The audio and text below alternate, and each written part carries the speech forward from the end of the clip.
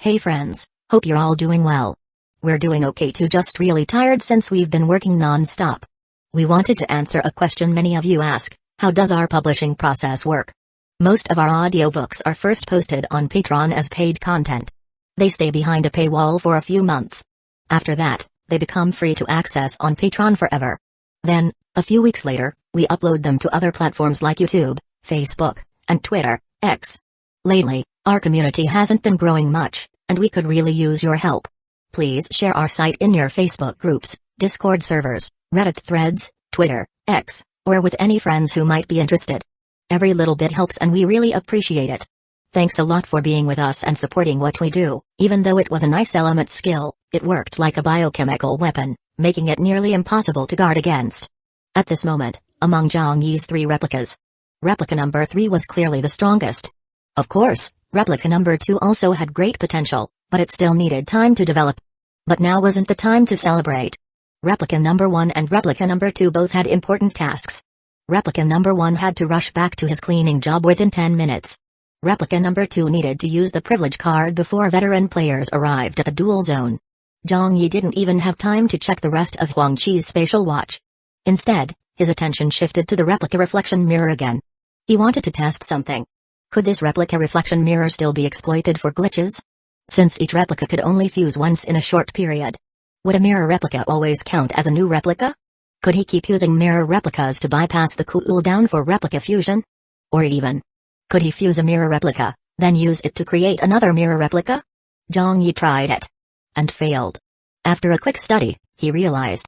The replica reflection mirror had a hard limit, only one mirror replica could exist at a time. Even if he fused the mirror replica into another replica, it still counted as an active mirror replica, meaning no new one could be created. So, to reuse the mirror, he had to get rid of the existing mirror replica first. In short, even using replica fusion, the mirror replica could only be fused once. No way to exploit multiple fusions. However, the cooldown for replica fusion could be bypassed using the mirror replica. Because each newly created mirror replica was considered a brand new replica. So he could immediately fuse it without waiting for cooldown. Meaning, Zhang Yi essentially had an infinite supply of cooldown-free mirror replicas to fuse into his other replicas. The value of his replica fusion skill had just skyrocketed. At that moment, his replica number 1, now free from fusion, headed back out to continue the cleaning job at room 2064. Now that he had a solid power base, he was even more eager to check out the top floor of the apartment. Meanwhile, the existing mirror replica was deleted. Then, using replica number 3 and the replica reflection mirror, he created a fresh mirror replica. One that could be fused again. At the same time, in the duel room, his replica number 2 hurriedly used the privilege card before the veteran players arrived. Ding. You have a privilege card. Would you like to use it? Yes or no? Yes, please select your opponent from the available matchups. With this prompt, a long list appeared before Zhang Yi, displaying the seat numbers of all opponents who met the matchmaking criteria. Yes. Only seat numbers, with no other information. However, Zhang Yi had already used the spectating function to scout out the big spenders and their seat numbers. So now, all he had to do was filter through the list. And as he did, he unexpectedly discovered that Zhao Yudi's seat, number 151, was on his matchup list. He quickly cross-referenced it with the other big spender seat numbers. Without hesitation, Zhang Yi made his choice, target seat number 151 selected, ding.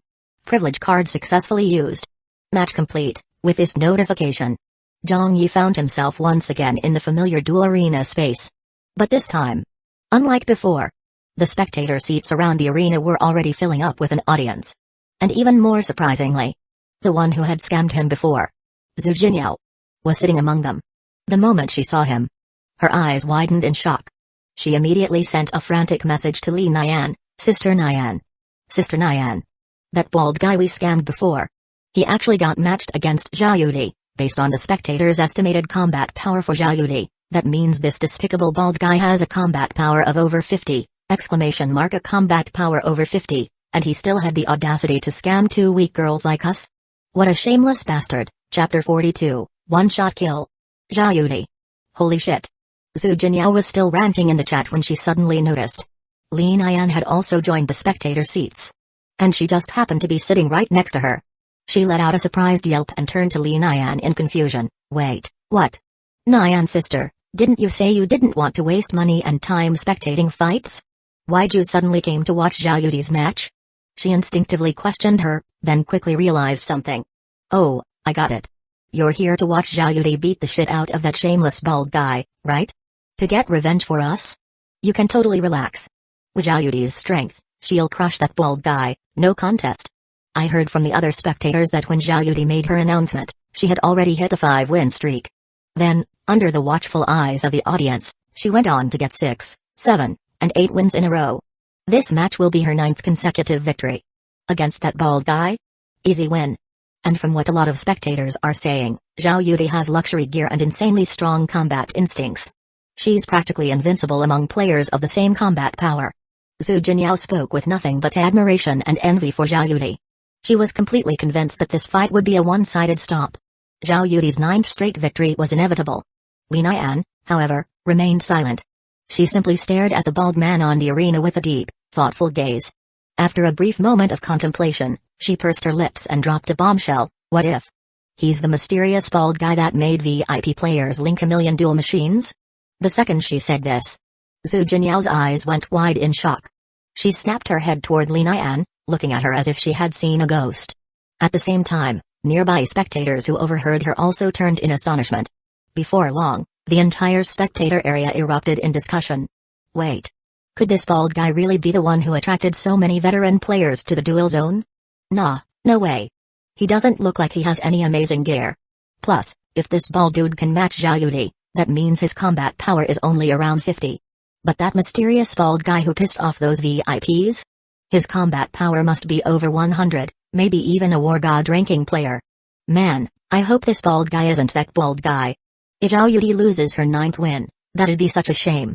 Relax, there's no way. Zhao Yudi's luck is way too good for that kind of misfortune. While the audience chattered away. On the arena, Zhao Yudi locked eyes with the bald-headed Zhang Yi and felt her heart skip a beat.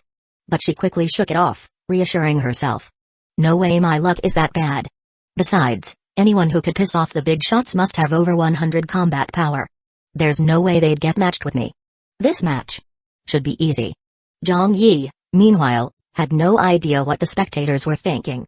He simply looked around at the growing crowd and felt ecstatic. These spectators? They were all money waiting to be earned. At the same time, he noticed. In previous empty arena fights, the battle would start immediately after a 3-second countdown. But this time, whether because of the large audience or because of Zhao Yudi's special seat number, there was actually a 2-minute prep time before the match. Which worked out perfectly.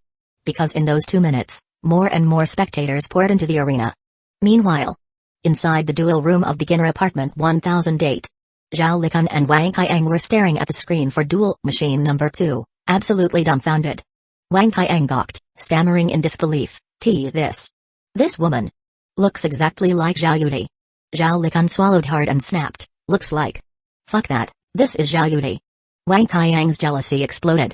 His eyes turning bloodshot with envy. Fuck? Who the hell is this bald guy? This lucky bastard actually ran into celebrity Zhao Yudi? And I've never seen Zhao Yudi in this outfit before. Black vest, black tights. Just look at those curves. Damn. She's literally the peak of pure temptation. Zhao Likan nodded, completely agreeing, a celebrity is a celebrity. Her looks and figure are flawless.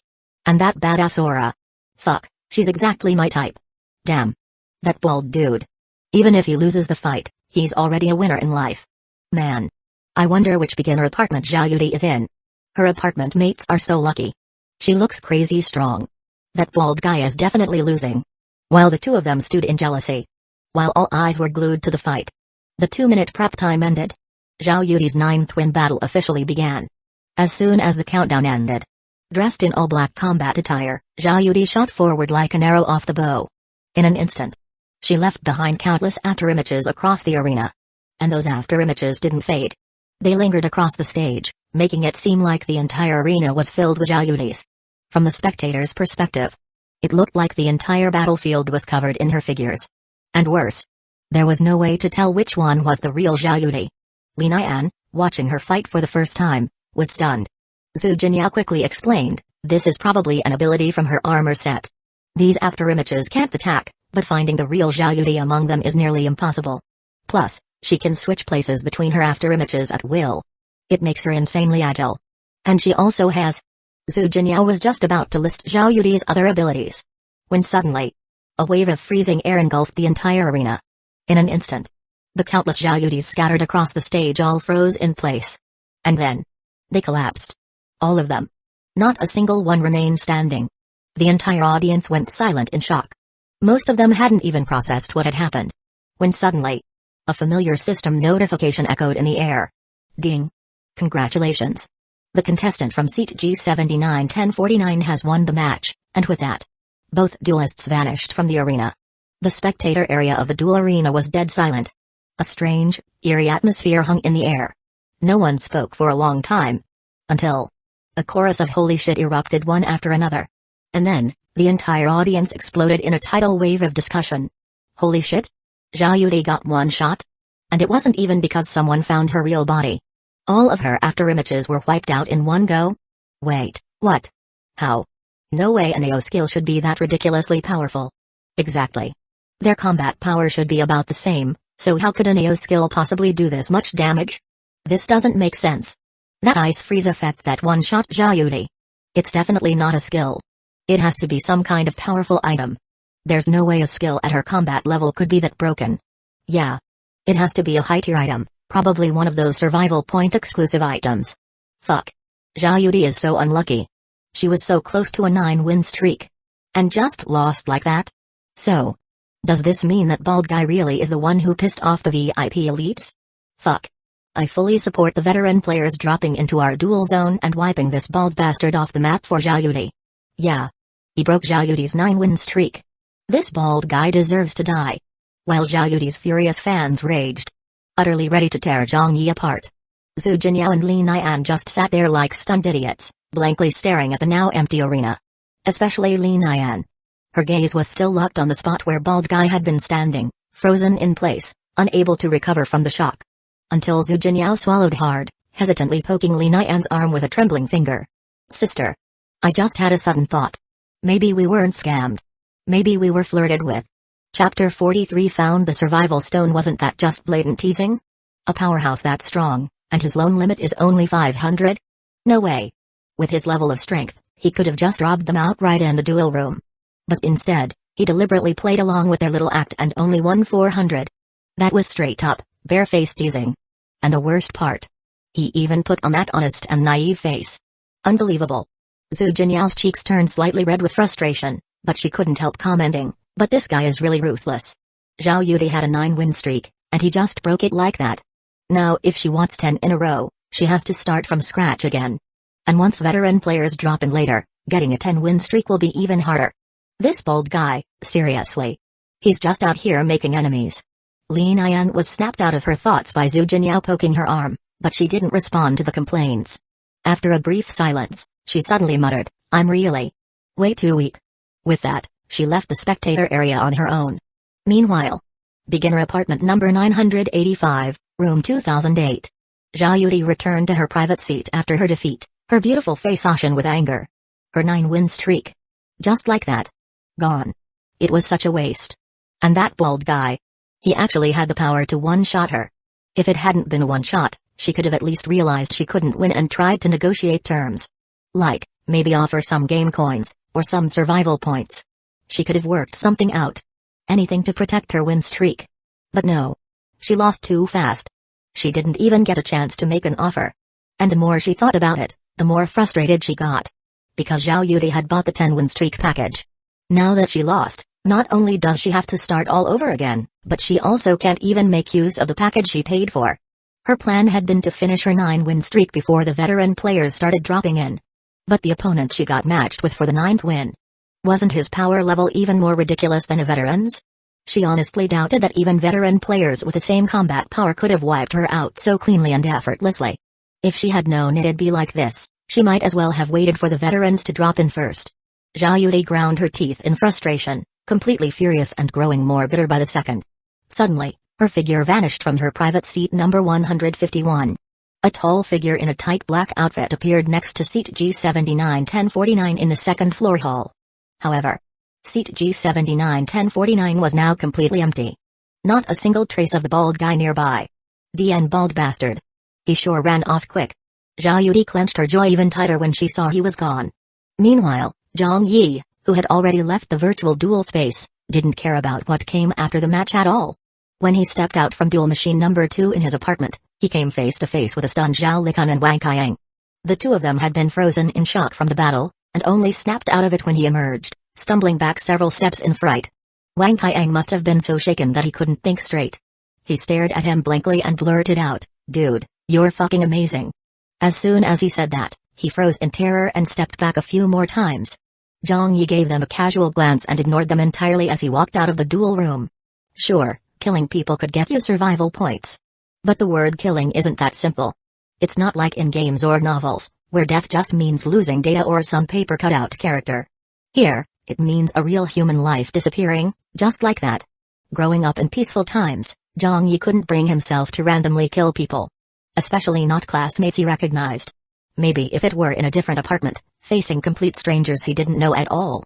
So only then would he be able to kill as cleanly and decisively as if he were farming monsters in a game? Zhang Yi wasn't sure either. Anyway, his main body couldn't handle more replicas for now, so there was no rush to keep killing for survival points.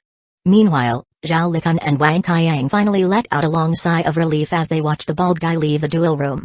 Zhao Likan couldn't help but mutter with lingering fear, "Good thing that bald guy really is one of our classmates.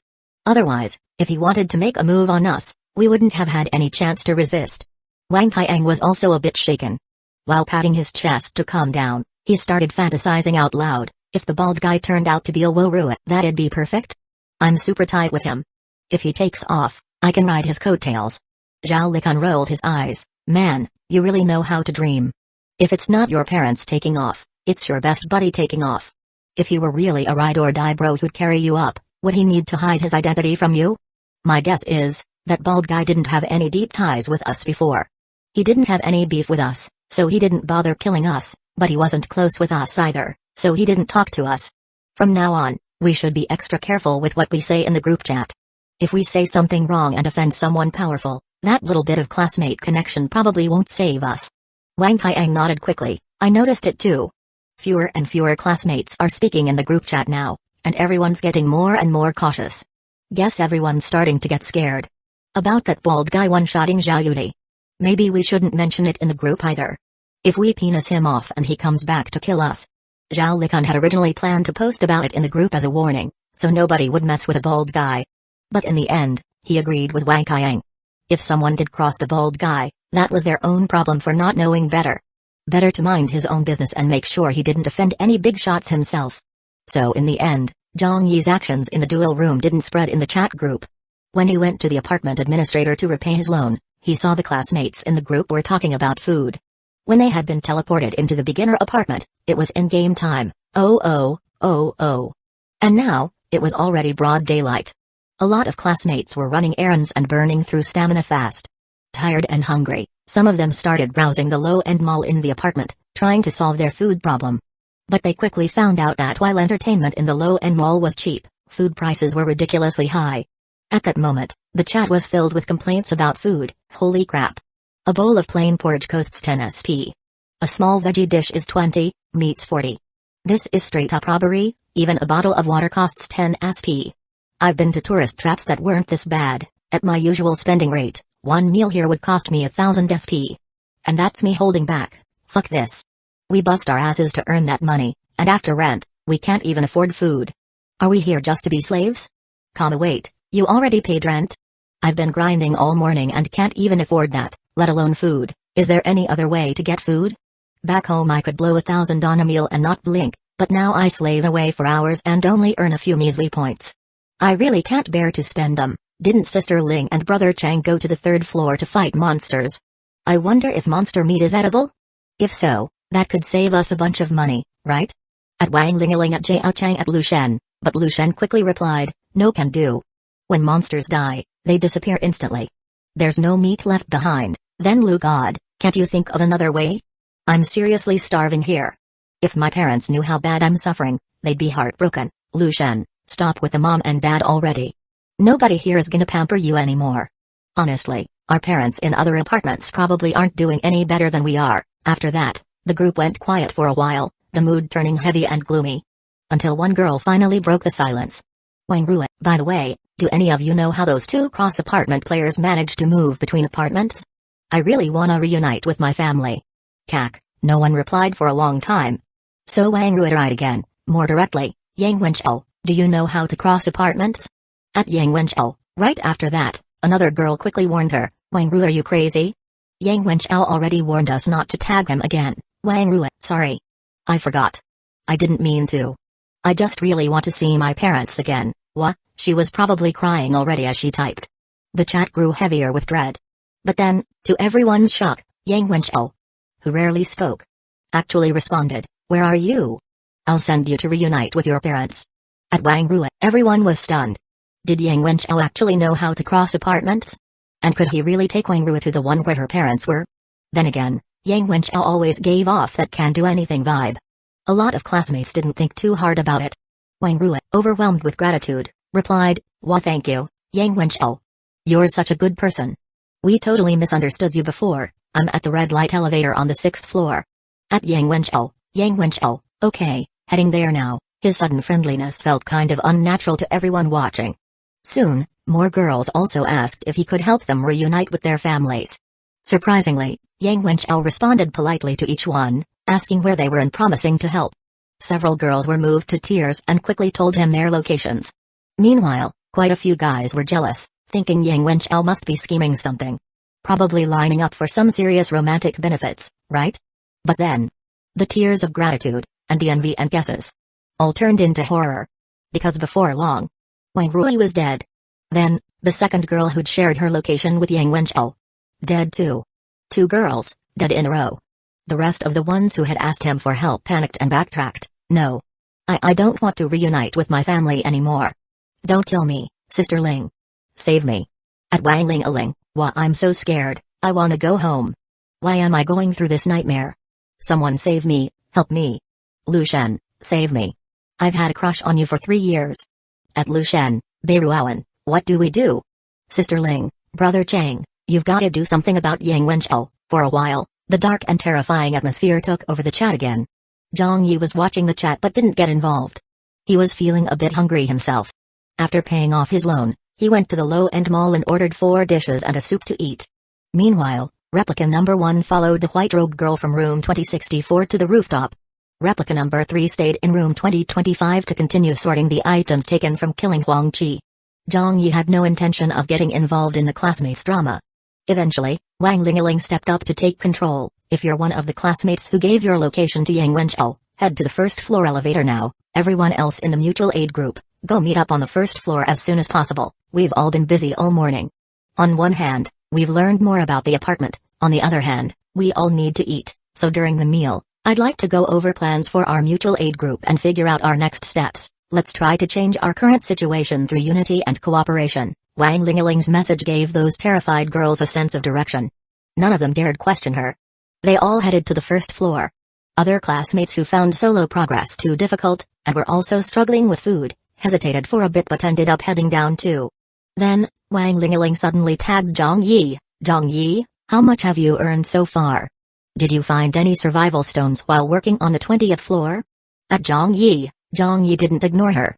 He casually replied, I'm still on the 20th floor.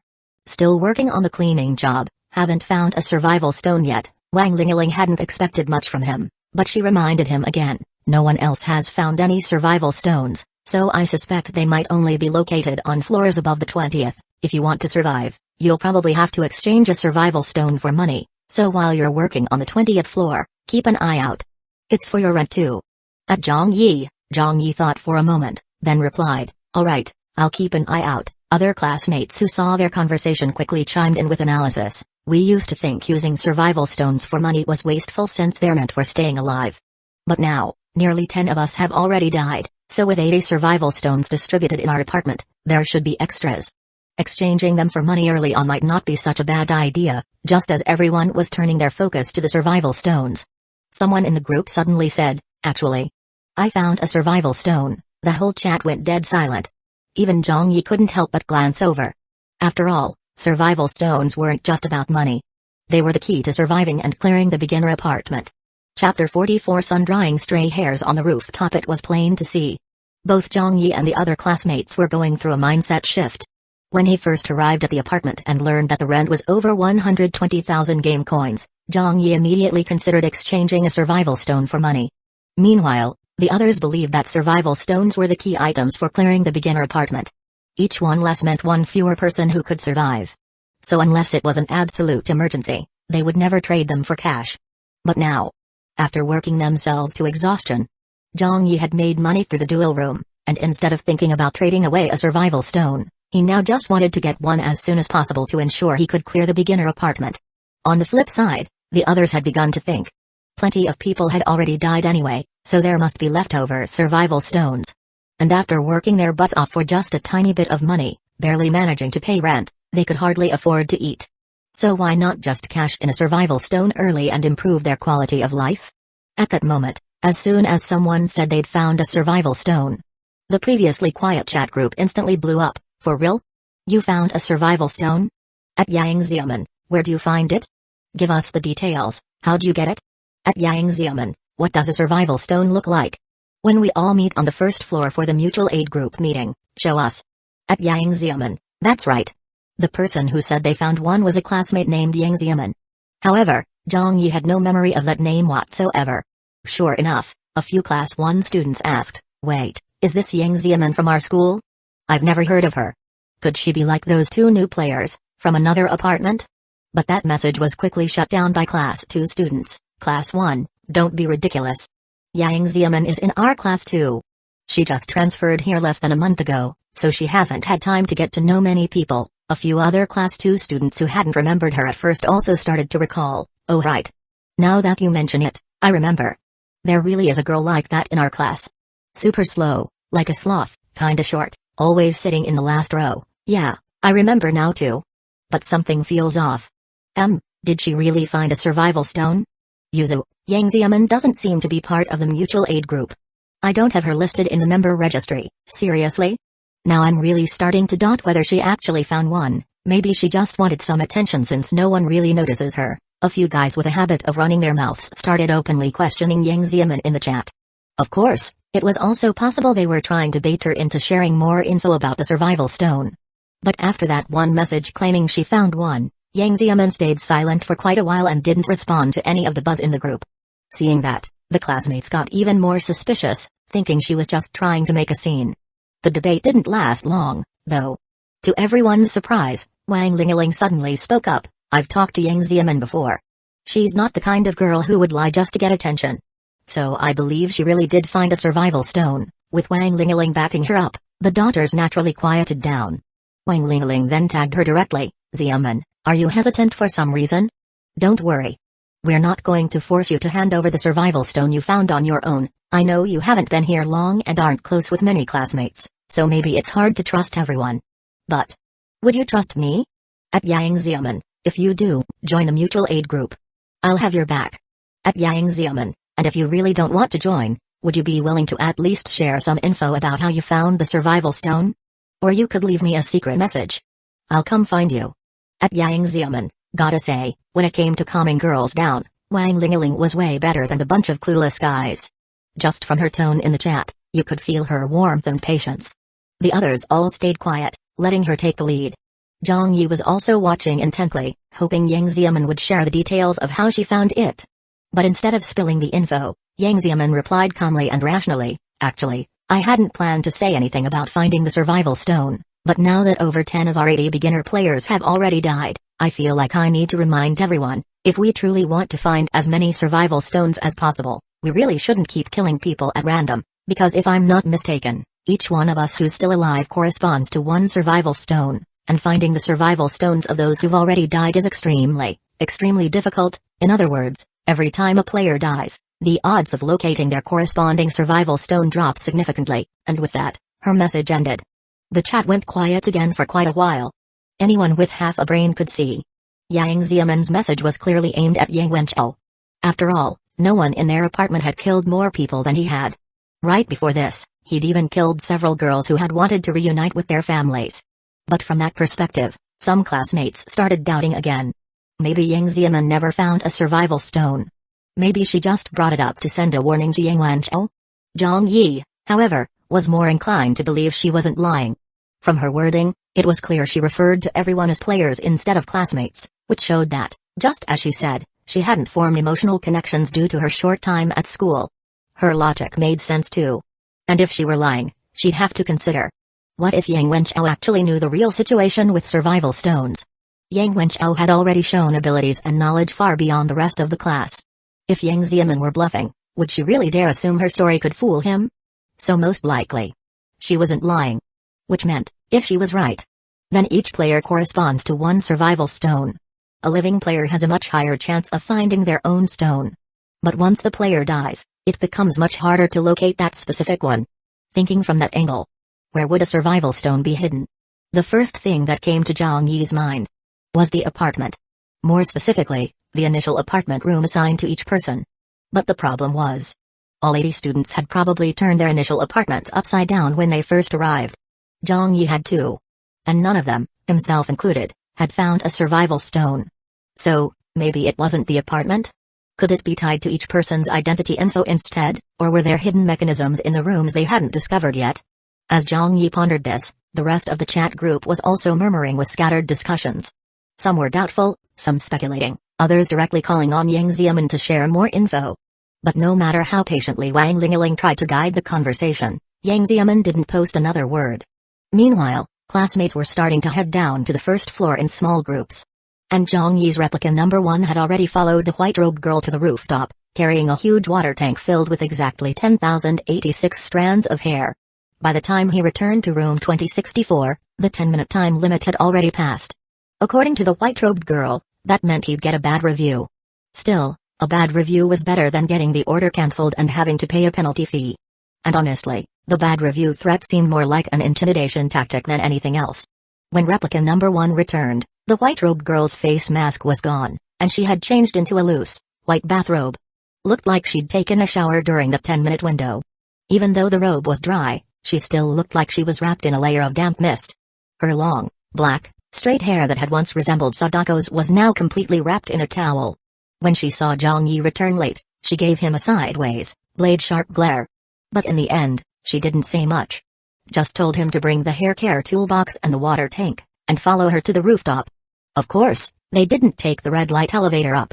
Instead, she used the same ultra-widescreen TV she had originally appeared from, like some horror movie ghost. By the time Zhang Yi got back earlier, the TV screen that had been shattered was already perfectly restored. When she was ready to take him to the rooftop, she simply pressed her hand against the screen. Then told him to place his cleaner badge on the screen too. Honestly, Zhang Yi had been a little nervous. After all, he had literally seen her crawl out of that TV like Sadako. Luckily, this was just a C-tier replica.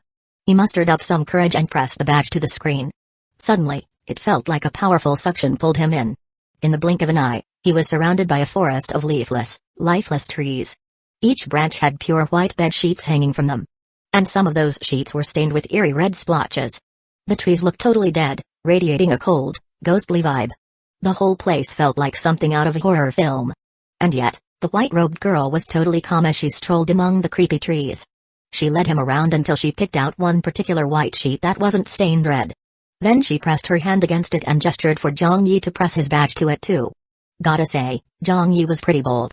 Even in that terrifying environment, he made a point to remember which tree and sheet she had picked.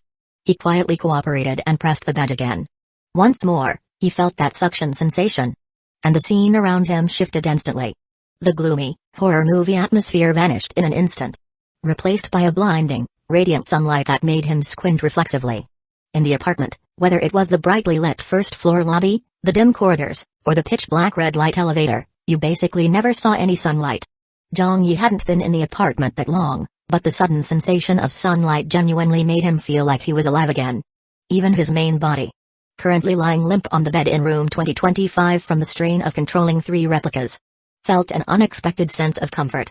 If he wasn't still holding that huge water tank full of hair, he would have loved to stretch out and bask in the sun. That creepy, ghost-like white-robed girl, now basking in the sun, looked totally content. She adjusted the towel wrapped around her head and looked up, sighing, "This sunlight is so rare. My little hair strands, you're in for a treat today." That little hair strands nickname? Yeah, that one gave Zhang Yi serious goosebumps. The white-robed girl then pointed at him and instructed, "Out here around the edge, Apply hair oil to my 10,086 strands one by one, and lay them out in the sun. Once that's done, your job's complete. Zhang Yi squinted into the light, finally adjusting to the sun, and took a good look at what she called the rooftop. It was huge. And the area he was in now seemed to be what she called the outer ring. The whole outer ring resembled a massive square corridor, with elegant marble flooring and plenty of sunlight. In the center, surrounded by this outer ring, was what you might call the inner ring. The floor there was pitch black, made from some unknown material. And all over the square-shaped inner ring were half-human-height black consoles. Some of the consoles clearly had owners. Random items lay scattered on top, or strange unknown objects were spread out to dry. Others looked untouched, clean and unused. Zhang Yi started to wonder, was this what Huang Qi had meant when he talked about transferring to other apartments via the rooftop? He really wanted to check out one of the unused consoles. But the white-robed girl seemed to only want him to operate within the marble-floored outer ring. No choice. After a moment of thought, Zhang Yi decided to finish the cleaning job first. At the same time, while Replica number 1 applied hair oil strand by strand under the sunlight, Replica number 3, still in room 2025, began inspecting the TV in his apartment. Since Replica number 3 was also a valuable asset, he swapped it out for a cheaper mirror replica and had it poke and prod the huge screen in the living room. Zhang Yi wanted to see if the TV in his own apartment might also have hidden functions. Maybe it was a key item in finding a survival stone? But no matter how much the mirror replica touched or pressed, the TV didn't respond at all. Then he thought of the work badge. But the only badge he had in the apartment belonged to his main body. The newly generated replica number 3 hadn't gotten a badge yet? And risky stuff. He definitely wasn't letting his main body handle that. Especially when he was still paralyzed and weak. Meanwhile, replica number 2 had finished eating and was heading toward the high-end mall. He wanted to see if he could buy some stat-boosting fruits to raise his main body's attributes. But just as the bald-headed replica number 2 approached the high-end mall, a figure in a black tactical jacket stepped in front of him. Hold up, classmate. Chapter 45 Game Player Black Tactical Jacket. And that familiar voice. It was Yang Wenchao. Zhang Yi turned around and sure enough, Yang Wenchao was walking toward him from the direction of the mall entrance. Or rather than walking, it was more like he was blinking forward. He moved so fast that his legs barely seemed to move at all. It was like watching a beam of light shoot from point A to point B, then B to C in a flash. In just a few flickers, he was right in front of him. That strange way of moving. Zhang Yi was a bit surprised and glanced down at his legs. He saw that Yang Wenchao was wearing a pair of black cloth shoes. They had a vintage, almost ancient Chinese look to them. Totally clashing with his modern black tactical jacket. So, most likely they were some kind of footwear-type equipment. Possibly even bronze tier. Zhang Yi was thinking this through while also staying alert. Ready to activate replica fusion at any moment to deal with Yang Wenchao. But this time, Yang Wenchao didn't seem hostile. He simply said in a calm tone, heading to the high-end mall? Let's go together. Go to the high-end mall together? Honestly, Zhang Yi didn't want to go anywhere with Yang Wenchao. Sure, if he used replica fusion, he'd probably outclass Yang Wenchao in raw combat power. But replica fusion had a time limit. Best used right before an actual fight. And even then, strength was just one part of the equation. Real situations didn't always play out as a simple contest of power. How many times had we seen protagonists in novels or movies win fights by outsmarting stronger opponents? What if Yang Wenchao pulled something sneaky and caught him off guard? Even if Yang Wenchao didn't plan anything shady. There was zero trust between them. Even just walking around a mall together would mean constantly watching his back. So deep down, Zhang Yi really didn't want to go with him. When he was weaker, he had no choice. But now that he had power, he was ready to just flat out refuse. But then, Yang Wenchao suddenly gave him a meaningful look, stepped half a pace closer, and lowered his voice. You're probably not a Doomsday apartment game player, are you? What? Not a Doomsday apartment game player? Zhang Yi froze for a second. At first, he thought Yang Wenchao had mistaken his identity. Maybe thinking he wasn't one of the 80 beginner players.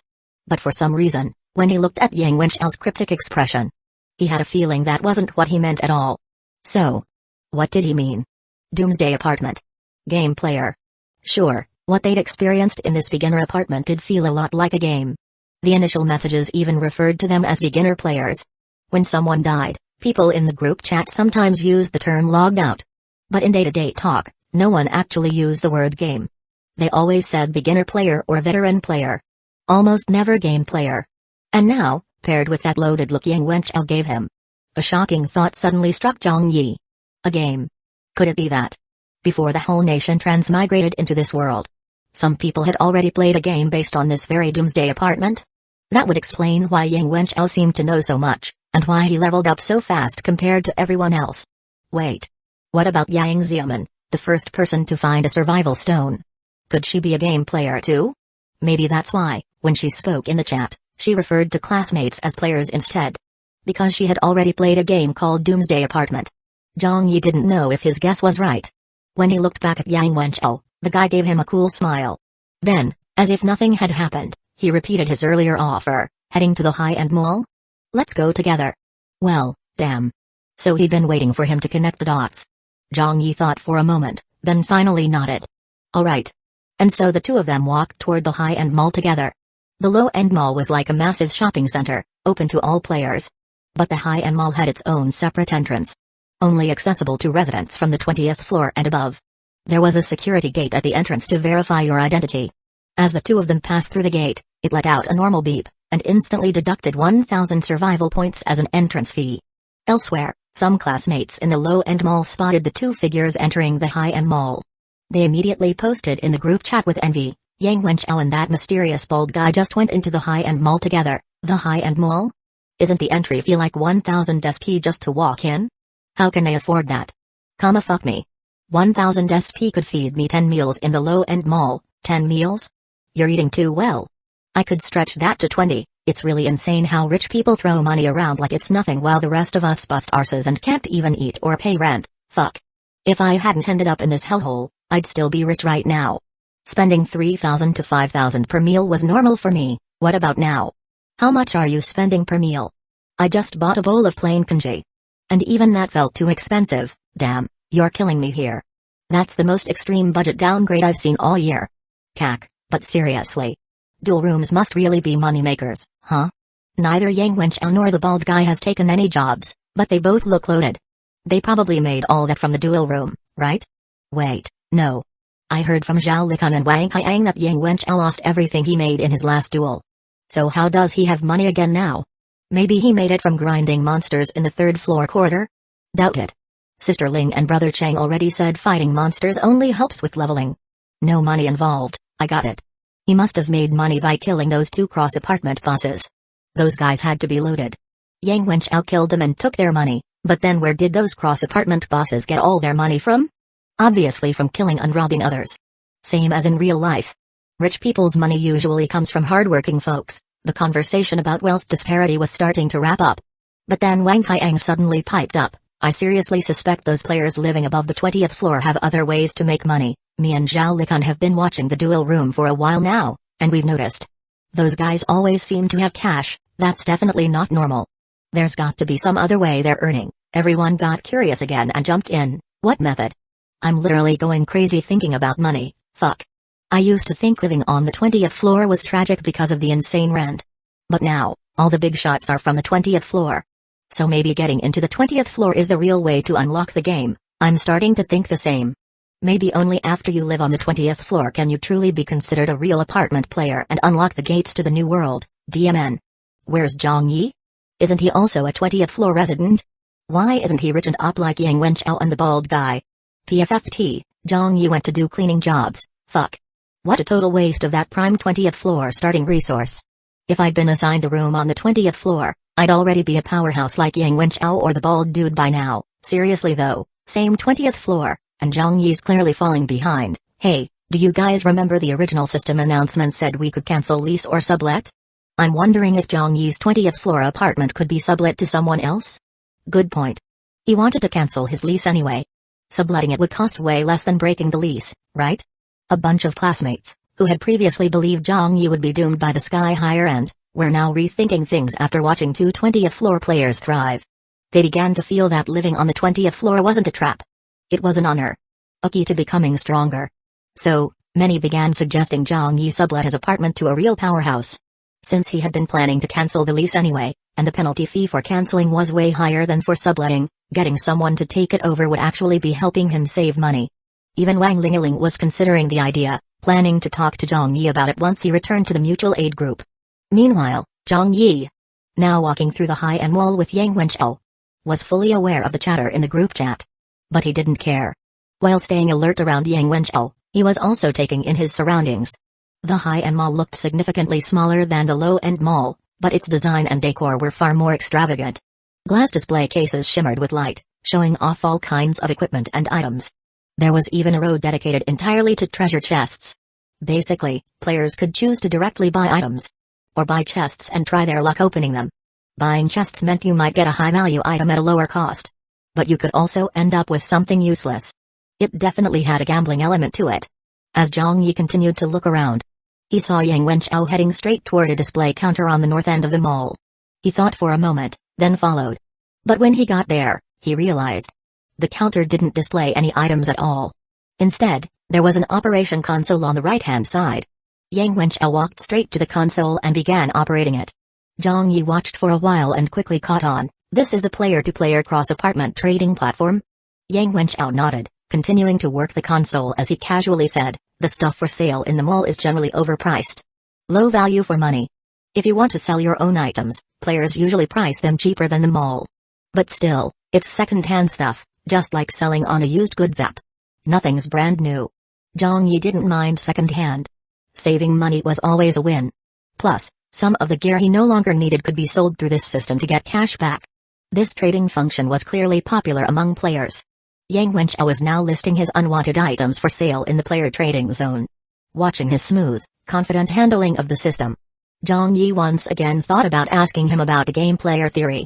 But before he could figure out how to bring it up, Yang Wenchao suddenly dropped a bomb. You're Yang Xiamen, right? What? Zhang Yi blinked in confusion. Yang Wenchao looked at him and continued, guess not. You're Zhang Yi? Zhang Yi frowned. Yang Wenchao kept going, as if talking to himself, guess not either. So, who are you really?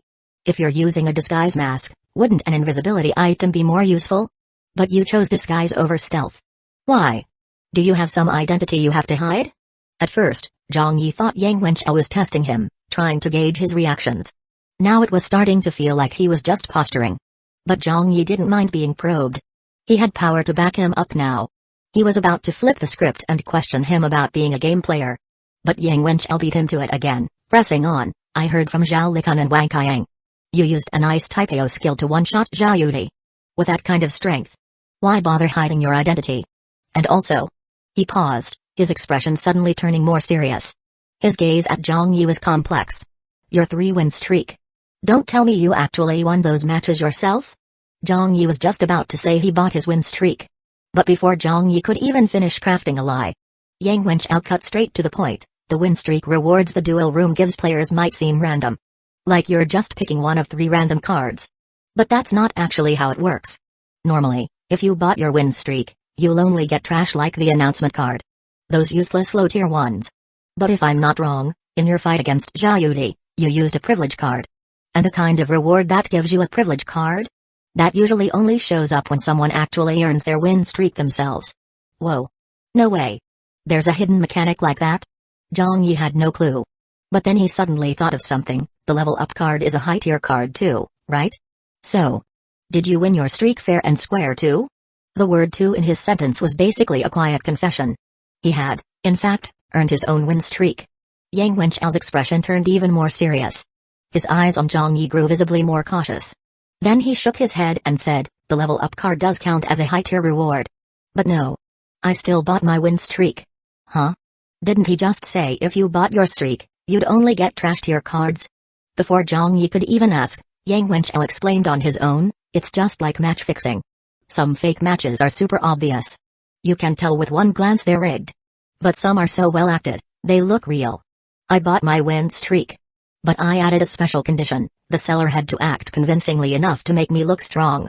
So basically, I used performance to fool the win streak reward system into thinking I actually earned my wins. Holy shit. That was actually possible? If what Yang Wenchao said was true, then those win streak sellers must know this too. But shady sellers probably wouldn't tell you about that hidden trick. Only someone like Yang Wenchao, someone in the know, could really get the best value out of a purchase. Which only made things clearer. Zhang Yi followed up smoothly. Before entering the duel room, you killed 4 players and got 4 survival points. That just so happens to be the cost of the 5-win streak package. So, you already knew what was going on in the duel room, knew you could buy win streaks, even knew the pricing. Because you're... What, one of those so-called game players? Chapter 46 The Boss Behind the Apartment. Zhang Yi's sentence was phrased like a question, but his tone was flat, almost like a statement. After all, Yang Wenchao's behavior really was out of the ordinary. Compared to something absurd like rebirth or body possession, having played a similar game before just sounded more reasonable. If that were the case, then maybe Yang Wenchao wasn't the only one who had played that game. Like those stubborn bronzes on the war god ranking in the duel room. Maybe most of them had played the game too. With more information at their disposal, of course they'd progress faster than regular people. By comparison, Yang Wenchao didn't even seem particularly strong among those who had played the game. After all, Zhang Yi had personally seen Yang Wenchao lose a duel in the duel room and instantly lose 100,000 game coins. Thinking back, could the girl he lost to in that match also be a game player? Just as he was deep in thought, Yang Wenchao didn't seem like he was trying to hide anything. In fact, he glanced at Zhang Yi with a calm look in his eyes and said openly, I did spend 4 survival points to buy the 5-win streak package, and I've already completed the 5-win streak. So the match he lost was after that. When he was going for the 10-win streak, Zhang Yi was still mulling it over when Yang Wenchao seemed to guess what he was thinking and added, but my win streak wasn't interrupted by that 100,000 game coins loss. What? He lost a duel but his win streak didn't break? How does that work? Because the random reward I got from the 5-win streak was a privilege-exempt card. The effect of the privilege-exempt card is that it cancels out one loss in the duel room. For example, if you fail on your 9th win, you can use the privilege-exempt card to erase that loss. So your next match still counts as your 9th win. Whoa. That's a thing? Zhang Yi quickly guessed, this privilege-exempt card must be a high-tier card, right? Yang Wenchao nodded. The win streak rewards in the duel room keep improving the more wins you rack up. And for players who've already built up a long streak, losing once and breaking it would be incredibly painful. So the privilege-exempt card that prevents that is naturally super valuable. In some cases, it's even more valuable than the privilege card. Zhang Yi nodded. He didn't feel much yet at 3 consecutive wins. But if he were at 99 wins and lost, that would be brutal. So the further you get, the more precious the privilege-exempt card becomes for streak players. If he had the chance, Zhang Yi would definitely want to get one just in case. That said, can the duel room win streak rewards be traded between players? Yang Wenchao raised an eyebrow. Of course. As he spoke, he slid a few fingers across the operation console and pointed at the display stand. Look, through the player trading function in the high-end mall, the cards earned in the duel room can also be traded. Zhang Yi looked at the display and, sure enough, saw all sorts of cards listed for sale. Among them, the announcement card was the most common and cheapest. Even so, its price was over 100,000 game coins. Level-up cards mostly started at 300,000 game coins. As for privilege cards, they were rare. Only 3 were listed. One was selling for 600,000 game coins, another for 800,000 game coins, and the last for a full million. The hell? That's insane. Straight-up daylight robbery. But then again, to regular players, relying solely on odd jobs, life was naturally hard. Barely enough to pay rent or afford food. But to players on floor 20 and above, killing one person earned them 100,000 game coins. That setup inflated their economy big time. If you told someone like Wang Lingling, a below 20th floor player, give me 300,000 game coins and I'll boost your level instantly, Wang Lingling would never agree. She'd rather grind levels herself than blow 300k on a level up card. But for players above the 20th floor, 300k was just 3 lives. They could find 3 no-skill trash players, kill them off, and it'd be way easier than risking their life grinding. So for them, 300k for a level-up card wasn't expensive at all. This whole system once again showed Zhang Yi the unfairness of the world. Come to think of it, the real world before Doomsday apartment was kind of like this too. Some people bust their ass in all weather for a measly $100 a day, others sit in luxury cars and mansions, dodging taxes worth more than someone else could earn in multiple lifetimes. No matter where you are, ridiculous wealth gaps are always a thing. Zhang Yi was lost in thought when Yang Wenchao, eyeing the price of privilege cards, suddenly asked, how much did you make from your duel with Yudi? If you go by the price of a privilege card, anything less than 600,000 game coins means you took a loss. Zhang Yi didn't answer, but his mood turned complicated. Less than 600k was considered a loss? He'd just finished the match with Yudi, feeling good about the money he made. But hearing this from Yang Wenchao made him feel he really might have lost out. After all, he hadn't actually made 600k from the match. He'd thought most of the earnings would come from spectating fees. Yudi did have quite a few spectators. But in the final tally, the total viewing revenue for that match was just over 60,000 game coins. Which meant there were only about 6,000 viewers. But what really surprised Zhang Yi? Zhao Yudi's wager was a whopping 500,000 game coins. So in the end, he made 560,000 game coins from the match. That windfall not only wiped out his massive debts, he even had cash left to splurge in the high-end mall. But now, looking at the price of privilege cards, he started feeling. Maybe he really did take a loss? But back then, he was mainly trying to avoid the drop in veteran players.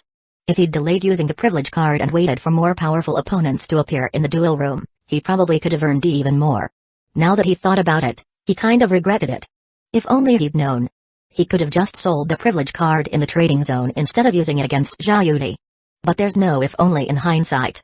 If Zhao Yudi knew what Zhang Yi was thinking right now, she'd probably be so pissed she'd cough up blood. Especially if she found out that this sneaky bastard used a privilege card just to make money by targeting her. Which ended up breaking her 9-win streak. She'd probably be ready to die from rage. I mean seriously. That ultra-valuable privilege card. Why the fuck would you waste it on me? And you actually thought you could make bank off me? And you fucking broke my 9-win streak in the process? That's not just wasting a good item.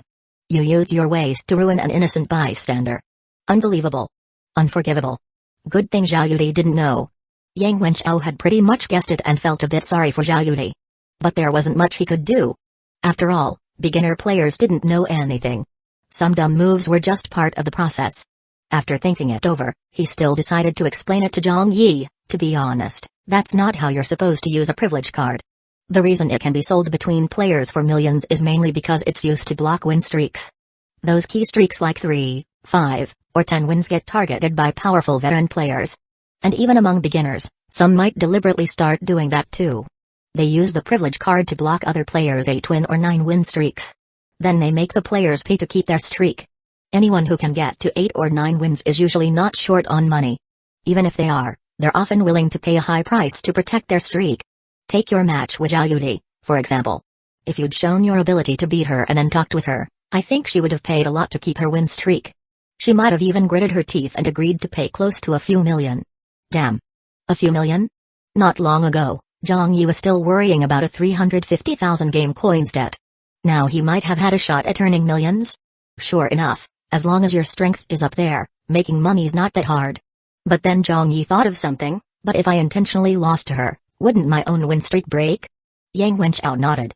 Yeah, that's why the best use of a privilege card is to sell it in the trading zone to one of those streak-blocking organizations. Those groups train people specifically for that role. Strong players who don't care about win rates. Alright, so it really is true. Wherever there are people, there's a giant power struggle. Veteran players had already formed organizations. Even among newbie players, some were probably starting to band together. Zhang Yi then followed up, in the game you played, were there also people forming those kinds of organizations? Yang Wenchao nodded. Yeah. After a slight pause, he suddenly gave a relaxed smile. Actually, the reason I played that game in the first place was to make money off those groups. You haven't played Doomsday Apartment, but from your experience in the beginner apartment, I'm sure you've felt it by now. That game is seriously unfair. Pay-to-win players and regular players are basically playing two different games. Finally, they were on the topic of the game.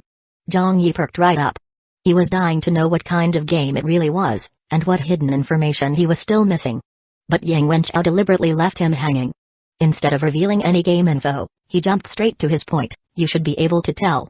I'm no selfless philanthropist. So, if you want game info, you'll have to give something in return, right? Zhang Yi understood perfectly. After a brief moment of thought, he cut straight to the point. You came to me, which means you're trying to use the information you have to strike a deal with me, right? Yang Wenchao raised an eyebrow. Rather than a deal, I'd call it a partnership. Like I said earlier, this game has two completely different modes. Free to play and pay to win. I want to partner with you to beat the beginner apartment in pay to win mode. Zhang Yi narrowed his eyes slightly, thinking it over. Yang Wenchao had probably noticed his strength. But he copied Yang Wenchao's expression, raising his brow and said, so without your game intel, you think I can't beat the beginner apartment in pay to win mode on my own? His tone had a definite edge to it, full of confidence in his own strength. But Yang Wenchao gave him a cryptic smile. You might be strong, but... He paused, then suddenly asked, do you know how to move between apartments? Zhang Yi raised an eyebrow and answered directly, There's a teleportation device at the top floor of the apartment. That bit he'd learned from the black-robed player he met after getting 3 wins. Yang Wenchao didn't seem surprised and continued with a grin. Then do you know the condition to activate the teleportation device? Zhang Yi answered again, you have to pay 1 survival point. But this time, Yang Wenchao shook his head. Nope. The survival point is just the teleportation fee. To actually move between apartments, there's one more crucial condition. You have to earn the favor of the apartment's boss behind the scenes. The apartment's boss behind the scenes? Sounds like someone who controls the entire apartment? But up until now, Zhang Yi hadn't even gotten familiar with the apartment administrator. And now this. An apartment boss. Was a brand new concept to him. But then. What about that shadow he encountered on the 20th floor when he got the survival jade token? Could that be the apartment boss? Didn't seem likely. Someone of that level probably wouldn't be skulking around like that. So if he hadn't even met the apartment boss, how was he supposed to gain their favor? While thinking, Zhang Yi suddenly remembered Huang Qi. Since Huang Qi had successfully moved between apartments, did that mean he'd gained the apartment boss's favor? And Yu Xiangming too. But what exactly did they have that the apartment boss would favor? Suddenly, Zhang Yi turned to Yang Wenchao and directly guessed, kill all the players in the apartment, and you learn the apartment boss's favor? As soon as the words left his mouth, Yang Wenchao was stunned. You guessed that? Or did you get that info from somewhere? I guessed. Zhang Yi replied with a straight face, totally calm. Though to be fair, it wasn't entirely a lie. He had been inspired by what Huang Qi said. So yeah, it was kind of a guess. Yang Wenchao looked at his expression, then grew thoughtful. After a while, he sighed. Alright then, since you've figured it out, I'll give you a little more info. The beginner apartment actually has 3 special entities, or you could call them 3 bosses. The first one is the public figure, the apartment administrator. The second is the shadow in the hallway that gives out survival jade tokens to tenants above the 20th floor. And the third one only appears after you've killed all the players in the apartment. The apartment boss. And just like you guessed. To move between apartments, you need to kill all the players, meet the apartment boss, and get their permission to transfer. Hearing that, Zhang Yi's mood instantly sank. He had originally thought that once he reached the top floor, he could move to another apartment. But now, he was being told. To move between apartments, he had to kill everyone else? Wait a minute. Zhang Yi thought for a second, then suddenly looked at Yang Wenchao. If you're bold enough to tell me this, then you must know there's another way to move apartments besides killing everyone, right? Otherwise, aren't you afraid I'll go kill all my classmates because of what you said? Chapter 47 Another VIP player move. The all classmates mentioned here naturally included Yang Wenchao himself. This guy couldn't possibly be confident enough to think that just because he was a game player, Zhang Yi wouldn't dare kill him, right? So if he dared reveal this kind of information, he clearly had a backup plan. Yang Wenchao had never intended to keep it a secret, so he nodded without hesitation. That's right. Normally, the only way to move between apartments is by killing all the other players. But our apartment is a little special. At this point, he paused, as if waiting to see if Zhang Yi could figure out what made their apartment different. Zhang Yi thought of a certain special item he'd seen in Huang Qi's spatial watch.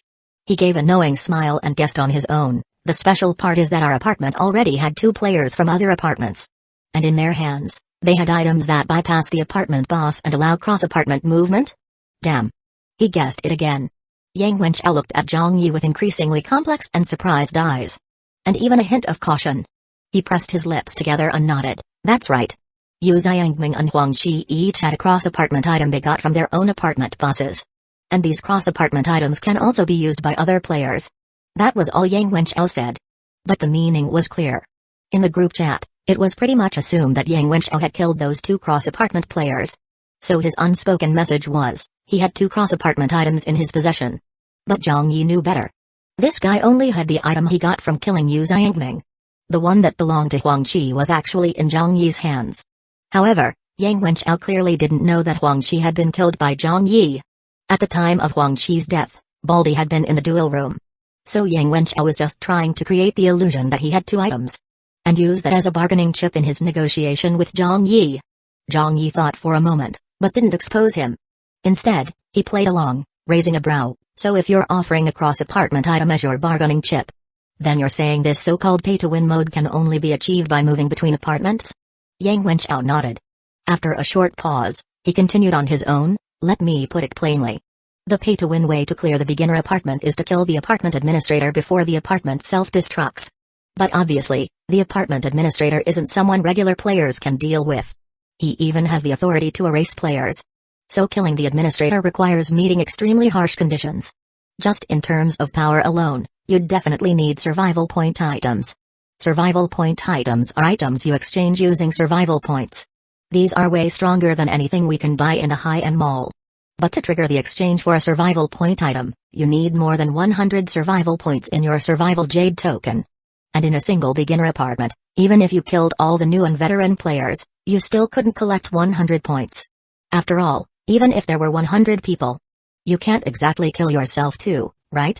So basically, to exchange for those items, you have to move between apartments and kill enough people to hit that 100-point threshold. What Yang Wenchao said matched exactly with what Huang Qi had mentioned before. But Zhang Yi was more interested in something else than the survival point items. The apartment administrator has the authority to erase players. I assume that kind of authority needs a specific counter item. Exactly. Yang Wenchao raised his brow, his voice lifting slightly. I can say this with certainty. No matter how many survival points you offer to the shadow to trade, you'll never be able to get the item that counters the erasure privilege. And that piece of key intel is one of my main bargaining chips for our cooperation. Alright then, that was definitely an important piece of information. And considering how much Yang Wenchao had already shared, he was showing quite a bit of sincerity. Zhang Yi thought for a moment, then simply responded, alright, let's hear it. How do you want to cooperate? Yang Wenchao's eyes turned as if he'd thought of something, then suddenly asked out of nowhere, you're a girl, aren't you? Huh? Zhang Yi was momentarily stunned. But Yang Wenchao had the look of someone who was sure he was right. He began analyzing seriously, you live on the 20th floor. You know one survival point equals 100,000 game coins, yet you've never killed anyone. And in your match against someone like Zhao Yudi, you didn't show even a hint of mercy. So I'm guessing you're a strong female player, like Wang Lingling. And you still care about your classmates, so you're reluctant to attack people you know for no reason. Holy shit. What the fuck? Being so confidently labeled as a girl by Yang Wenchao felt more than a little weird. But then Zhang Yi remembered how this guy had confidently denied that he was Zhang Yi just a while ago. And he relaxed. Yang Wenchao might look like he had a ton of confidence, but in terms of reading people, he was just average. It was only that overwhelming self-assurance that made him seem convincing. Since Zhang Yi was trying to keep his identity hidden anyway, he couldn't be bothered to correct him. He just quietly watched Yang Wenchao keep going with that self-righteous confidence. You don't want to randomly hurt classmates, you know. I get that. But killing strangers in another apartment shouldn't be a problem for you, right? Zhang Yi raised his brow slightly. An expression that clearly meant I'll allow it. Seeing no objections, Yang Wenchao continued, then the first step of our cooperation is this. I'll give you a cross-apartment item and tell you how to move between apartments. And you'll need to gather more than 500 survival points on your survival jade token within 3 days. After that, we'll regroup here at this apartment, and I'll tell you the next step. What Yang Wenchao called the first step of their partnership looked like he was asking Zhang Yi to earn 500 survival points in 3 days. But in reality, it didn't impose any real restriction on Zhang Yi. If they didn't sign a contract or anything, it was basically just handing him a free cross-apartment item. And Zhang Yi knew full well. Yang Wenchao only had one cross-apartment item on him. If he gave that one and only item to Zhang Yi, what was he planning to use to move between apartments himself? Kill all your classmates to earn the favor of the apartment boss?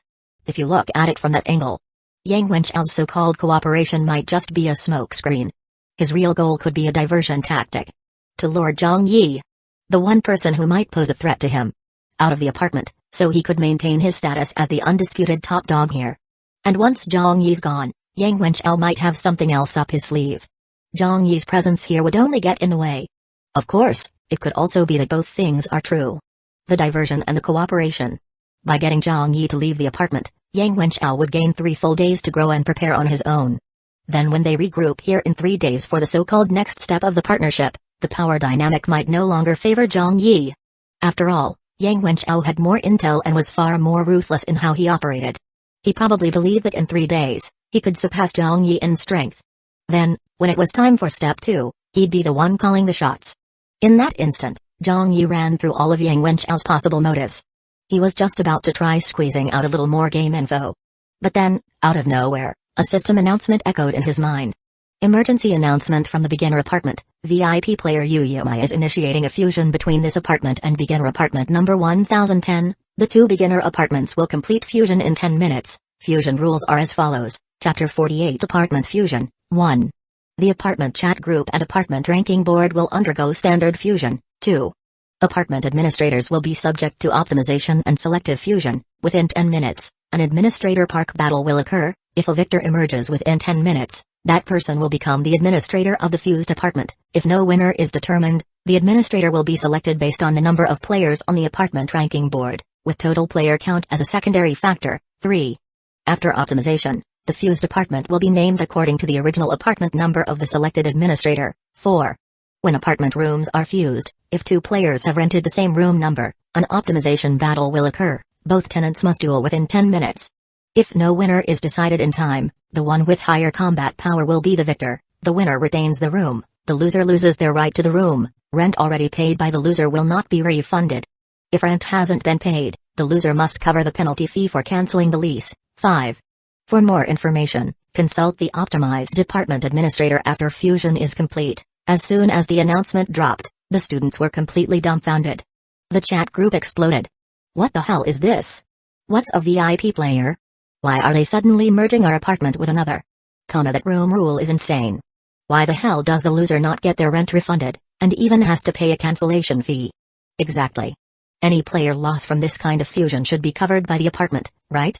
Right? Back when I played games, if there was a server error, the game usually compensated players.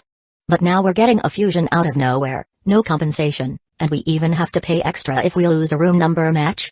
That's bullshit. If this were a regular game, I'd be spamming 1-star reviews and filing a complaint right now, but hey, an apartment has tons of floors and rooms, the chances of a room number collision should be low, right? Even if the odds are low, I still think this fusion isn't a good thing. Think about it. Yang Wenchao is one of us, just a classmate, and he's already out here killing people. Now this fusion's bringing in complete strangers. Probably some street smart, ruthless types. That kind of setup is just begging for conflicts and casualties. Yeah, this fusion is definitely sketchy. What's this VIP player up to? And why do they even have the ability to initiate a fusion? Just because they're a VIP, they get more permissions? Do we even stand a chance of becoming VIP players in the future? Stop dreaming. We'd be lucky to survive the beginner apartment, let alone become a VIP. I bet someone like Yang Wenchao might stand a chance of becoming VIP. Even Wang Lingaling doesn't quite cut it, by the way. You think this apartment fusion might have something to do with Yang Wenchao? Since the chat group was public, and everyone now recognized how powerful Yang Wenchao was, his name was being mentioned with extra caution. Sure enough, after that round of chatter, the group quieted down again. After a long silence, someone finally replied, "Didn't the announcement say it was triggered by a VIP player? Why are you all so eager to pin everything on Brother Zhao?" Well, it's only natural. Yang Wenchao had made such a dominant impression, and his background was such a mystery to most students, they had no choice but to fill in the blanks with wild guesses. Many now suspected he was a Reborn player. Or maybe had awakened an SSS Star ability. Some even believed he was the protagonist of Destiny with unlimited potential. A bunch of classmates were dreaming of riding his coattails. As for Zhang Yi, he'd interacted with the so-called mysterious Yang Wenchao himself, which is why he'd already seen through the illusion. He skimmed the chat briefly, found nothing useful, and was just about to take the opportunity to ask Yang Wenchao about VIP players and apartment fusion. However, while he was calmly browsing the high-end mall, his #1 replica, lounging on the top floor, soaking up the sun, suddenly ran into a problem after the fusion announcement. More precisely, it was the white-clothed woman who was the problem. She seemed to love sunlight. When Zhang Yi had been up on the rooftop dealing with hair, she had set up a lounge chair, thrown on some sunglasses, and started sunbathing too. Honestly, with her whole vibe, anyone who knew what was going on could tell she was just on the rooftop. But if you didn't know better, you might think she was chilling on a sunny beach. Zhang Yi was half expecting her to suddenly blurt out, "Come here, little bro, sizzle, pay extra if you add a special service." Of course, nothing NSFW actually happened under the sunshine. But right after the apartment fusion announcement was made, the woman's expression suddenly changed. Her calm, leisurely sunbathing turned to pure rage and fear in an instant. After hesitating for a moment, she seemed to suppress her emotions and stood up sharply. Zhang Yi was just beside her, still applying hair oil strand by strand, and naturally tensed up. His hand, mid-routine, even trembled slightly. That tiny tremor was all it took for the woman to blow up. "What are you shaking for? You just wasted a precious drop of my hair oil." This random outburst was clearly just her venting. Zhang Yi said nothing, though inwardly he was thinking, So apartment fusion affects even NPC-like apartment residents? Wait, what happens if a player's room number collides with an apartment NPC's room? He didn't get the chance to think it through. Because in the next moment, the furious woman suddenly went berserk. She raised both arms. And the strands of hair Zhang Yi hadn't finished treating suddenly came to life, surging toward her arms. What's more, the strands looked noticeably thicker than before. They slithered toward her like black water snakes. Eventually, the strands climbed up from her arms to her head, pushing away the towel wrapped around her hair. And beneath that towel, her long, straight black hair was all alive, writhing like a nest of black serpents, twisting and hissing with a terrifying SSSSSS sound. Even under the bright sun, that eerie image and sound sent chills down the spine. Zhang Yi was instantly frozen on the spot. In that moment, he was already preparing to either fuse the replica or abandon this C-tier ability replica entirely. Chapter 49 I'll save myself HSS. HSS. Whoosh. When one of the black water snakes shot out from above the woman in white and suddenly wrapped around Zhang Yi's neck, he was already prepared to give up this number one replica. However, that long, slick black water snake only coiled around his neck but didn't tighten any further. And the woman in white, who had lost control of her emotions, had now turned into the woman in black. Her white bathrobe slipped off, and her strands of black hair transformed into a black robe, billowing in the wind atop the rooftop even though there was no breeze. This contrast between black and white instantly reminded Zhang Yi of Lan Long Kui and Hong Long Kui from Chinese Paladin 3. One was gentle and quiet, the other manic and violent. Clearly, this woman in black was the violent one. Even her eyes had become more aggressive and sharp. As she swept her gaze over Zhang Yi, she left him with one sentence, "Pray I survive. Otherwise, you'll die with me." As she said this, she disappeared from the spot in a flash. Left behind, Zhang Yi still had that black water snake wrapped around his neck. His body was stiff, and he didn't dare to lift a hand to touch it. While cursing in his mind, he suddenly realized. Could it be that this apartment fusion brings catastrophic risks to the NPC tenants? The woman in white. No, the woman in black now. Could she possibly die in this apartment fusion? Just as he was thinking this, someone in the chat group brought up a similar situation. Wang Haniai, holy shit. I found that after the apartment fusion, those NPC tenants suddenly got super aggressive. I spent the whole day delivering packages. The NPC tenants I met were all easy to talk to.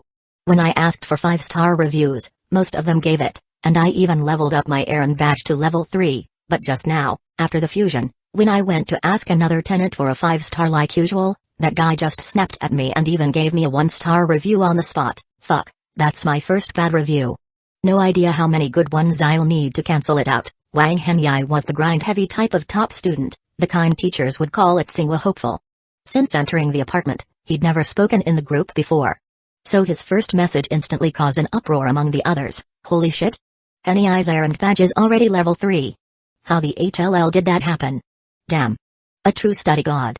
Doesn't matter where he is, still ahead of everyone. If comprehension ability really relates to IQ, then Henyai must have gotten a really strong starting skill like Lu Shen, right? Not necessarily. Lu Shen usually doesn't study, just plays games all day, and still scores perfect in math. Henyai's the hardworking type. His IQ might not be as high as Lu Shen's. What good is a high IQ? Lu Shen's ability is only C tier.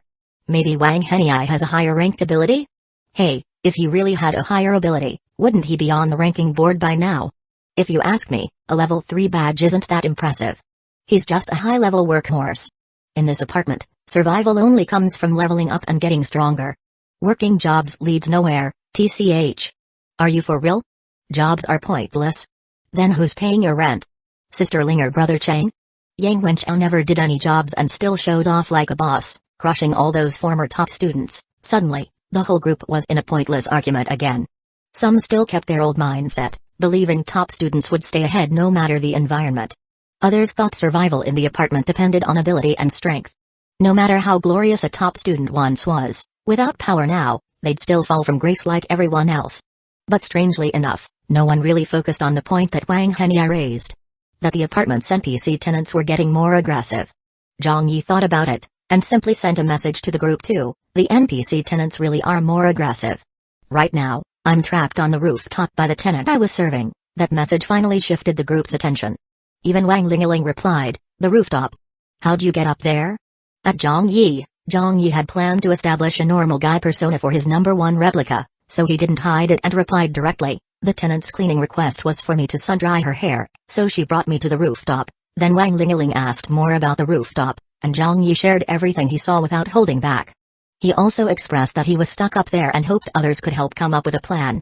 But honestly, no one really had any useful advice. They all just told him to pray the woman in white survives and comes back to release him. Wang Lingaling, though, used the info from Zhang Yi and Wang Henyi to guess that the apartment fusion might be affecting the NPC tenants too. She couldn't hold back and tagged Yang Wenchao. Yang Wenchao, do you know what exactly the NPC tenants are facing during the apartment fusion? At Yang Wenchao, but Yang Wenchao didn't even respond. However, Zhang Yi, who was right next to Yang Wenchao at the time, asked him the same thing in person. Yang Wenchao shook his head and said, to be honest, I know about the apartment fusion, but I've never experienced it myself, so I'm not sure what the NPC tenants will go through. But once the fusion is complete, we can ask the administrator. Zhang Yi wasn't sure if he genuinely didn't know or was just hiding something. He didn't press further, but continued speculating. According to what Zhang Yi said, the woman in white didn't kill him directly. Just trapped him. And in the group, no one has mentioned any players being killed by NPC tenants. So does that mean the NPC tenants can't kill players? Yang Wenchao nodded and followed up with his own guess. Sounds about right. Under normal conditions, NPC tenants can't take the initiative to kill players. But during the apartment fusion, their own lives are at risk. So naturally, they won't care if players live or die. The woman in white clearly meant, if she dies, Zhang Yi dies with her. At this point, Yang Wenchao couldn't help but frown. This Zhang Yi's got guts. He doesn't seem like a game player, yet he dared to go straight to the rooftop. It was Zhang Yi's first time discussing himself with someone while pretending to be someone else. The feeling was strangely amusing. But he really didn't want to give up on number one replica, so he tried probing Yang Wenchao a bit. Does Zhang Yi's situation really come down to betting on whether that woman in white survives? You said before that our first step in cooperation is helping me cross apartments, and you'd also tell me how to get to the rooftop. If I go up there, is there a chance to save Zhang Yi? Yang Wenchao was surprised at first, blurting out, you want to save Zhang Yi? But then he remembered.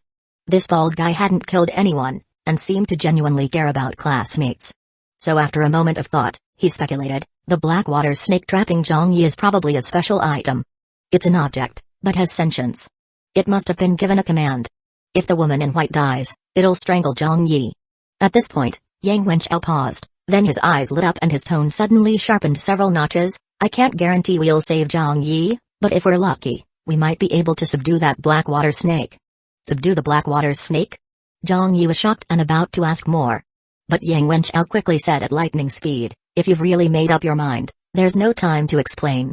We have to act now. And I mean right now, because we're almost out of time. Zhang Yi wasn't saving some random classmate. He was saving his own replica. So of course, he didn't hesitate and immediately said, all right. Just tell me what to do. That instant, decisive attitude made Yang Wenchao seriously suspect. Maybe the girl behind this bald guy had a crush on Zhang Yi and was just a big ol' love-struck fool? Don't say it. Zhang Yi really was kind of handsome. It wouldn't be that surprising if a cute girl had a crush on him. Yang Wenchao didn't think too much about it and simply raised his hand, swiping several times across the operation console on the right, then shook his head and said, nothing. Then we'll have to buy it from the mall. As he spoke, he quickly started weaving through the display cases in the high-end mall. At the same time, he called out to Zhang Yi, the item we need will cost about 300,000 game coins. And saving Zhang Yi or subduing that black water snake isn't guaranteed to succeed. Are you willing to take that risk? 300,000 game coins. Zhang Yi only had just over 560,000 game coins on hand, and this would blow through more than half of it in one shot. And based on the exchange rate for survival points, 300,000 game coins equals 3 points. Enough to create 3 more replicas. Maybe he should just forget it?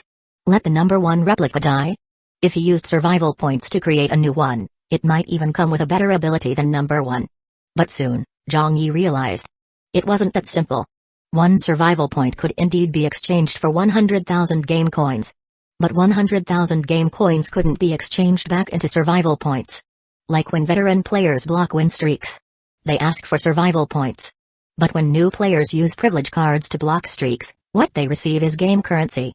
According to Yang Wenchao, during Zhang Yi's duel with Zhao Yudi, he could have gotten several million coins from her.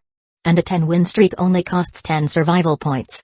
So by that math, wasn't a 9-win streak more expensive than 10? But actually, that's not how it works. No amount of game currency could compare to survival points. To veteran players, game currency might be worthless. Only survival points are truly valuable. So from that perspective, Zhang Yi didn't feel as bad about spending 300,000 game coins. The replica was still more important. So, he said firmly, I can take the risk of spending 300,000 game coins. Alright. Yang Wenchao continued looking through display cases. Meanwhile, Zhang Yi took the chance to check out the player trading feature on the console. His main reason for entering the high-end mall was to buy attribute fruits. Attribute fruits could directly increase stats, which meant his main body could handle more replicas. But after searching, he found that there were no attribute fruits for sale in the player trading section. So he turned to Yang Wenchao and asked, do you know where to buy attribute fruits in the high-end mall? Attribute fruits? Yang Wenchao was a bit surprised. After all, at the same bronze level, attribute fruits gave smaller stat boosts than bronze tier items. Also, any combat power gained from attribute fruits would be directly shown on the data panel. Once your panel stats went up, your match-made opponents would probably be stronger. On top of that, attribute fruits were way more expensive than gear of the same tier. So most players would rather buy bronze equipment than consider attribute fruits. Of course, that only applied to regular players. Players like Yang Wenchao, game players, naturally knew the true value of attribute fruits, because they were the only survival point items that could be bought with game currency. Granted, the ones that could be bought with coins were limited to lower levels. But this bald guy wasn't a game player. He probably hadn't even seen the survival point exchange list. Yet he still made this kind of decision. In Yang Wenchao's mind, this mysterious bald guy became even more of a threat. Still, he quickly gave directions. Attribute fruits are on the northeast display platform. Zhang Yi immediately headed toward the northeast corner to search. Sure enough, he soon found a small, elegant display case with stamina fruits and energy fruits. There weren't many. And they only came in black iron, bronze, and silver grades. What surprised Zhang Yi was how ridiculously expensive these things were. A single black iron attribute fruit cost over 10,000 game coins. Bronze ones were over 100,000 game coins each. And the silver tier ones? A whopping 5 million each. Fuck, that was just absurd. But by then, Yang Wenchao had already found what he needed and started rushing him. So Zhang Yi gritted his teeth and bought one bronze tier stamina fruit and one bronze tier energy fruit, plus 2 of each in black iron tier. In one go, he blew through 240,000 game coins. Then the 2 items Yang Wenchao picked out burned through another 300,000 game coins. From 560,000 game coins to just 20,000 game coins in an instant. As he followed Yang Wenchao, rushing out of the high-end mall, Zhang Yi couldn't help but ask, these 300,000 game coins. This piece of grass and tube of water. What exactly are they for? They were in a stairwell. Yang Wenchao was sprinting ahead, replying casually, you'll find out when we face that black water snake. No time to explain now. If the woman in white survives, then we've still got time. But if she's already dead, then that means she died during the apartment fusion. So right now, we're seriously pressed for time. This was urgent as hell. Because more than 8 minutes had already passed since the fusion announcement. That meant they had just over 1 minute left. Would they even make it? But right as they were thinking they still had a minute left, the moment they entered the stairwell, a voice rang in their heads, apartment fusion complete, yep. The earlier announcement said fusion will complete within 10 minutes. Not at exactly 10 minutes. So this round ended 1 minute early, and that still counted as within 10 minutes. Yang Wenchao immediately realized he'd misunderstood the wording. His face instantly turned grim. But he quickly sent a message in the group chat, Zhang Yi, are you still alive? At Zhang Yi, Chapter 50 Arrogant Class 9 Students, am I still alive? I'm standing right in front of you.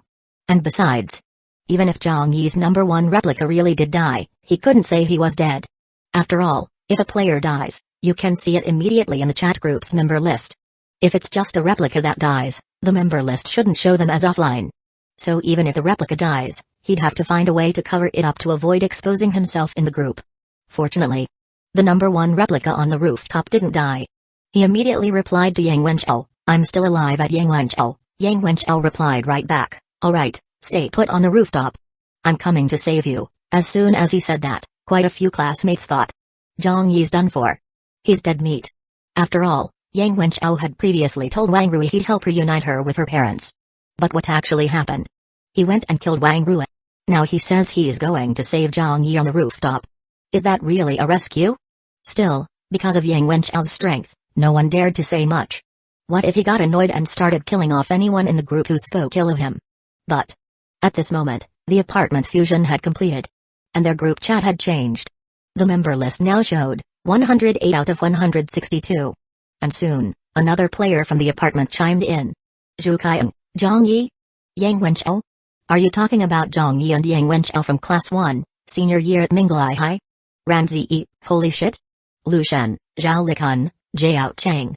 Aren't these all familiar classmates? Exclamation mark. Xin Hang, no way. Seriously. Looks like this apartment 1008 is full of people from our high school. My goddess Zhu Yuan is here too, Xing Man, fuck? Why is Wang Rui's name grayed out? Who did it? Who killed Wang Rui? Very quickly, the students from apartment 1008 realized too, what the hell? This apartment 1010 we just merged with is also full of our schoolmates, awesome. It's Teacher Zhu.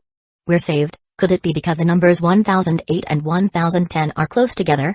So when crossing apartments, there's a higher chance of landing in a neighboring one and running into familiar faces? Xing Man, Ran Zi. These guys are all from Class 9, right? I thought after the fusion we'd have to deal with strangers from society. Never thought it'd still be schoolmates. And even teachers, awesome my SS. Did you look at the member list? Our apartment used to have 70 people. After the merge, it shows 108. That means only 38 from apartment 1010 survived the fusion. Over half of them, more than 80, died. Hiss. How did so many die? We're all classmates, right? It can't be from killing each other. Was it while fighting monsters or leveling up? Just as apartment 1008 was shocked by the survival rate in 1010, someone from 1010 replied. Zhu Kaiang, it wasn't from fighting monsters or leveling. It was really just classmates killing each other. I honestly didn't expect it. Can't believe you guys in 1008 still have 70 people alive, but right after that message, another one popped up. Xing Man, still so chatty, huh, Teacher Zhu? Guess you've completely forgotten I spared your life. No gratitude at all. The students in apartment 1008 were stunned. Zhu Kaiang taught Chinese for both Class 1 and Class 9. Right away, several Class 1 students messaged in shock. What? Teacher Zhu was just speaking normally, and you're threatening her? At Xing Man, exactly, what kind of attitude is that? Is that how a student should talk to a teacher? At Xing Man, what the hell happened in apartment 1010? Why is the vibe so creepy? Xing Man. I think I've heard that name before. That thug from Class 9 who's always in fights, pretty sure most of Class 9 were just troublemakers and slackers, right? Did they ever have anyone in the top 10 of the grade? We had so many exams in senior year, and their class always came dead last. I even heard Xing Man's dad was a criminal. His mom doesn't even want him. He is basically unsupervised and lawless. As apartment 1008 students gossiped about Class 9, the usually quieter apartment 1010 suddenly burst out with responses. Xin Hang, ha ha ha. This is hilarious. These Class 1 and 2 good students must have read themselves stupid. Ran Zi. No seriously, they're so naive it's funny. They're even bold enough to talk smack about us bad students from Class 9 right here in the group chat? Kamid Hemming, ha ha ha. Hey, good students. Why don't you check the ranking board and see what level us bad students are at? Xin Hang, so dumb. These good students don't even get the situation. Someone even said, yay, a teacher's here, ha ha ha ha ha. I nearly died laughing. Ran Zi, hard to believe these are seniors in high school. You'd think they were elementary kids, ha ha ha ha. Tang Juan, what can you do? Good students gotta listen to their teachers, right? Ha ha ha ha ha ha ha ha ha. Xing Man, those few Class 1 students who spoke earlier. I remember all your names. And you better remember this, when you're fighting monsters or doing jobs, watch your backs. You might not even know how you end up dead. Xing Man's message was insanely arrogant, straight up threatening. And it looked like all the ones talking in apartment 1010 were his followers. Xin Hang, Class 1 and 2 nerds, haven't you figured it out yet? In apartment 1010, only a few of us have the right to speak. Anyone who didn't bow to Brother Xing is either hiding in the apartment waiting to die or already dead. Got it now, little chickens from Class 1 and 2, Ran Zi. If not, let me make it extra clear. This chat might look like a public group, but from now on, only Brother Xing and those of us who follow him get to speak. If anyone else dares to run their mouth, be ready to die at any time. Xing Man, okay, now that everything's been made clear, the group chat is finally quieter. Now, we've got a question for you folks from apartment 1008. Who killed Wang Rui? Don't tell me it was monsters or something while leveling. With how timid she was, it was surprising she even left her room.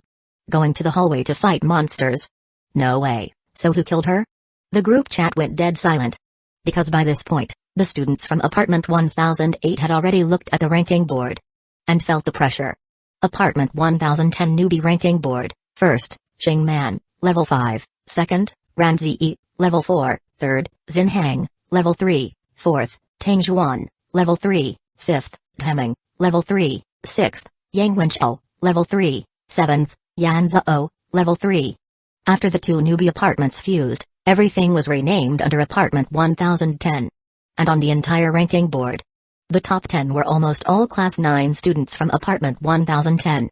Even the strongest from Apartment 1008, Yang Wenchao, was only in 6th place. And their second strongest, Wang Ling, wasn't even in the top 10. This gap was massive. If Class 1 was once the rocket class, and Class 9 the ordinary one, then in this survival apartment, the roles had completely flipped. The former bad students had risen as top-ranked powerhouses. And the once good students had average or even dismal performance, with many still stuck at level 1 or lower. That enormous gap struck the good students of Apartment 1008 like a hammer. And combined with the arrogant posts from Shingman and the others, no one dared run their mouths in the group anymore, afraid of drawing deadly attention. Even when Shingman asked a direct question, no one dared respond. So Shingman simply started calling people out by name to answer, at Yang Wenchao, at Zhang Yi, you too, answer me right now. How did Wang Rua die? He must have seen the conversation between Yang Wenchao and Zhang Yi in the group chat right as the apartment fusion completed. Seeing that Yang Wenchao was the only level 3 powerhouse in Apartment 1008, he attacked them now, calling them out specifically to answer. Clearly, he also wanted to further establish his absolute authority. However, at this moment, Yang Wenchao and Zhang Yi weren't paying attention to the chat at all. After all, according to Yang Wenchao, saving Zhang Yi was a race against time. Every second counted. Once he confirmed that Zhang Yi wasn't dead, he immediately pulled out a poster-like sticker in the stairwell. After sticking it onto the stairwell wall, he pressed his palm against it. Zhang Yi watched and figured this was probably the same kind of teleportation item as the one on the TV in the woman in white's apartment. And it was. Through the poster, they instantly arrived on the rooftop. There was no creepy forest-like transition space this time. Once they reached the rooftop, they immediately saw Zhang Yi with the black water snake coiled around his neck. Yang Wenchao dashed toward him while speaking rapidly to bald Zhang Yi. Based on the current situation, that woman in white probably survived the apartment fusion.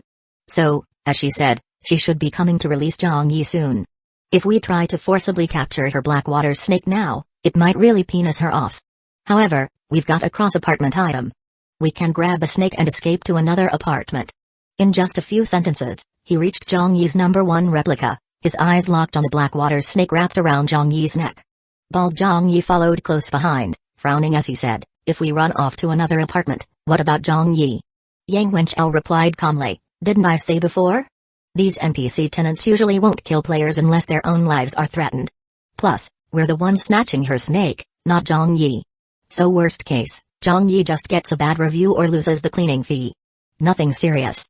As he spoke, Yang Wenchao took out the grass-shaped item he'd bought from the high-end mall and held it out to the black water snake. He looked calm, but his hand was clearly trembling a little. Only when he saw the snake flick its tongue and actually lean toward the grass did he finally exhale in relief. Even so, he still looked tense. While keeping a close eye on the snake, he handed a dark diamond-shaped chip to bald Zhang Yi. This is the cross-apartment item. That console over there. You can activate it with this chip. Pay 1 survival point, and you can teleport to another apartment in the same region. Teleporting to farther apartments costs more survival points and honestly isn't worth it. Of course, by accepting this chip, you're also agreeing to the cooperation we discussed earlier. It was clear that Yang Wenchao was still set on getting the mysterious bald guy out of the apartment. This mission seemed like it was to help him obtain a rare item, but in reality, it was also a setup to make him offend the woman in white, giving him a new excuse to switch apartments. And the tight timeline left the bald guy no time to second guess. But Zhang Yi had already thought it all through. He'd planned from the start to send a replica into another apartment to explore. Now, facing Yang Wenchao's scheming, he was perfectly happy to play along. He grabbed the diamond chip without hesitation, but frowned and said, what if I don't have any survival points? Yang Wenchao looked annoyed but didn't get suspicious. After all, in their apartment, other than Huang Qi, who killed whom had already been figured out through group chat discussions. And this bald guy had definitely never killed anyone. But then he quickly remembered, Zhang Yi had killed Ding Dang before. So while guiding the now-dazed Blackwater snake, which had eaten the grass, into a test tube, he turned to Zhang Yi and said firmly, "You should have 1 survival point in your survival jade token, right? We just saved your life. Giving us that survival point isn't too much to ask, is it? Fuck's sake, didn't we just go in a full circle again?" Zhang Yi thought, "Are you seriously calling this a rescue?" This whole thing was about capturing the Blackwater snake and setting up the bald guy to leave. But right now, his character was a regular 20th floor tenant, so he couldn't openly call Yang Wenchao out. Just then, the Blackwater snake, now dazed after consuming the grass, obediently slithered into the small test tube-like glass vial under Yang Wenchao's guidance. The tube was filled with a clear liquid, which looked a lot like the stuff in the water tank the woman in white had asked Zhang Yi to use to soak her hair. Once the snake entered, it quickly transformed back into a strand of hair. With the snake gone from his neck, Zhang Yi felt completely relieved. He turned to Yang Wenchao and explained, "But I hadn't received my survival jade token yet when I killed Ding Ding. So my jade token has no survival points in it. If you don't believe me, take a look." As he spoke, he pulled out his survival jade token. It clearly displayed a big, fat 0. Yang Wenchao looked a little frustrated. After all, only survival points stored in the jade token could be traded. Any survival points shown on the data panel were untouchable. No one could take those. But it didn't matter. Yang Wenchao's eyes darkened, and he sneered, "Fine, then. If you've got no survival points, you'll pay with yourself instead." Chapter 51 Cross-Apartment Transfer, Hunted by the Woman in White. What the hell? You're seriously trying to kill me right in front of my face? So my one-shotting Zhao Yude means nothing to you, huh? Zhang Yi didn't waste a second. He merged a replica, and Bald Head's strength instantly skyrocketed. Another frozen domain cast, and Yang Wenchao's movement speed dropped sharply. And along with him, 2 suddenly appearing strangers on the rooftop also slowed dramatically. Huh? Strangers? Wait, hold on. Yang Wenchao's fierce glare. It was aimed at those strangers who just dropped in out of nowhere. Zhang Yi quickly adapted, shifting the frozen domain's range toward the direction those 2 strangers had appeared. In an instant, it looked like he was working with Yang Wenchao. At the same time, he took a quick moment to glance at the group chat. And that's when he realized. Even though the group now had more people after the apartment fusion, the chat was even quieter than before. The only chat history showing came from classmates in the newly merged apartment. Xing Man, at Yang Wenchao at Zhang Yi, you too. Answer me now. How did Wang Rua die? Xing Man, alright then, ignoring me huh? What, you think getting to the rooftop makes you some kind of big shot? Heard you're heading up there to save Zhang Yi? At Yang Wenchao, no problem. I'll make sure you and that Zhang Yi both die on the rooftop. After that, the group chat went dead silent. Even the classmates who used to go brother Zhao with every sentence didn't say a word. Zhang Yi scrolled up through the chat and quickly pieced it together. The ones who came with this apartment fusion were still classmates from their high school. But this group from Class 9 didn't seem to have the same friendly feelings as Class 1 and 2. Out of 80 students, only 38 from their apartment survived the fusion.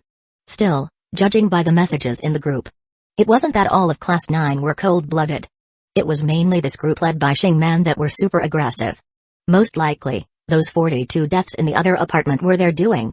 And now, these bloodthirsty classmates were acting all arrogant in the group chat, threatening and mocking Class 1 and 2 left and right. And now, they were targeting Zhang Yi and Yang Wenchao.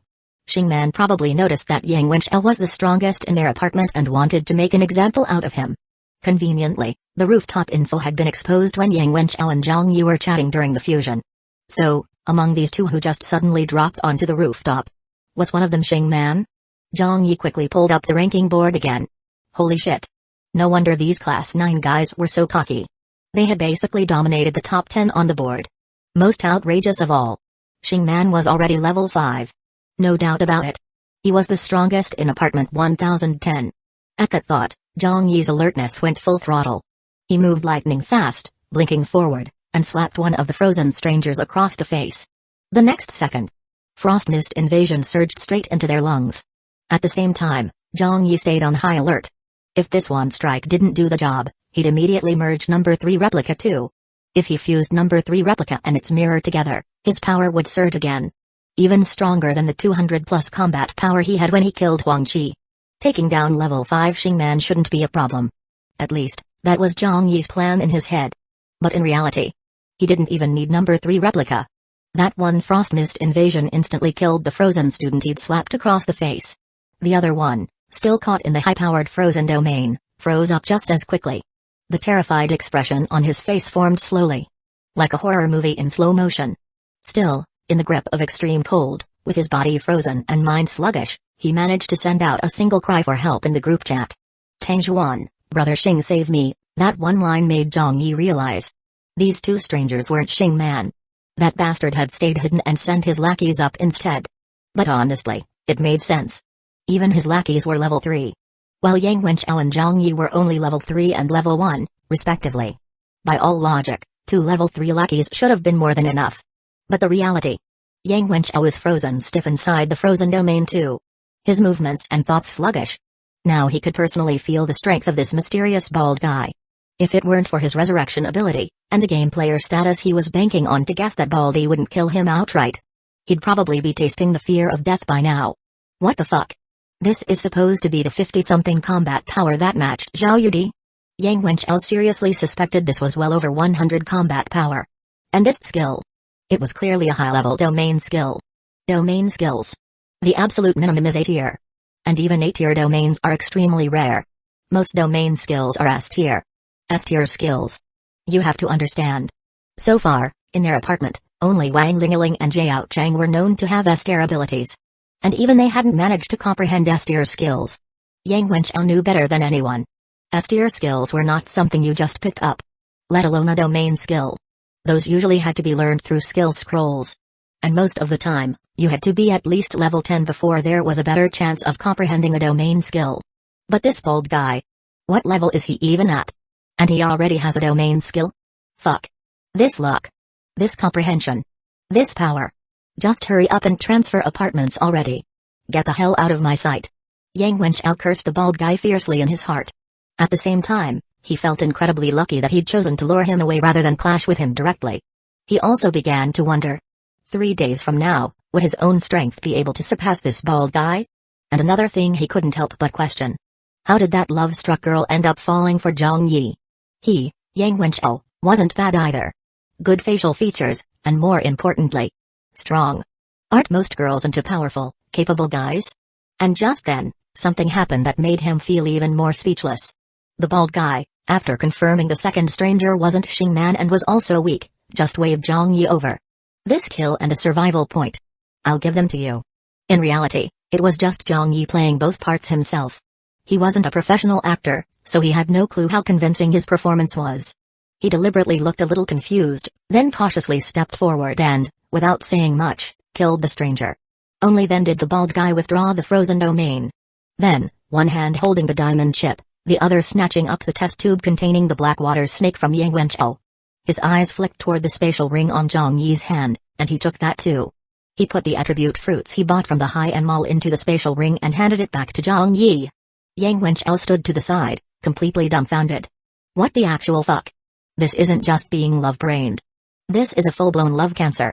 Meanwhile, as Zhang Yi received the spatial ring, he continued to act nervous and clueless. The bald guy then turned solemnly to Yang Wenchao. Zhang Yi's my bro. He saved my life. If I don't see him back at the apartment in 3 days, then I'm afraid our partnership won't be happening. Yang Wenchao listened, getting more and more speechless. Fuck me. So just to work with you, I've gotta protect your little boyfriend now? But he wasn't planning to cooperate anyway. 3 days from now, who'd be stronger was still up in the air. Yang Wenchao thought to himself. If, in 3 days, his power crushed the bald guys, then would it feel amazing to kill Zhang Yi right in front of him? Just as he was fantasizing. Suddenly, he felt a chill in the air. But this chill was different from the frozen domain the bald guy used. This wasn't the cold of a nice ability. It was the gloom of a dark ability. A creeping, ghostly chill. Yang Wenchao's expression changed.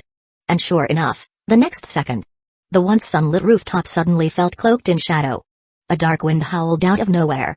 The bald guy reacted instantly, blinking toward the control console in the inner area of the rooftop.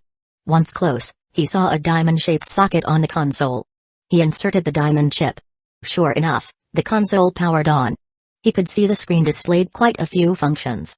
But Zhang Yi didn't have time to study them. He immediately found the most obvious one, cross-apartment transfer. It showed that for one survival point, you could teleport to any apartment between 0000 to 9999. Which meant, numerically, Apartments 1008 and 1010 were among the earlier ones. Not wanting to run into anyone he knew, Zhang Yi chose the furthest possible number, apartment 9999. And almost the moment his body blinked away from the console, a black water snake whipped toward the spot where he'd just been. But unfortunately, that thicker, longer black water snake struck only the console. Whatever material it was made of, the console didn't even get scratched. Back in the current apartment, the remaining Zhang Yi tensed up instantly. The woman in white, furious, stood barefoot on the outermost railing of the rooftop. She was wearing her white bathrobe again, billowing without wind. A mass of black water snakes atop her head thrashed wildly in the ghostly wind, their eerie movements sending chills down the spine. Whoosh! The black water snake that missed the bald guy retracted swiftly. The mass of snakes on the woman's head quickly transformed back into strands of black hair. But her expression remained furious.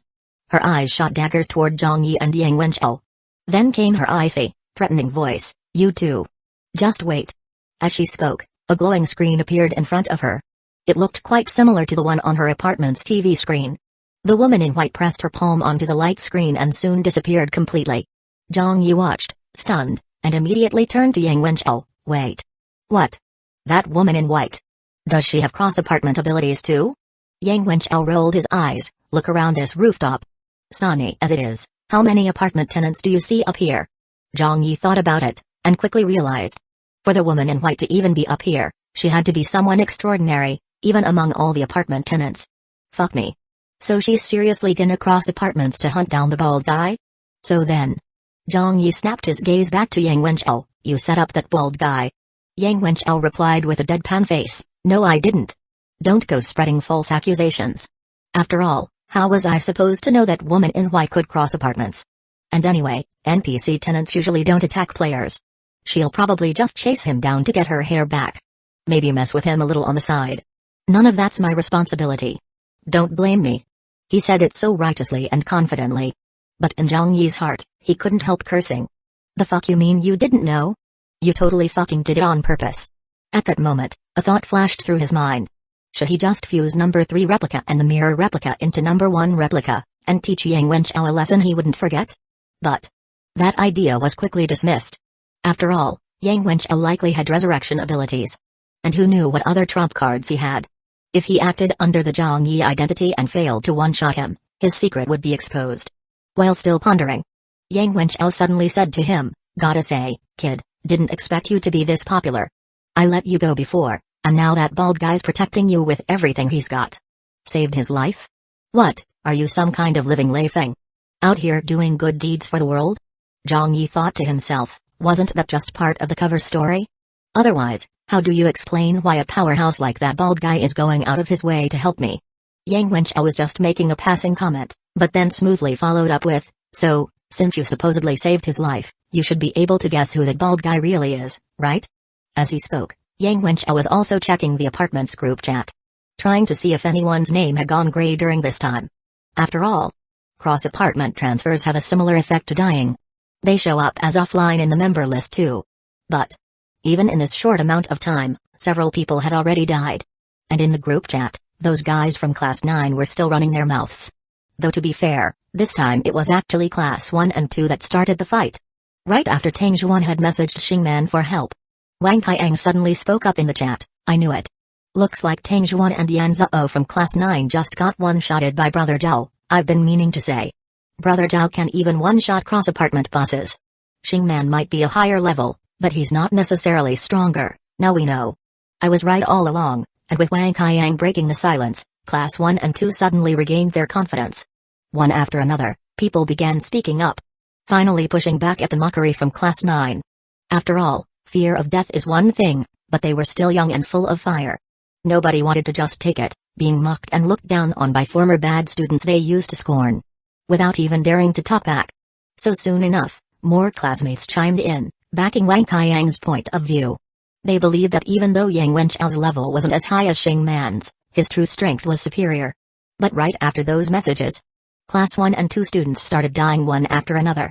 In just a short time, several names on the member list dimmed to gray. It got to the point where even Yang Wenqiao couldn't tell which grayed-out name belonged to the bald guy who had just transferred apartments. So all he could do was keep staring at Zhang Yi, waiting for him to answer the question. Chapter 52, Is our own apartment safe? Zhang Yi's expression looked like he was trying to recall something. Yang Wenchao couldn't hold back and repeated himself, "Don't tell me you're seriously some kind of do-gooder, like a living Leifeng? Did so many good deeds that you forgot which one?" Zhang Yi immediately shook his head. "Of course not. Honestly, I rarely meddle in other people's business, and I haven't really done anything good." As he spoke, he still looked completely clueless about who the bald guy actually was. But as Yang Wenchao listened to his description, his eyes became slightly unfocused. He felt like this guy really had some bizarre luck. Rarely meddles, but just happened to help him, hasn't done any good deeds, but just happened to save the bald guy's life. The world really is strange like that. Some people do good all their lives, yet end up sick and miserable. Some people do just one good thing their whole life, but they get rewarded and live in luxury. Good people get good karma. That saying really is selective, huh? Yang Wenchao even started to suspect. Do good people actually get rewarded, or is it just that some people are fated to be lucky? Doing good might just be fate's scrappy excuse for favoring someone. While he was deep in thought, feeling all kinds of emotions, Zhang Yi suddenly looked like he remembered something, and exclaimed excitedly, "I remember now. When I was really young, I saved a little girl who almost got kidnapped. But that was a long time ago. I can't even remember what she looked like. All I remember is, it was freezing cold, and she was dressed super bulky, like a fat little penguin. So that little girl grew up and became my classmate." But even after saying all that, he clearly only remembered that he saved someone, still had no clue who the person was. But seriously, isn't his way too much like a soap opera? Childhood fate, reunited as grown-ups. Yang Wenchao felt another wave of weirdness, shooting Zhang Yi a strange look and said, "Why don't you check the group chat and see which girls have gone offline lately? See if any of them might be that bald guy?" As soon as Zhang Yi heard that, it hit him. So when a cross-apartment player leaves their original apartment, it's basically like they're offline. But after the apartment fusion, those arrogant classmates from Class 9 started a killing spree. In just this short time, quite a few classmates had gone offline. At the moment of fusion, the member list still showed 108 people. But now, it had already dropped to 96. That meant 12 people had died in a short span of time. Panic was once again spreading through the chat group. But just then, members of the mutual aid group who had previously teamed up with Yang Wenchao stepped up to try and calm everyone down. Especially Wang Lingling. She finally stood up to take charge. "Things are a bit chaotic right now.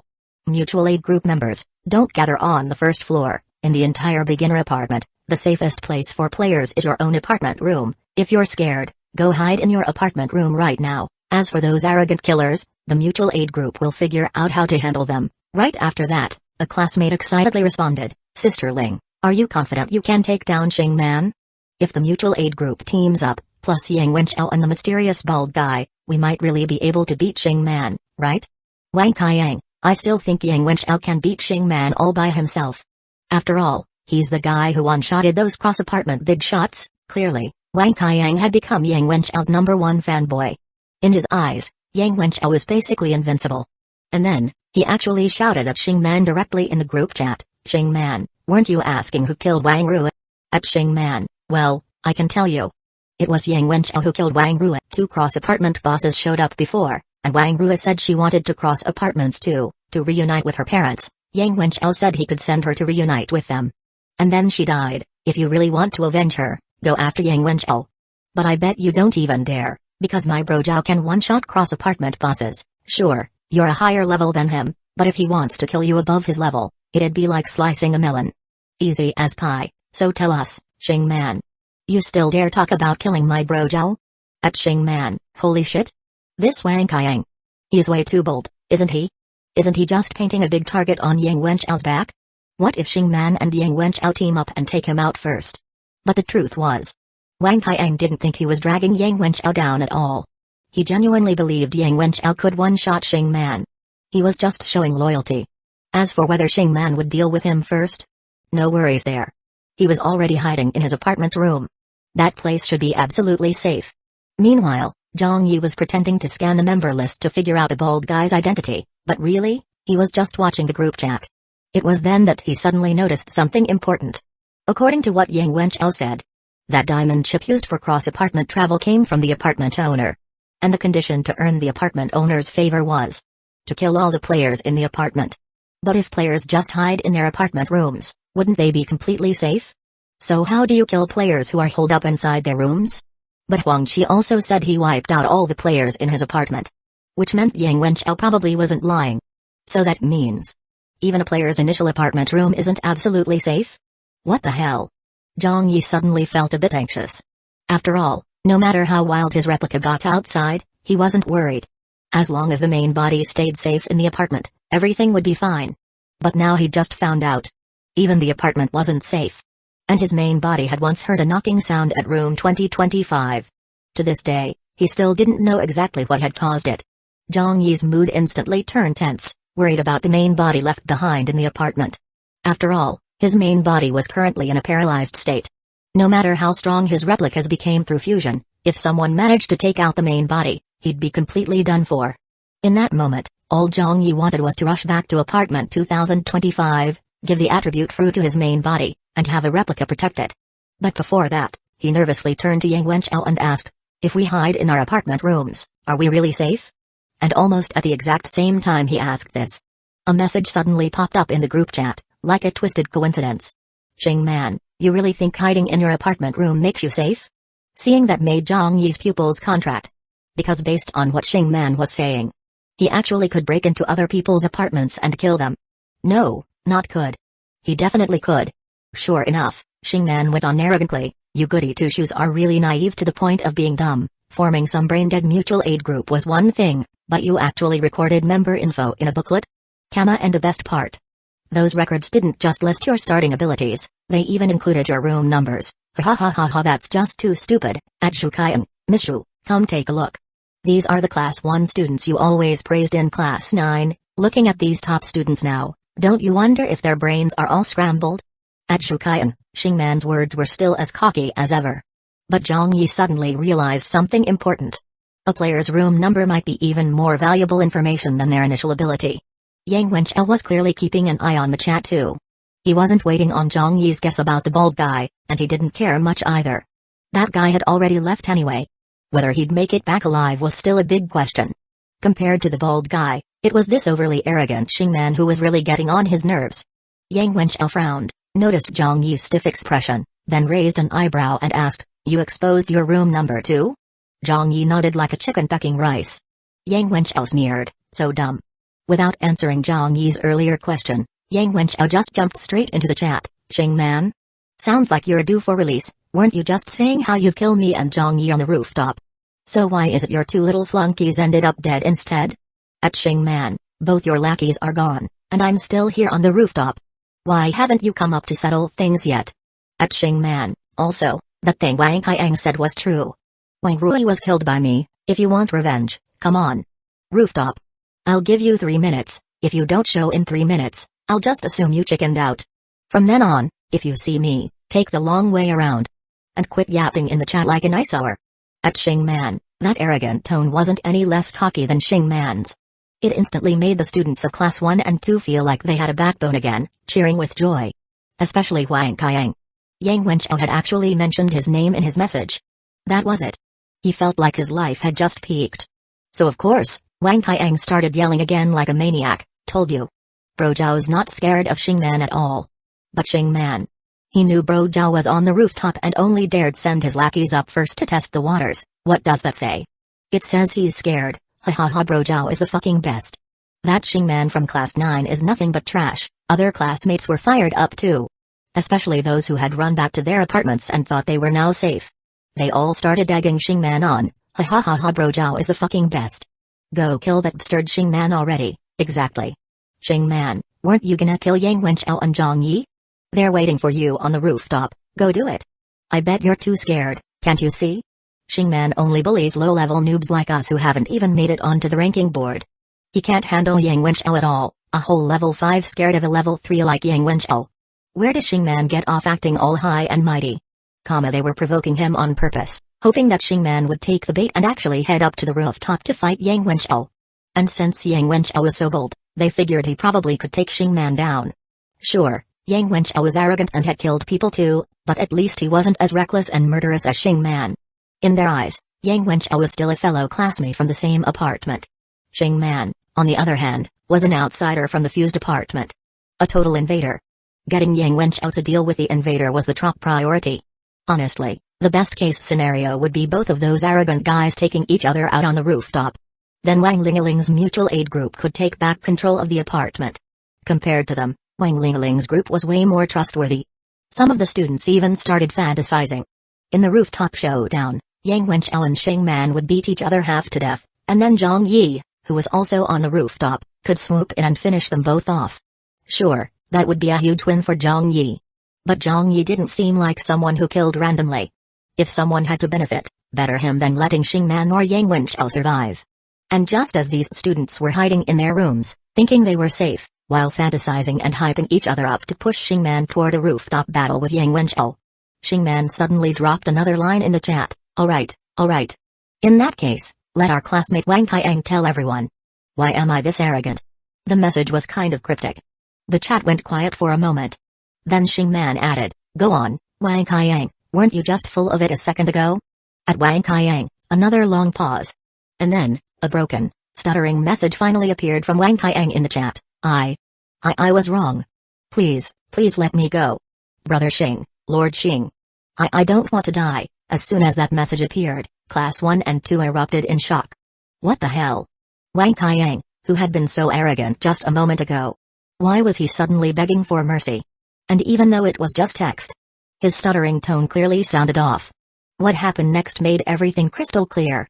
Wang Kaiyang, like he was being threatened, actually started cursing Yang Wenchao in the chat. Yang Wenchao. Worthless. Yang Wenchao, you fucking idiot. Wah, please let me go. Wah. Help me. Somebody save me. Brojao, save me. After that last miserable plea for help, Wang Kaiyang's name in the member list went gray. At the same time, all of his recent messages vanished. There was no doubt left in anyone's mind.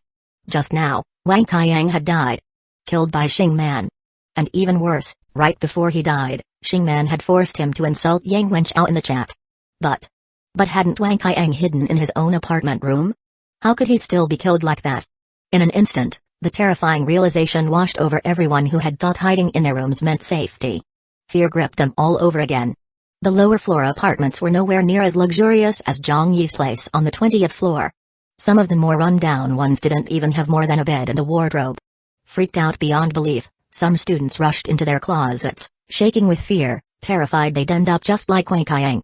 And yet, Xing Man continued sending messages into the chat. Let's see who else is in this lovely little mutual aid group registry. Zhining, apartment 0602, Yang Wei, apartment 0836, Beiruowen, apartment 1208, Lu Shen, apartment 1444, Zhang Yi, apartment 2025, line after line, listing everyone's apartment numbers.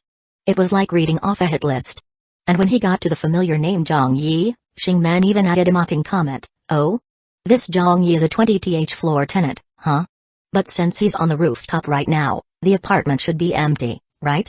As for Yang Wenchao. What, just because you tell me to go to the rooftop, I'm supposed to go? That'd make me look pretty damn weak, wouldn't it? How about this? You come over to Zhang Yi's room 2025. Let's see if you're all talk, or if you've actually got some real skills. At Yang Wenchao, Chapter 53, your turn. What the HLL? Bro. Yang Wenchao's the one provoking you in the chat. What the HLL does that have to do with me, Zhang Yi? He's the one who killed your lackeys, I'm just some random bystander. Why are innocent passers-by getting dragged into a fight between you top dogs? This is too much. Do you really think bystanders don't have tempers too? At that moment, Zhang Yi's main body and several replicas all flared up in anger. Good thing his number 3 replica was still stationed in room 2025. And he could summon mirror replicas at any time. But the fact remained. His paralyzed main body was in that room, a total liability. And this time, with the main body involved, the situation was more dangerous than ever before. No matter what, he had to make sure the main body didn't suffer even a scratch. Replica number 3 immediately began equipping every item scavenged from Huangqi that it could carry. The new mirror replica stood at the ready in full alert. Meanwhile, replica number 1 on the rooftop put on a panicked face, fully diving into his role as the drama king. We're screwed. Bro Zhao, what now? Are you really confident you can beat that Xing Man? How about this? Go camp outside my room right now. The moment Xing Man shows up, just one-shot him on the spot. But as soon as he said that, Zhang Yi thought, nah, not good enough. What if Yang Wenchao loses it too? Kills Xing Man, then decides to break into his room next? So maybe. Maybe the best outcome is that Yang Wenchao and Xingman actually go for mutual destruction, take each other out? Wait, no. Zhang Yi reconsidered. The real priority now was this: figure out what the hell is going on with these rooms. Guys like Xingman, Huang Qi, and those maniacs trying to wipe out their entire apartment. How exactly are they getting into other people's rooms to kill them? And for the players inside those rooms, is there any way to stop them from breaking in? On one hand, his main body needed protection from any potential intrusions. On the other, if his number 2 replica from the cross apartment wanted to go full slaughter mode, it'd be best if he could learn how to break into other players' rooms too. His face looked panicked, but in his mind, he was running through every possibility. Suddenly, he felt a hand press down on his shoulder. It was Yang Wenchao. Calm as ever. As he rested a hand there and said casually, "Chill, bro. You really think Xingman's not coming to the rooftop because of something like saving face? He just doesn't know how strong I am. But to be fair, I don't know how strong he is either. So when he tells me to go to your room to meet him, of course I'm gonna reject it. For face, you know." Sure enough, as he was saying that, Yang Wenchao also replied to Xingman in the chat, "Hey. You tell me to come over, and I just come? What, I got no self-respect now?" That one line. Suddenly, Zhang Yi saw the whole situation clearly. So that's how it is. These two guys, barking at each other in the chat like rabid dogs, acting like they could one-shot the other without breaking a sweat. But in reality, they were both just probing, bluffing, and neither one actually intended to make the first move. Using face as an excuse to tell the other to come find them, while avoiding making a move themselves. Which meant, in practice, neither one was actually planning to make a move on the other. So on the surface, it looked like they were moments away from an all-out duel to the death. But in reality, neither had any intention of fighting. At least, not yet. Still, dragging this out wasn't a real solution either. They'd have to face each other sooner or later, right? Zhang Yi looked at Yang Wenchao, a bit puzzled. Yang Wenchao narrowed his eyes, then smiled and said, "If I really had to face Xingman, I'm pretty confident. Not 100%, but I've got a shot. For now, while we've got time, might as well keep boosting my strength. I figure he's probably thinking the same thing. So it's a race to see who can power up faster." As he spoke, Yang Wenchao waved his hand and pulled out that poster of his. After thinking for a moment, he said seriously, "Your room's been exposed to Xingman now, so it's definitely not safe anymore. Actually, this whole beginner apartment isn't safe anywhere." After another pause, he continued, "Right now, if you want to stay alive, you basically only have 2 options. First, cancel the lease. That means giving up your place at room 2025 and renting a new room. Then, keep that new room number secret. Tell no one. In fact, if you've got the money, you could rent on a higher floor. Like the 30th, 40th, or even 50th. At those heights, no other player can even reach them for now. And if the room number stays hidden, you'll be basically safe. But here's the harsh truth. You're broke. Totally poor.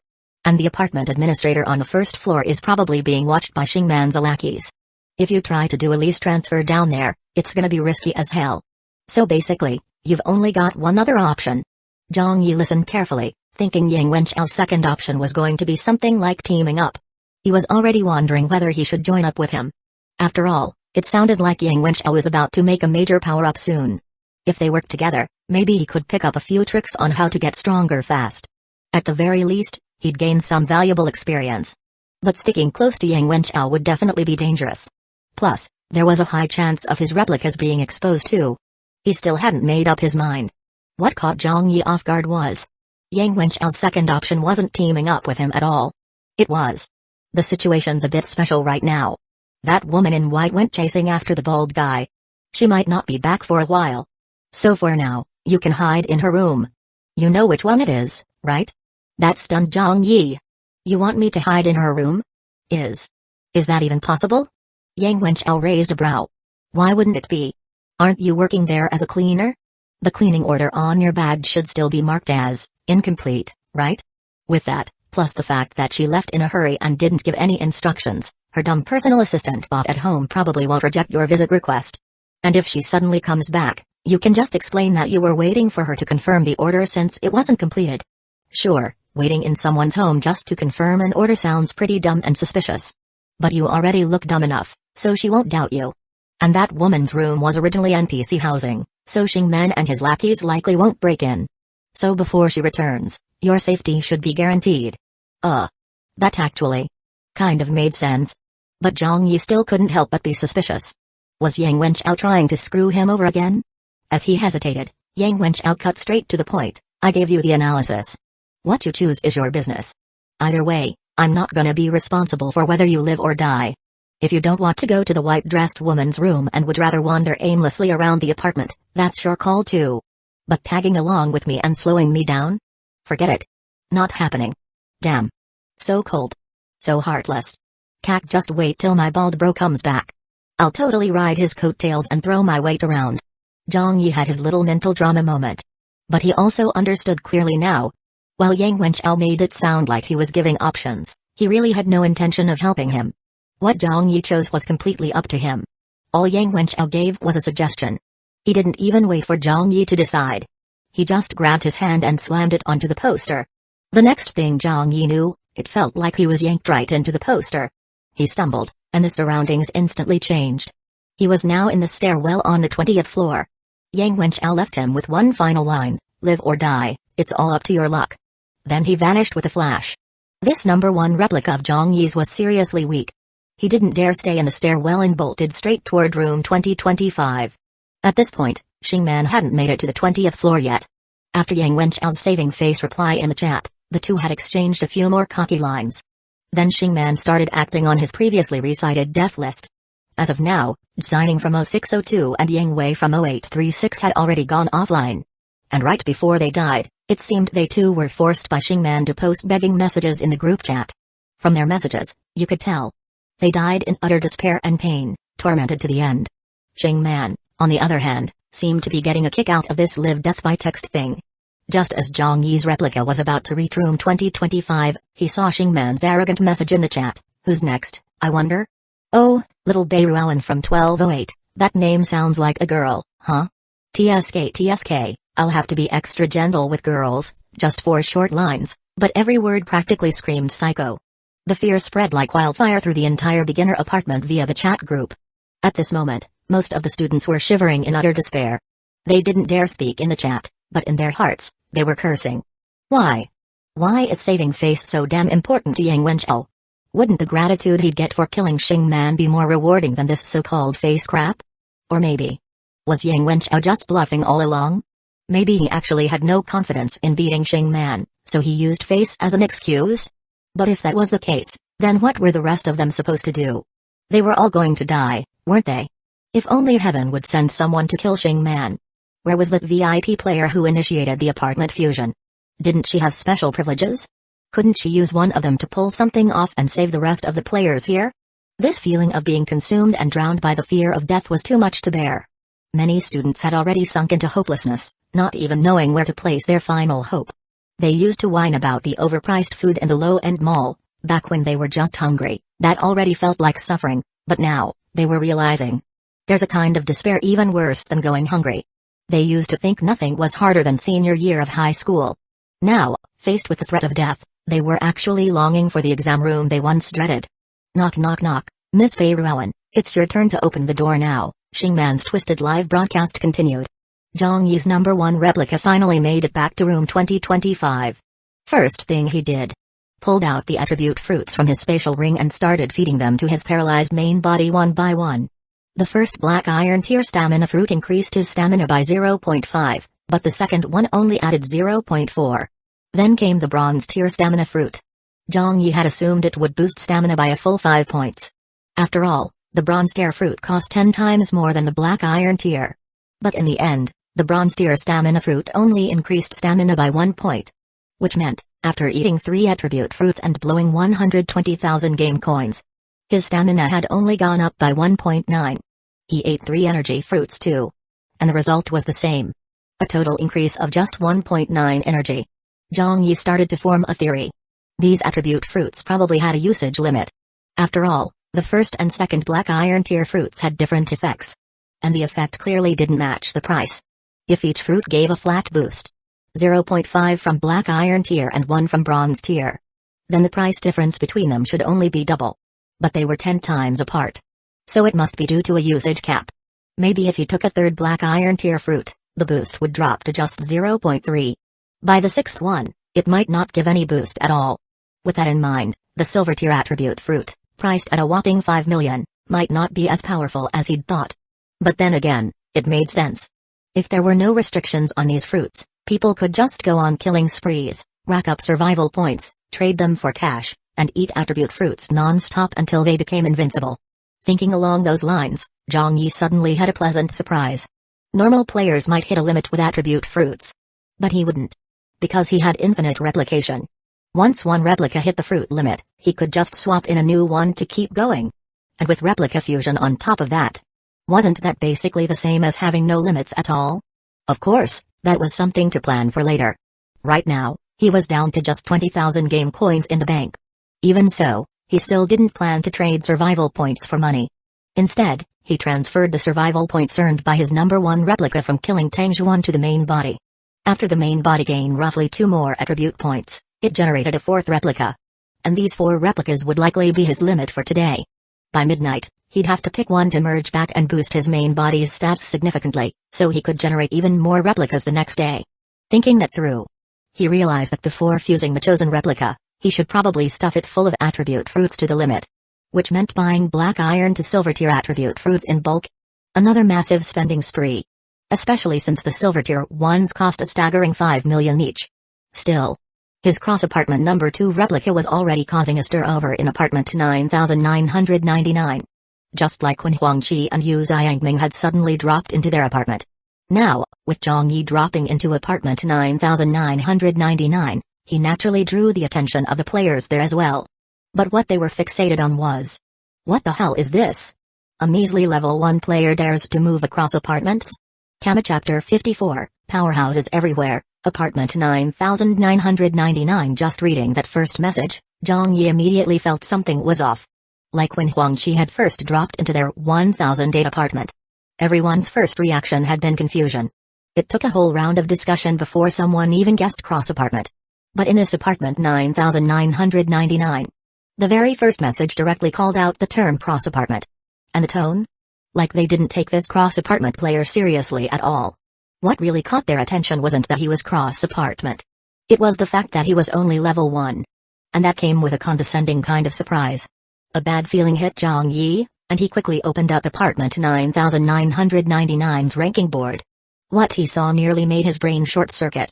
Beginner apartment 9999, ranking board, number 1, Lin Jing, LV. 10, number 2, Wang Chengjin, LV. 10, number 3, Peng, LV. 10, number 4, Zhang Wenhan, LV. 10, number 5, Li Junqi, LV. 10, number 6, Shabo, LV. 10. Number 42, Yuya, LV. 10, number 43, Chink, LV. 9. Number 118, Wan Xin, LV. 8, number 119, Zhang Yi, LV. 1, what the? Zhang Yi felt like he'd entered the Twilight Zone. This apartment 9999 had over 80 people on its ranking board? Had it also been through an apartment fusion? Or were there just that many cross-apartment players packed in here? Whatever the reason, this ranking board was ridiculous. Before Zhang Yi arrived, even the last ranked player in this apartment had been level 8. Now that he'd dropped in, he, as the new number 119, was completely out of place compared to the 118 players above him. They were all 10s, 9s, 8s. And he was level 1. This was the very definition of a baby noob stumbling into a high-roller server. And another thing. Those names in the top 6. They looked familiar. If Zhang Yi remembered right. Those 6 were all listed on the duel rooms, War God ranking, under Stubborn Bronze. So, what the hell kind of apartment was this 9999? Why were there so many top-tier players crammed into one place? While Zhang Yi was still reeling, the high-level players in this apartment were already chatting about him, a level 1 cross-apartmenter? And of all places, he comes here? No way this guy isn't a total newbie who just stumbled in by mistake. Otherwise, I just can't believe a sane player would dare jump into our apartment 9999 at level 1, think he's hiding his true power?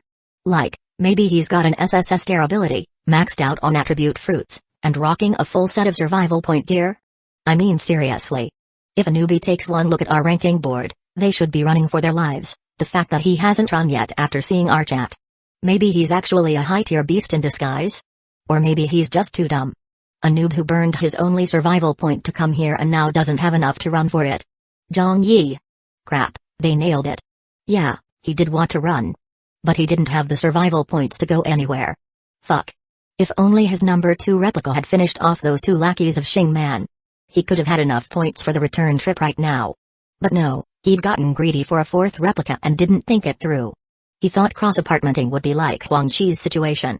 Dropped into a strange apartment, surrounded by strangers, no way back, so just go all in and start killing people. And yeah, he was ready to go all in.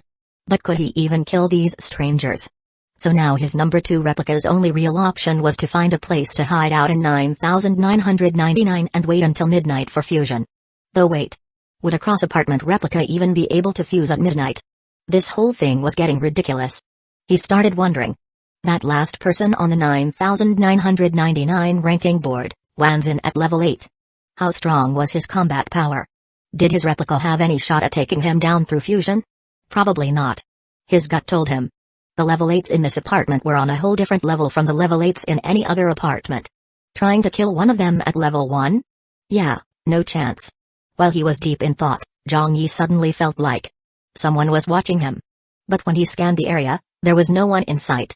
He instantly tensed up, hand resting on the rooftop control panel, pretending to look calm and ready to jump apartments at any moment. And right then, a new message popped up in the apartment 9999 chat group. Wanzin, holy shit. I knew it. This guy's totally a sleeper beast. Guess who this level 1 who dared cross into our apartment is? Kamayuya, Who? One of those whales from the game rankings? Chink, even if he was a whale back in the game, that doesn't mean much here in the real apartment system, right? Wanzin, wrong. All of you are wrong. He's not from the game. He's that mysterious bald guy who stirred up a storm in the duel room not long ago, Lee Junkie, holy shit. The mysterious bald guy who beat Zhao Yudi, possibly pissed off the duo organization, and even caught the attention of a VIP player? Wang Chengjin, you sure you're not mistaken? With those disguise masks, anyone can tweak themselves to look bald. Wanzin, I'm positive. I watched the match where he one-shotted Zhao Yudi with my own eyes. No way I'd mistake that, Wang Chengjin, bro, just say it straight. Are you the guy who one-shotted Zhao Yudi? At Zhang Yi, Wanzin, bro. You came to our apartment to challenge us to a life-or-death duel? At Zhang Yi, Zhuqi, that can't be right. That bald guy had insane combat instincts, sure. But if he matched with Zhao Yudi, then he'd have about 50+ combat power, which does line up with his level 1, but even then. Level 1, 50-ish combat power. And he dares to walk into our apartment? He's not worried we'll snap our fingers and turn him into survival points? Wanzin, this guy must have come prepared. Look. He's got his hand on the control panel like he's ready to teleport out at any second, probably waiting to see our attitude. If we want to talk, he'll talk. If not, he's ready to bounce. Wang Chengjin, bounce? He really thinks he can escape? If Master Jing makes a move, even if this guy has his hand on the panel, even if he's got lightning-fast reflexes, he still ain't getting away. That Master Jing mentioned in the message clearly referred to Lin Jing, the number 1 on apartment 9999's ranking board. Also the top of the duel room's War God ranking. As Zhang Yi was still piecing things together, the next message hit, and its sender name was none other than Lin Jing. Lin Jing, tell us what you came here to talk about. Be direct. At Zhang Yi, the whole apartment 9999 group chat exploded in an instant. Before, only a few people had been talking. Now, the floodgates had opened. Lin Jing's message was buried in a tidal wave of excitement. Holy shit. Lin God is here. Lin Jing actually came out for a level 1 newbie. How many more wins does Lin God need for 100 straight? Think he'll make it today? If he takes out the administrator on day 1. Fuck, I'm getting chills just thinking about it. The fanboying was wild. Zhang Yi could barely keep up. Still, he caught a few key bits of info. Lin Jing was apparently going for a 100-win streak in the duel room. And these apartment 9999 players were planning to take down the administrator too? Plus, that talk about whales from all this, he could deduce, the players here, like Yang Wenchao, were from the game. But not just any players. They were elite even among gamers. They were clearly aiming to clear the apartment using the pay-to-win mode Yang Wenchao mentioned.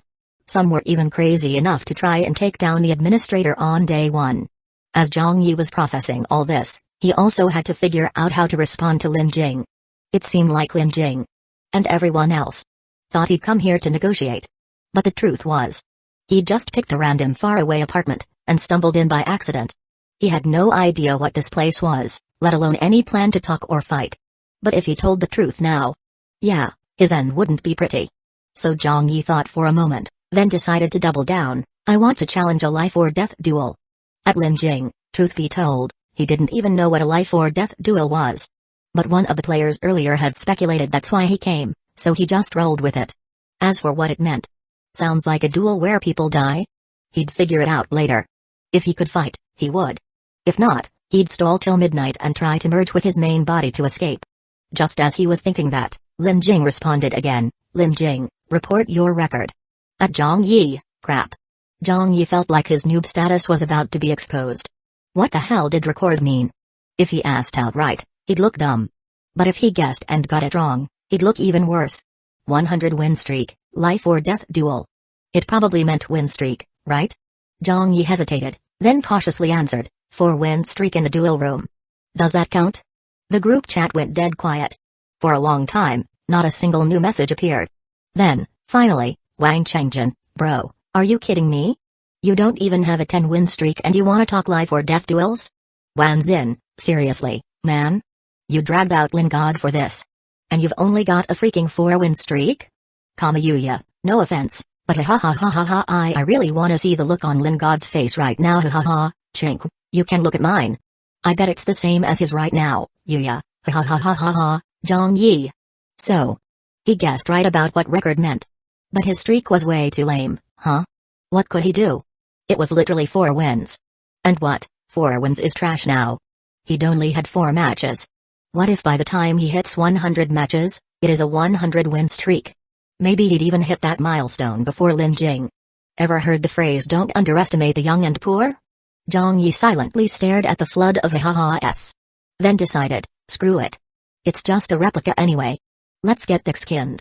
So he boldly dropped this line in the chat, what if I hit a 100 win streak before your Lin God does? The chat went dead silent again. After a long pause, someone finally replied, bro. If you're gonna brag, at least make it believable. Exactly. Do you even know what 100 consecutive wins means? Do you know how many wins Lin God already has? Zhang Yi thought to himself, nope, don't know, don't wanna know. I was just casually talking shit. Treat it like a joke, guys, please don't take it seriously. He had no idea how to walk this back now. Then suddenly, the highly respected Lin Jing finally responded to him.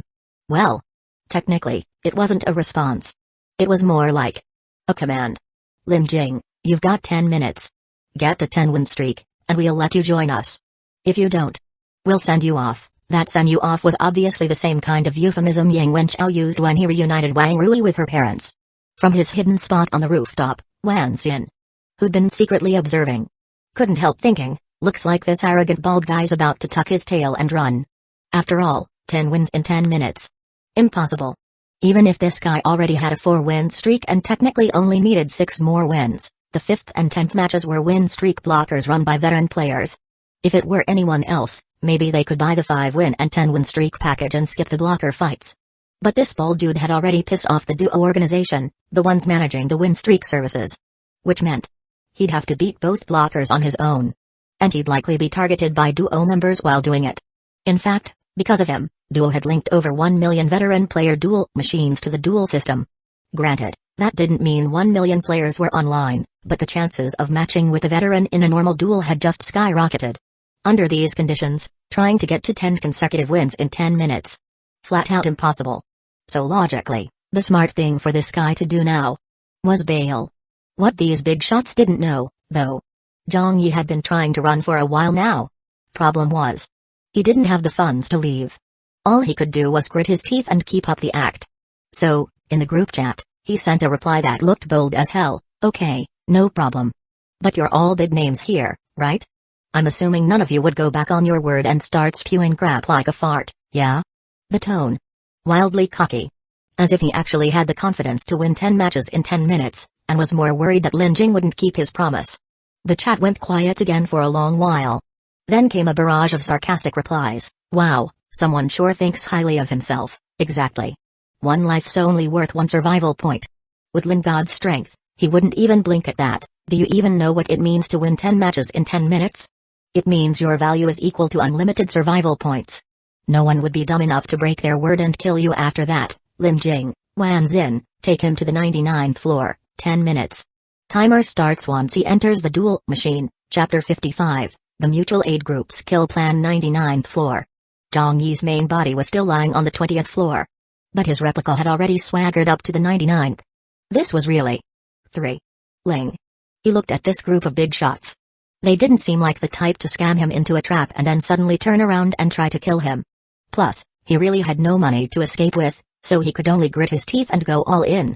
So, when someone hiding in the shadows at the top floor suddenly revealed themselves and waved at him, saying, "Alright, whether you're just bluffing or really confident, if you're going for the 10-win streak, follow me." Zhang Yi didn't hesitate much. He walked calmly from the console over to the outer area. He even casually asked, "You're Wanzin?" That name stuck in his mind. Last place on the ranking board, just above himself.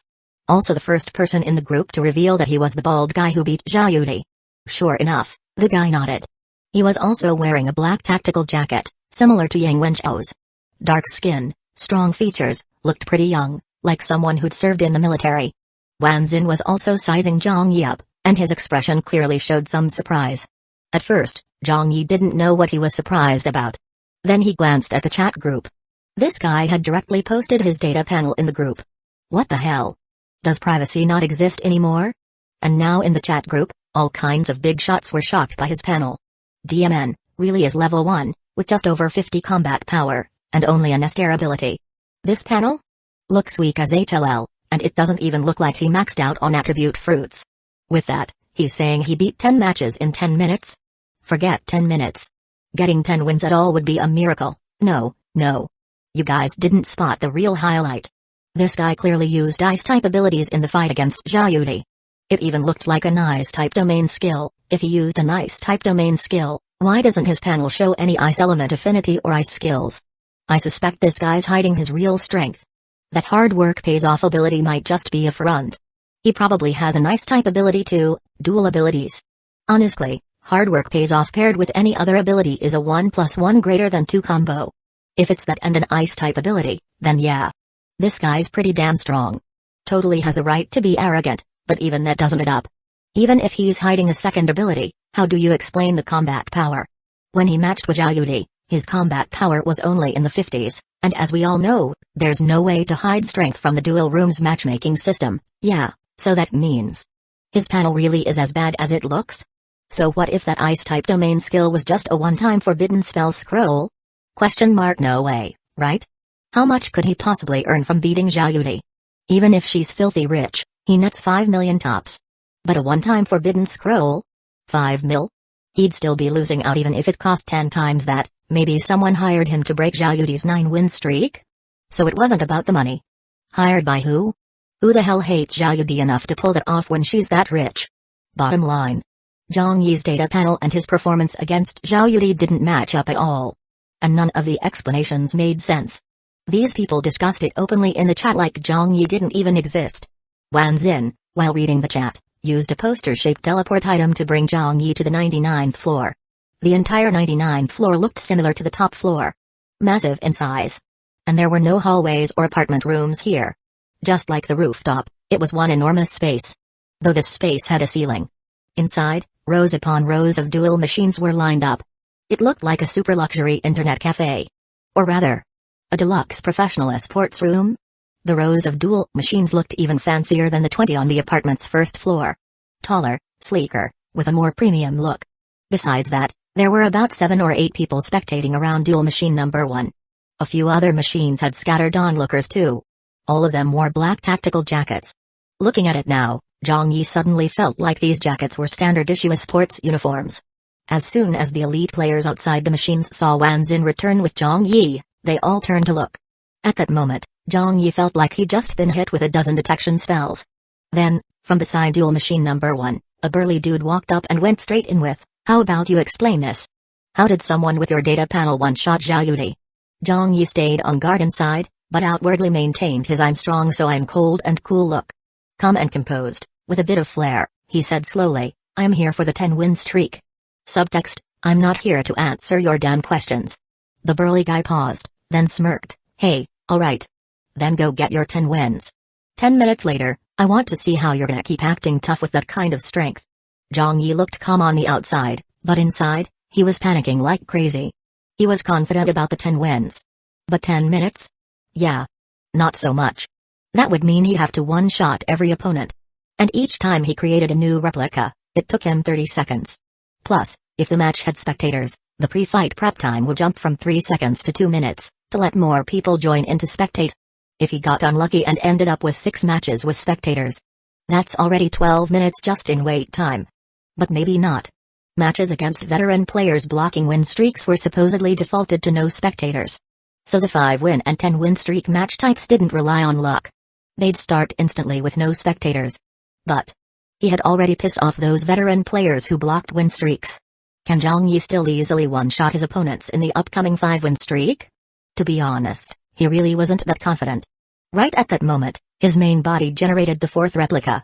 But even though the luck effect was still active this time, the 4th replica's panel was completely ordinary. Zhang Yi, level 0, stamina 2.4, energy 8.8, combat power 18.2, survival points 0, ability, energy enhancement, B, just an attribute enhancing ability, and it didn't even come with an initial skill. Completely useless in this situation. By now, it had been quite a while since Xingman's last message. Logically, he should have already broken into Beiruowen's apartment. But in the group chat, there was no text stream of him slaughtering her. And Beiruowen's name hadn't disappeared either. The despairing classmates couldn't help but feel a flicker of hope again. Could it be that Yang Wenchao, unable to stand by any longer, had finally gone to save Beiruowen? But Zhang Yi thought. Xingman's rampage so far had clearly shown he had the strength to forcibly invade someone else's apartment. So for those classmates whose room numbers were exposed in the registry, instead of sitting there waiting to die, it was better to hide elsewhere. He guessed Beiruowen had already left her apartment before Xingman arrived. Same likely went for Lu Shen. He probably wasn't in his room anymore either. Which meant Xingman might soon show up at Zhang Yi's place next. And for Zhang Yi to ensure his main body's safety and keep the replica situation under wraps while killing Xingman, he'd definitely need to use replica fusion. Just to be safe, he should probably fuse replica number 4 and the mirror replica into number 3. That way, his main body would be fully secured. But if he did that, replica number 2 would be left without any fusion backup for a while. So, 99th floor of apartment 9999. Zhang Yi decided to delay the 10-win streak a bit. And conveniently, he had something on hand that could buy some time. So, when the burly young man and Wanzin tried to take him to a duel machine, Zhang Yi deliberately pulled out the little test tube containing the white-robed woman's hair. He was just trying to think of a good story to spin with it. But unexpectedly, Wanzin, who saw what he was doing, blurted out, "Holy shit. That's an NPC item. You've taken an NPC quest." The burly guy, Wang Qingjin, also glanced at Zhang Yi in surprise. But quickly, he scoffed and said, "Don't tell me you think just because you've taken an NPC quest, we'll see you as something special? If you can't finish your 10-win streak in 10 minutes, I don't care if your quest came from the King of Heaven himself, you're still fucking dead." Zhang Yi paused to think, then held the little test tube up to eye level, staring at it as he asked, "How did you guys recognize this as an NPC item at a glance?" Meanwhile, Beiruowen, trembling all over, was watching the chat group closely as she weakly walked deeper into the hallway. The farther she went, the darker it got. And at any moment, a monster could pop out. The darkness and uncertainty were terrifying. But Xingman's presence was even more terrifying. Absolutely suffocating. Her face was pale as a sheet, but finally, when she spotted a familiar figure at the far end of the hallway, the tears she had been holding in gushed out all at once. Like raindrops falling off an old roof in a storm. Clear, steady, and unending. Choking back her fear, her voice trembled through her sobs, "Sister Ling, Wanwen. And Jiao Chang, Lu Shen. Hic." A crying hiccup. You really were hiding here, woo woo woo." Finding the members of the mutual aid group felt like finding family to Beiruowen. She couldn't help it. Xingman's presence was just too overwhelming. She didn't have the power to fight back, and now that she was being targeted, of course she was scared. Wang Lingling and the others had been huddled together, quietly discussing something. When they suddenly saw Beiruowen, Zhu Yuan's eyes lit up with joy. "Wanwen, you really didn't stay in your room like a dummy. But how did you know we were here?" Beiruowen hiccuped again, sniffled, and tried to steady her emotions as she replied, "I didn't dare go to the first floor. It felt like that would definitely get me caught. and I didn't know where else to go. Then I remembered you all were once fighting monsters with Yang Wenchao deep in the third-floor hallway. So this is the only place besides the first floor where our group ever gathered together. I had nowhere else to go, so I came here on a whim. And I actually found you guys cack. Yeah, the chat group couldn't be used to send messages anymore. But Beiruan believed the mutual aid group wouldn't just sit by and watch Shingman rampage without doing anything. So she found her way here. And sure enough. You're all discussing how to deal with Shingman, right? As Beiruan spoke, her eyes lit up again. Yang Xiaoman's here too. Yang Xiaoman nodded slightly and said with pursed lips, Shingman really is too arrogant. If we don't stop him soon, he might end up killing all of us. Beiruan shrank back a bit and quickly asked, so do you guys have a plan? Yuzu let out a breath. We were just in the middle of planning when you suddenly showed up and gave me a scare. With that, they were about to continue their discussion. Lu Shen took the opportunity to give Wang Lingling a meaningful glance. Then he said, to be honest, even with all of us teaming up to ambush Shingman, our chances of success are still pretty low. Unless... Sister Ling, you've been hiding your strength. Come to think of it, all of us in the mutual aid group have openly shown our data panels. But Sister Ling, yours was only shared through text in the chat group. I suspected back then, the panel you posted might not have been real. And later, when you said you used shadow replica, but didn't have the replica's perspective, and then it died, and you couldn't use it again for 24 hours. That's when I really started to doubt. Shadow replica is an A-tier skill. No perspective sharing? And even if it really died in the hallway, 24-hour cooldown? That's a stretch. So Sister Ling, you've probably been hiding your true strength. Even teaming up with Yang Wenchao later to level up. There must have been some confidence in your abilities for you to agree, right? Lu Shen sounded quite confident with all this. He made it clear he'd suspected Wang Lingling for a while. But Wang Lingling just gave him a look and didn't respond. Then the group continued their discussion on ambushing Shingman. For our ambush location, we definitely can't pick the 20th floor. There's no way we can get up there. Also, we need a place that's dimly lit for easier sneak attacks, and accessible to all of us for the joint strike. Yes, they had just been discussing where to ambush Shingman and how to lure him there. As for whether they'd succeed, they had the numbers, plus experts like Wang Lingling, Jiao Chang, and Yang Xiaoman. Add the element of surprise, and maybe, just maybe, they had a chance. Lu Shen was about to take over the conversation and analyze further. But then, Wang Lingling suddenly paused mid-sentence. Then she adjusted her glasses and said with a solemn tone, but before that, there's something even more important. More important? What could that be? The mutual aid group members all looked puzzled. Then, in the next second, a cold glint flashed from the shadows. A figure's eyes widened as they slowly collapsed to the ground.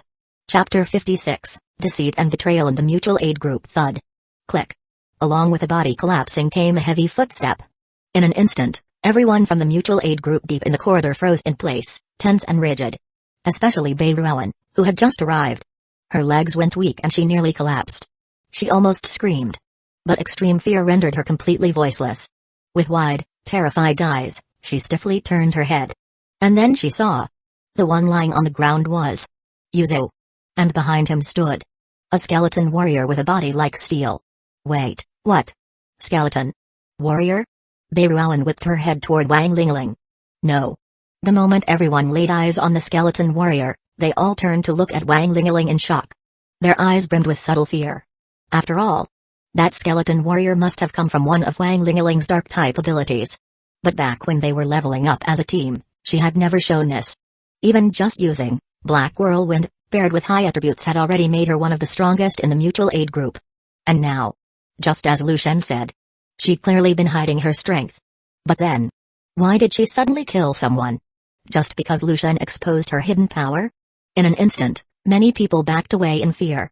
As if worried Wang Lingling might strike again any second. But, though Lu Shen stood stiff and tense, he actually still had the guts to speak up. So this is the more important matter you mentioned? Wang Lingling's gaze was calm as she slowly nodded. Lu Shen's eyes flickered as he turned to the others in the group, deliberately putting on a relaxed tone. Actually, I'd also suspected Yuzu before, but I kept quiet out of consideration for our classmates' bond. Didn't any of you find it odd? The registry for our mutual aid group was managed by Yuzu. But now that the registry is in Shingman's hands, Yuzu's totally unharmed. Did none of you ever suspect anything? As soon as he said this, realization dawned on the others. That's right. The registry ended up with Shingman, yet Yuzu didn't get hurt at all. With his strength, how could he possibly escape from Xing Man? And how did Xing Man even know about the registry in the first place? So, was it betrayal by Yuzu? Or maybe not? Wang Lingling hadn't asked a single question before striking him dead. What if she killed the wrong guy? What if he was actually innocent? And Beiruowen, who had just joined, was now terrified. She was scared Wang Lingling might strike again. Maybe even kill her next. Then claim afterward that she was also suspected of being Xing Man's mole. Beiruowen took 2 steps back. Just a moment ago, she had been sobbing at the sight of Wang Lingling like she'd found family. Now, as she looked at her again, she suddenly seemed like a stranger. Like someone who was no longer her classmate but a tyrant? Yes. That was the word that popped into Beiruowen's mind. Not because Wang Lingling actually exuded some domineering, warlord aura. But because Beiruowen remembered a piece of history.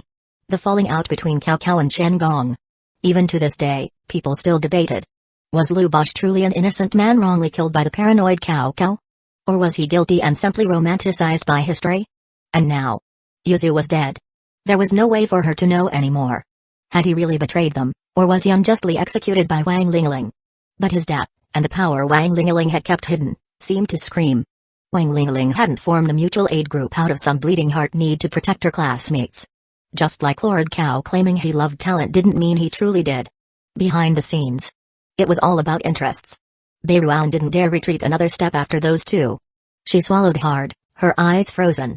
Lu Shen cast her a brief glance, then turned back toward the mutual aid group. I don't think there's anything wrong with what Sister Ling did. How the registry ended up with Xing Man was suspicious to begin with.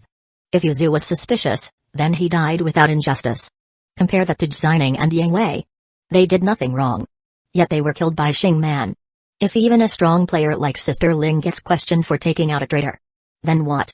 Do you want all the powerful people in this Doomsday world to be like Xing Man? Killing people at will, without needing a reason?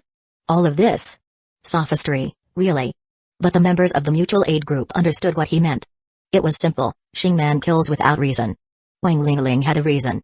Then that just means she's stronger than Xing Man. In fact, with her power, she could have gone on a killing spree just like Xing Man. But she didn't. That alone says a lot. The moral standards of the past. In this Doomsday apartment, they can only restrain the weak, not shackle the strong. Now, whether or not Yuzu actually betrayed them, he's a traitor. Because Wang Lingling decided he was. Maybe this was an upgraded version of calling a deer a horse. The difference was, none of them could even tell if Yuzu was the deer or the horse. Zhu Yun glanced at the pale-faced Beiruowen, then at Lu Shen, and intentionally praised, Lu Shen really lives up to the name. I can't believe I didn't suspect Yuzu before. Jiao Chang glanced at the steel-gray skeleton warrior with its cold, intimidating aura, pursed his lips slightly, then nodded. At the time, all my focus was on that arrogant Xing Man. I didn't even think about Yuzu being suspicious. Other members of the mutual aid group chimed in one after another. Yeah, Xing Man had us scared shitless back then. Who had time to worry about Yuzu? Looking back now, if Yuzu had died the moment the registry ended up in Xing Man's hands, that would have made more sense, right? If he survived, then something's definitely off. Beiruowen, watching all this unfold, wasn't even surprised anymore. She forced herself to stay on her feet and took 2 steps forward, her voice soft and timid as she echoed, right, Lu Shen's deductions are always spot on. Sounds like Yuzu really was suspicious. But right after she spoke, she noticed Wang Lingling staring straight at her. Her heart skipped a beat, and she almost started crying again. Because if just being suspicious is enough reason to kill someone, then anyone could be accused of anything at any time. She was supposed to have been killed by Xing Man in her room. But somehow, she was here instead. Isn't that suspicious too? The hope Beiruowen felt upon finding the group was instantly crushed by despair. She quickly looked toward Lu Shen. She and Lu Shen had joined the mutual aid group together. She hoped he'd speak up for her. But, to her shock, Lu Shen was clearly watching Wang Lingling for cues and had no intention of helping her. Instead, it was Wang Lingling who suddenly shifted her gaze away from Beiruowen and said solemnly to the group, "We posted about our monster hunt on the 3rd floor in the group chat. So all our classmates should know. I don't believe any of our classmates are so loyal they'd keep that a secret under torture." And it was true. Their classmates were probably the kind to spill everything with just a blade waved near their face. So, if Beiruowen could find this place, Xing Man probably can too. That means we need to move quickly. Since Wang Lingling said it was time to relocate, no one dared object. But Lu Shen, ever the schemer, rolled his eyes around and lowered his voice. If we can feed Shingman false intel while relocating, all the better. Lead him straight to the spot where we'll ambush him. That was actually a solid idea. But how would they do it? We can't leave a message here, pretend it's for any other classmates in the mutual aid group who might show up. But in reality, it's meant for Shingman. When he finds this place and sees the message for our classmates, he'll follow the clues and track us down. Lu Shen laid out the whole thing in one go.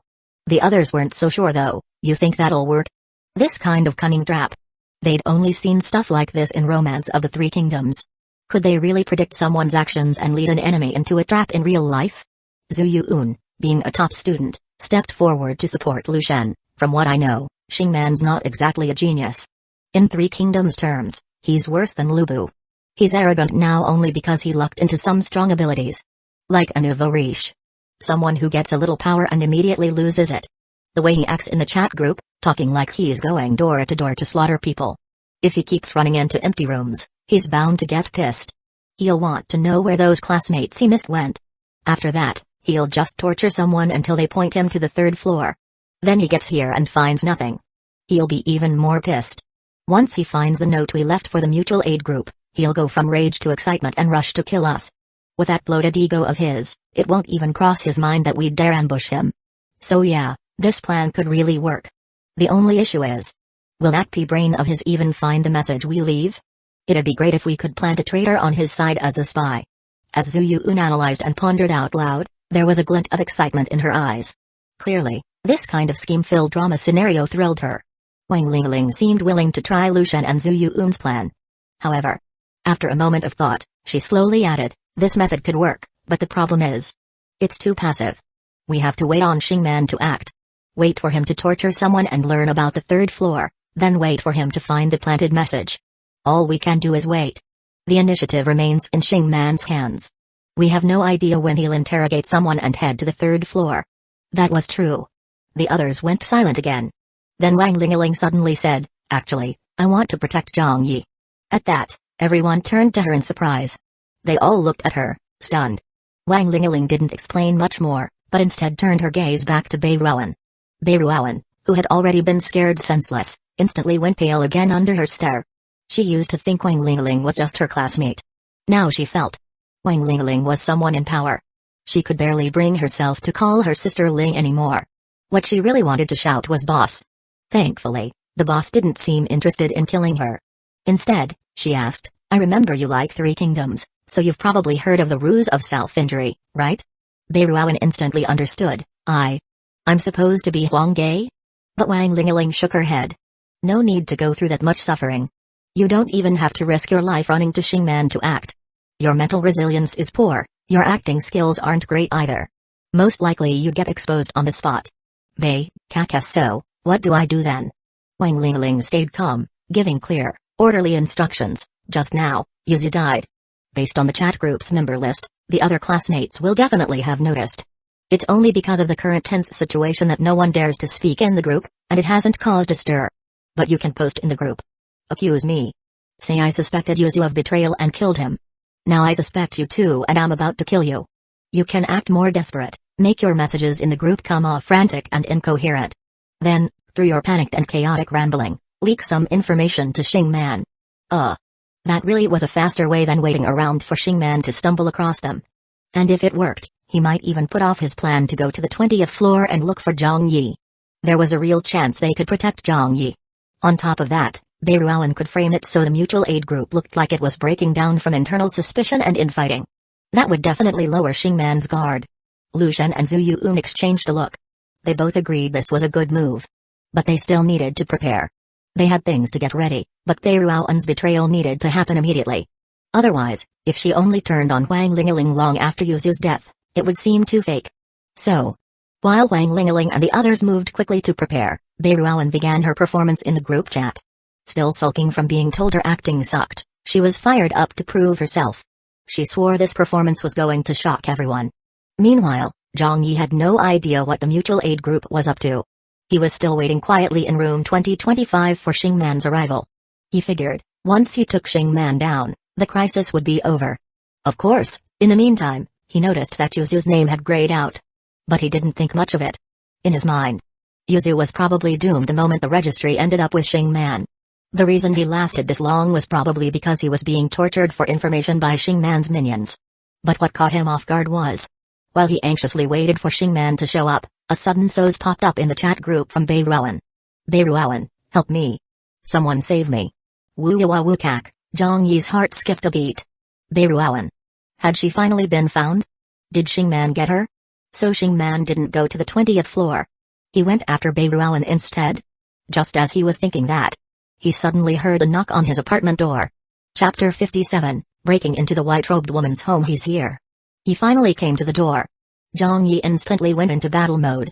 First, his main body quickly hid in the most remote room of the apartment, wearing a heart guard jade on his chest and a lucky bracelet on his wrist.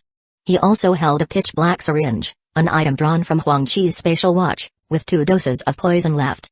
Additionally, he had a scroll that could randomly teleport him. But he wouldn't use it unless absolutely necessary. After all, the teleportation was random. No telling where he might end up. Huang Qi hadn't used it before dying, likely for the same reason.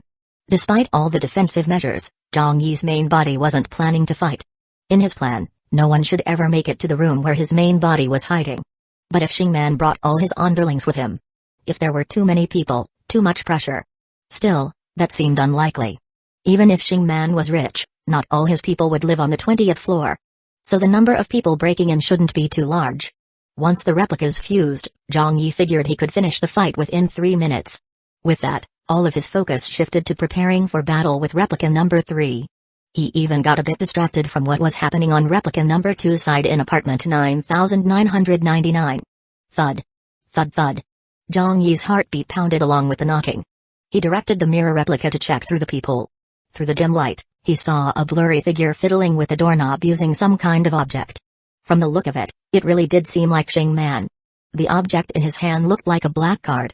Meanwhile, in the group chat, Beiruan was still crying for help. Zhang Yi was puzzled. Shingman was outside his door, so why was Beiruan asking for help? Was she caught by one of Shingman's underlings? But then, everyone was shocked by Beiruan's next message, help me. Help. Wang Lingaling is trying to kill me. Someone save me. Woo woo woo. What? Wang Lingaling? It wasn't Shingman or his men chasing her. It was Wang Lingaling? How was that possible? Classmates from Class 1 and Class 2 in the group chat were completely confused. Then Beiruan continued shouting, it's true. Yuzu was killed by Wang Lingaling too. She claimed the registry went from Yuzu to Shingman, and because Yuzu didn't die, it meant he betrayed us and joined Shingman. Now she says I ran into Shingman and survived, so I must have joined him too. What do I do? No matter what I say, she won't believe me. She's dead set on killing me. Woo woo woo, Wang Lingaling. She's just looking for excuses to kill people. She wants survival points. She wants to become like Shingman or Yang Wenchou, but I don't want to die yet. Woo woo, what do I do? Zhang Yi kept his attention locked on the door that could be breached at any moment. While reading the group messages, he was stunned. Wang Lingaling wanted to go on a killing spree like Shingman and Yang Wenchou? She killed Yuzu and now wanted to kill Beiruan too? Zhang Yi felt uncertain. He believed Yuzu was really killed by Wang Lingaling, and there was a good chance it was because he betrayed them. But Beiruan's version of events? That was harder to judge. Maybe, just like she said, Wang Lingaling had finally snapped and wanted to experience the thrill of killing. So she made up an excuse, killed Yuzu, and now wanted to kill her too. But maybe, Yuzu and Beiruan really had defected to Shingman. Wang Lingaling found out, killed Yuzu, and when trying to kill Beiruan, the girl escaped and turned the tables. Or maybe Wang Lingaling simply misjudged the situation and chose to err on the side of caution. Better to kill than risk letting a traitor go. Whatever the reason, suspicion or self-interest, Wang Lingaling had grounds to kill both Yuzu and Beiruan. But something still felt off to Zhang Yi. After all, it was Wang Lingaling who first proposed that if anyone got attacked, they should post in the chat to immediately expose the attacker. So now that she was the one doing the killing, why would she let the other side expose her like this? If she really meant to kill Beiruan, would Beiruan even have the chance to expose her? Unless she didn't really mean to kill her? A new possibility flickered through Zhang Yi's mind. And the more he thought about it, the more surprised he felt. Just how strong was Wang Lingaling's group? Were they seriously planning to counter-kill Shingman? While the group chat's ruse of self-injury was in full swing, Zhang Yi heard an even more aggressive knock at the door. He'd been waiting all this time, yet Shingman hadn't broken in. Just kept knocking now and then, super annoying. It made Zhang Yi hesitate. Should he just open the door himself and get it over with? But just as he was hesitating, the mirror replica saw through the peephole. That shadowy figure now looked visibly impatient. He kept swiping the black card tool near the doorknob repeatedly. He looked like he was getting frustrated that the door wouldn't open. Can't get the door open? Why not? Zhang Yi felt confused and suspicious. And then, outside the door, Xingman finally stopped trying to force his way in and took a step back. With that move, his shadowy figure became even clearer. It really was Xingman, no doubt. But Zhang Yi was still puzzled. Then suddenly, in the chat group, Xingman added him, Humphrey, 2025. Did you fill in a fake room number on the registry? At Zhang Yi, looks like your mutual aid group isn't that united after all. First someone fakes a room number, now your leader's out here killing his own teammates. Ha ha ha. What a wonderful display of human nature. I know exactly what some of you are thinking, still trying to believe that Yuzu and Beiruan really defected to me, and that Wang Lingaling had a good reason to kill them. TCH. Use your brains. Do I look like I need those level 0 small fries to join me? Let me tell you something, guys like Wang Kaiyang, Xining, and Yang Wei. They all begged to serve me like dogs just to survive when they died, but I don't need garbage dogs like that, so? Got it now. Wang Lingaling didn't kill because she suspected traitors. She's finally seen the truth of the Doomsday apartment. She's awakening, she's learning from me. She wants to become a powerhouse like me, too bad, though. It's already too late for her. At Wang Lingaling, you've missed your chance to become a true powerhouse. Who would have thought that Beiruan's accusation of Wang Lingaling would turn into a chance for Xingman to brag about himself? Suddenly, the whole group chat felt like it had become his personal stage. Only his domineering, arrogant posts kept popping up. Well, that and Beiruan's desperate cries for help, which awkwardly kept interrupting. Xingman seemed annoyed and directly at her. Where exactly is Wang Lingaling chasing you? I'll come save you. At Beiruan, under normal circumstances, Beiruan would never believe something like that. But she was clearly in a panic and had lost all rational thought. Her chaotic crying for help continued in the group, and when she did reply to Xingman, there was a noticeable delay. It was like she had grabbed onto a lifeline. Like she didn't even realize it was Xingman offering help. It's where we teamed up to level before. The 3rd floor hallway. Hurry. Please come save me. Then, almost like she just noticed who she'd replied to, she panicked again. Wait. Xingman? No. Nu. Is there anyone else who can come save me? Woo-wah-woo-kak. At this point, Beiruan looked like she was losing her mind. Xingman didn't respond again. He just turned and headed straight toward the red light elevator. Inside the apartment, Zhang Yi was left dumbfounded. Wait. Dude? Weren't you just about to bust down the door? You didn't even get the door open yet. Hold on. This guy was literally outside his room, and now he's saying the room number on the registry was fake? Was it because he couldn't break in? But why not? Was this some kind of trick? Or did he sense danger? Or maybe there were specific conditions required to force entry? Maybe for some reason, Zhang Yi's room didn't meet those conditions? Zhang Yi had made every preparation for battle. And now his opponent just walked away. It was kind of awkward, honestly. But should he chase after Xingman and kill him now? What if it was a trap? What if walking out played right into his hands? What if Xingman had some life-saving item or a killer trump card? With all that uncertainty, Zhang Yi held back. He switched to replicant number 4 to guard the door, watching through the peephole. Meanwhile, over at apartment 9999 with replicant number 2, after Zhang Yi asked how Wang Qingjian and Wan Xin recognized the NPC item, the two of them looked at him with strange expressions again. It made Zhang Yi nervous. Did he just expose his noob status again? Luckily, Wan Xin seemed to have come to his own conclusion and explained, duh. With our detection skills, if an item in a beginner apartment shows up as all question marks, it has to be an NPC item. Zhang Yi thought it over. Since he'd die anyway if he couldn't pull off a 10-win streak in 10 minutes, he wasn't too worried about exposing his noob status anymore. So he asked, even survival point exchange items wouldn't show all question marks? He asked casually, just to learn more. But unexpectedly, both guys froze up again. Their eyes turned strange. Shocked, even. Just a moment ago, Wang Qingjian had spoken to him with full disdain. Now, his expression turned complicated. After a moment of silence, he said slowly, items exchanged with survival points can go beyond beginner apartment standards. But. He paused before adding the second half, but you? You could afford an item that costs over 10,000 survival points? It sounded like a taunt on the surface. But his tone was heavy. Serious. Clearly, Zhang Yi's two noob questions had made these two big shots start overthinking things. They didn't know he was actually a rookie.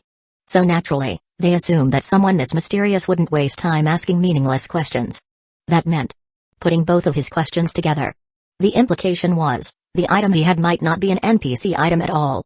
But if it wasn't from an NPC, and it still showed as all question marks under their detection, then how freaking powerful was that survival point item? 10,000 survival points? That was just a rough estimate. Could it be that test tube was the very item that alarmed the duo organization and let this mysterious bald guy one-shot Zhao Yudi? Was it even possible? Could he really pull off 10 wins in 10 minutes because of that item? For a moment, both Wang Changjin and Wanzin couldn't help but get a little greedy. But they still couldn't be sure. After all, how could someone rack up over 10,000 survival points in such a short time? Zhang Yi, of course, was completely unaware of all this overthinking. He had asked purely out of curiosity, just trying to learn something. And upon hearing Wang Changjin's response, his first reaction was, so if an item costs more than 10,000 survival points, your detection shows all question marks? If NPC items also show all question marks under detection, doesn't that mean NPC items are worth at least 10,000 survival points too? As soon as Zhang Yi said that, both Wang Changjin and Wanzin were stunned speechless again. Their expressions grew even more bizarre as they looked at him. How could this guy ask such an absurd question? Was he genuinely clueless, or was he playing dumb to mislead them? Could it be? He noticed their subtle greed toward the item, so now he was deliberately dropping a line like that to make them believe the test tube really was just an NPC item, and not some insanely rare survival point treasure? But come on. They only started suspecting it wasn't an NPC item because this bald guy opened his mouth with those weird questions in the first place. Now these two top players were more confused than ever about Zhang Yi. Especially Wang Changjin. He didn't even bother answering anymore and just frowned hard. Are you trying to play mind games, or are you just stalling for time? Zhang Yi felt helpless. He wanted to yell. I fucking really don't know, okay? Is it still not too late to admit I'm just a clueless rookie? Clearly too late. Thanks to his big talk in the group chat earlier, these two were already holding a grudge. They were in full on you better win 10 straight or die trying mode. Now they weren't even entertaining questions anymore. Instead, they quickened their pace and dragged him to a vacant duel machine. Wanzin took out a timer. No one can say we're being unfair. I'll start the clock 30 seconds after you enter. Now, get in and start your challenge. Honestly, the 30-second buffer was pretty generous. However, Zhang Yi, never one to follow the script, had to throw in another curveball. Hey, can I borrow some game coins from you? Or maybe take out a loan from the apartment administrator? I mean, if I'm gonna do this 10-win streak, I might as well try to make some extra profit too. Wanzin was speechless. Wang Changjin straight up snapped, shut the fuck up already. Get in there and hurry up and die. His tone sounded like he was ready to kick Zhang Yi into the machine himself. Zhang Yi had no choice but to walk toward the duel machine. At the same time, replica number 1 also began moving. But he wasn't heading out to chase Xing Man. He was sneaking his way toward apartment 2064, the white-robed woman's unit. That's right. He was taking Yang Wenchao's advice. Since the white-robed woman had left to kill the bald guy, this was the perfect time for a little cleaning service. In other words, looting. Just as replica number 2 was about to enter the duel machine, and replica number 1 was about to enter room 2064. Wang Changjin, who had been rushing Zhang Yi to start his duel, suddenly let out a horrified, holy shit. Chapter 58, multiple choice question, so easy holy shit. Holy shit. Holy shit? Voices like these erupted one after another, non-stop. At the same time, that eerie and chilling aura unique to dark type abilities instantly spread across the entire 99th floor. The powerful players currently in the high-end duel machines weren't affected. But those not inside the machines? They all felt it. In an instant, everyone was on high alert. However, they didn't see any enemy. Only a few players with extremely sharp senses immediately determined. This ghostly wind was coming from the ceiling of the 99th floor. So they quickly looked up toward the ceiling, which was more than 5 meters high. And saw the ceiling suddenly covered in dense black lines, which from afar looked like cracked black fissures. But they soon realized those weren't cracks. After all, cracks shouldn't be able to move, right? The black lines they saw seemed to be slithering across the ceiling. They even faintly made a SSSSSSSSS sound. So, they weren't black lines, but some kind of living creature? While the other powerful players were still shocked and on guard because of this unexpected event, Wang Changjin and Wanzin suddenly snapped their heads toward Zhang Yi. No. More accurately, they looked at the test tube in his hand. The hair inside the test tube That hair. Wasn't it also a fine black line? Could this entire situation be caused by this bald guy? What the hell is he trying to do? Challenge the entire apartment 9999 on his own? And just as they were thinking Zhang Yi was the one stirring up trouble, a chilling female voice suddenly echoed from the ceiling, cold and condescending. Before I truly get angry, give me back my hair. Those final 3 words, give me back, came out one at a time, packed with pressure. Hearing that voice, Wang Qingjin and Wan Xin suddenly realized this wasn't Zhang Yi's doing at all. The truth seemed to be, this bald guy stole an NPC item, and now she's come knocking? Because of the oppressive wind and sense of dread from above, Wan Xin didn't dare speak out loud and instead vented in the group chat, no way? This guy's got balls of steel, huh? Not only did he mess with the duo organization, now he's passed off an NPC too?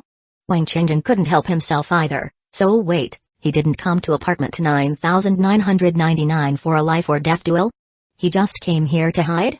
Other apartment members, still unaware of what was happening, chimed in, huh? That ceiling level boss is here because of that new guy, Zhang Yi? Wan Xin, exactly. Seems like he stole some NPC item, what the meow? He stole an NPC item. That juicy? So he really did come to our 9999 just to hide out? Does he actually think we've got the guts to go toe-to-toe with an NPC? Even if we had the guts, no way we'd go up against an NPC just for his sake. What's this dude thinking? Seriously? Isn't this insane?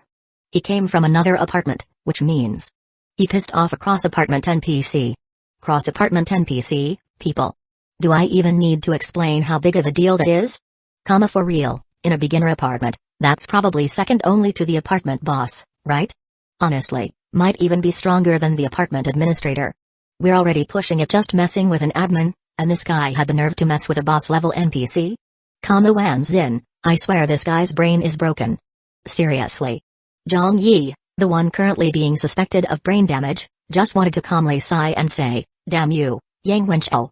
You better believe I'm coming back to kill you. Meanwhile, in apartment 1008, Yang Wenchao sneezed. He was debating. Should he take advantage of the white-robed woman chasing the bald guy and go raid her room 2064? On second thought, better not. After all, that's a cross-apartment NPC. That kind of existence isn't someone you mess with casually. Truthfully, when he helped Baldy secure the NPC item, he really wasn't trying to screw him over. It's just NPCs that can travel across apartments are extremely rare. Generally speaking, according to his plan, as long as Baldy ran to another apartment with the NPC item, the NPC wouldn't be able to do anything unless he returned voluntarily. After all, normal NPCs can't cross apartments. Who would have thought Baldy just happened to mess with one that could? Seriously, Yang Wenchao couldn't be blamed for this. If Baldy wants to blame someone, blame Zhang Yi. Zhang Yi just had insanely bad luck. Took a random cleaning gig and ran into an NPC boss of that level. But sometimes, extreme bad luck and extreme good luck are just a hair's breadth apart. It all depends on whether Baldy can turn things around. But probably not. The guy isn't even a real game player. Zhang Yi himself wasn't exactly optimistic either. But he was thinking. According to what Yang Wenchao said earlier, apartment NPC residents don't actively kill players. So if he just returned the test tube with the hair to the white-robed woman now, everything should be fine, right? At worst, he'd just be out the 2 items he bought to steal the hair. 300,000 game coins. Sure, that's still a fortune to him right now, but compared to the life of his replica, it's nothing. But just as Zhang Yi was thinking returning the hair would end this whole thing, he suddenly remembered. Both he and Yang Wenchao had been ambushed by monsters. Yang Wenchao got jumped by a giant cockroach in a dual room. He himself was attacked by a venomous snake in the hallway on the 20th floor. And according to Yang Wenchao, the reason for the ambushes was they'd stolen packages. NPC packages. But the ones who ambushed them were monsters. Thinking from that angle, maybe NPCs really can't attack players directly. But what if they can send the monsters they've trained to ambush players? What if the second he returns the hair, a powerful monster shows up and one-shots him? Then again, with how strong the white-robed woman is, she could probably just snatch her hair back by force, right? But she didn't. She gave Zhang Yi a chance to hand it over voluntarily. Suddenly, a light bulb went off in Zhang Yi's head. He remembered something from when he was doing the cleaning job. At the time, the white-robed woman's personal assistant robot said every single strand of hair was incredibly precious. If even a little was damaged, the consequences would be the player's responsibility. That line flashed through Zhang Yi's mind again. And then it hit him. Maybe the reason she didn't take it by force was because she was afraid of damaging the hair? Which meant what Zhang Yi held in his hand was basically like a hostage. If he handed it over too easily, that's when things would go south. Holding on to it was actually leverage. Thinking this, Zhang Yi immediately tightened his grip on the test tube. So tight, it seemed like he could crush it at any moment. At the same time, the expression on his face calmed down. He looked up at the ceiling and said, "Sister Bay, calm down. I have absolutely zero interest in your hair. But if you scare me too much and I accidentally damage this strand, wouldn't that be a loss for both of us?" His tone sounded friendly enough. But there was definitely a hint of threat behind it. Instantly, the chilling aura on the 99th floor intensified. Many players couldn't help but shiver, as if a venomous snake had slithered up their spines, bringing a wave of cold with it. At the same time, they saw that the bald guy, bold enough to talk tough to a cross-apartment NPC, was somehow still calm and even sending messages in the chat group. "Zhang Yi, by the way, do you guys know what happens to these NPCs when a beginner apartment gets destroyed?" The chat went quiet for a moment. Then Wanzin was the first to reply, "In the game, NPCs are just pure data. So if the beginner apartment gets destroyed, their data should get wiped too, but in this real-life version of the beginner apartment, none of us really know what'll happen, Yuya. They'll probably be destroyed too, just like data, right? Wiped out along with the beginner apartment?" Zhang Yi asked again, "What about the apartment boss?" This one Wanzin answered clearly, "The apartment boss will be fine. After all, when we clear the beginner apartment and move on to Doomsday Apartment City, we'll still have chances to interact with the boss, so the apartment boss should be a high-level NPC that transcends the boundaries of the beginner apartment map." Wang Chengjin, exactly. For the boss, the beginner apartment is probably just a trivial little property. Even if we players stir up chaos here, the boss usually doesn't care. Everything's left in the hands of the apartment administrator. During this time, the boss is likely outside the beginner apartment, in the bigger Doomsday Apartment City, as they chatted briefly in the group. The cold female voice from the ceiling spoke again. This time, directly aimed at Zhang Yi, cold as ice. "You're threatening me?" That tone. The white-robed woman seemed completely pissed off and about to strike any second. But Zhang Yi still looked as calm as ever, his voice steady and composed. "Of course not. I just want to talk to you about something before I return the hair." The white-robed woman remained silent, didn't respond, but also didn't make a move. Zhang Yi didn't drag it out. Holding the test tube, he directly asked, "Did you know the apartment will be destroyed in 10 days? Hearing that, even the big shots of apartment 9999 looked shocked and puzzled. What's this guy doing telling that to an NPC? Tired of living or what? Normally, when a beginner apartment is close to destruction, usually around day 8 to day 10, when veteran players start dropping in, all the NPCs in the apartment go berserk due to sensing the end coming. Same thing happens when an apartment starts fusing. NPCs go berserk. And when they go berserk, NPCs become extremely dangerous. Under the threat of death, they ignore the rules and can attack players directly. So now Zhang Yi says the apartment's going to be destroyed. Is he trying to provoke an NPC rampage? But what surprised the big shots was the cross-apartment NPC up on the ceiling didn't seem emotionally affected by what Zhang Yi said. Almost like she already knew the apartment was doomed. Still, she didn't respond to Zhang Yi. Zhang Yi, staying calm, continued, "Whether it's apartment fusion or apartment destruction, it must cause you some trouble, right? What if I said, I'm willing to help solve your problem?" Hearing that, the top players of apartment 9999 were stunned again. No way, does this guy even know what he's saying? Solve the NPC's problem? Is he seriously claiming he can keep the NPC alive after the apartment gets destroyed? Does he seriously think just handing over a few survival stones is enough to save these NPCs? This dude's wild. He sounds like he's actively trying to get a quest from an NPC, and the quest he's going for isn't even one that's possible to complete, and it wasn't just the players. Even the white-robed woman herself was clearly shocked. After a long silence, her voice finally echoed down from the ceiling again, full of scorn. "Solve my problem? Huh? Do you even know who you'd have to solve? Huh?" Zhang Yi's eyes flickered, and he felt a flash of joy in his heart. If she had asked, "Do you know how to solve my problem?" he might have had no idea how to respond. But instead, she asked, "Who?" which made the question more specific. That who? As in, who would you have to solve? Usually means a person. So, he could turn it into a multiple-choice question. A. Apartment players B. Apartment administrator C. Shadow in the hallway D. Apartment boss C. Other multiple choice? Easy mode. He could guess and still get it right. And based on what the Apartment 9999 veterans were discussing earlier, plus the white-robed woman's disdainful reaction to his proposal, it had to be the hardest option. Zhang Yi confidently gave the answer he'd guessed, isn't it the apartment boss? The moment he said that, Zhang Yi felt the air on the 99th floor suddenly go stiff. Even the cold aura descending from the ceiling seemed unable to spread through the frozen atmosphere. So, that previously eerie and chilling vibe suddenly turned into just stiffness and awkwardness. What's so awkward? Did he guess right or wrong? Or maybe the apartment boss is just really hard to deal with? Come to think of it, yeah, probably super hard to deal with. After all, from everything he's learned so far, the apartment boss is way more powerful than the apartment administrator. Even the elite veteran players trying to clear the beginner apartment using the pay-to-win method, they only dared take on the administrator. No one ever even thought about going after the boss. And Yang Wenchao had said before, apartment administrators have the power to erase players. And to counter that kind of power, you need a special item.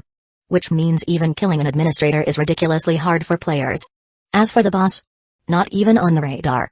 So, did he just blow his bluff way too far? While Zhang Yi was stuck in this awkward realization, wondering if he needed to backpedal with some excuse, a voice from the not-so-cold ceiling finally came again.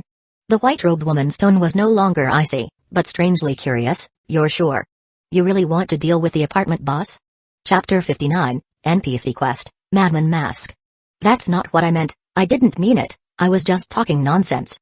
Is it too late to take it back? Obviously, yes. The white-robed woman didn't even wait for him to respond before she casually said, since you're so eager to deal with the apartment boss, I'll give you a quest. Accept it. What? The other top players in apartment 9999 were completely dumbfounded. No way? He really got an NPC quest out of this? But this quest probably isn't going to be easy. Zhang Yi was also confused, because suddenly a system prompt rang out in his mind. Ding. Apartment resident Yinsu has issued you an SSS tier confidential quest. Quest objective: eliminate the apartment boss in your current region. Time limit: before the beginner apartment is destroyed. Phase 1: kill the apartment administrator. S tier. Phase 2: kill the apartment wandering merchant. SS tier. Phase 3: kill the apartment boss. SSS tier. Phase 1 rewards: 1. 50 million game coins. 2. A skill scroll, bronze tier. 3. 3 bronze treasure chest. 4. 10 privilege exempt card. 5. 1 golden tier dual machine, special setting from Yinsu. Phase 1 rewards will be issued upon accepting the quest. Quest failure penalty: none. Do you accept the quest, yes or no? Holy shit. 50 million game coins? A skill scroll, bronze treasure chests, privilege cards, and a golden tier dual machine? That's practically instant riches. Even though Zhang Yi didn't know exactly what a golden tier dual machine could do.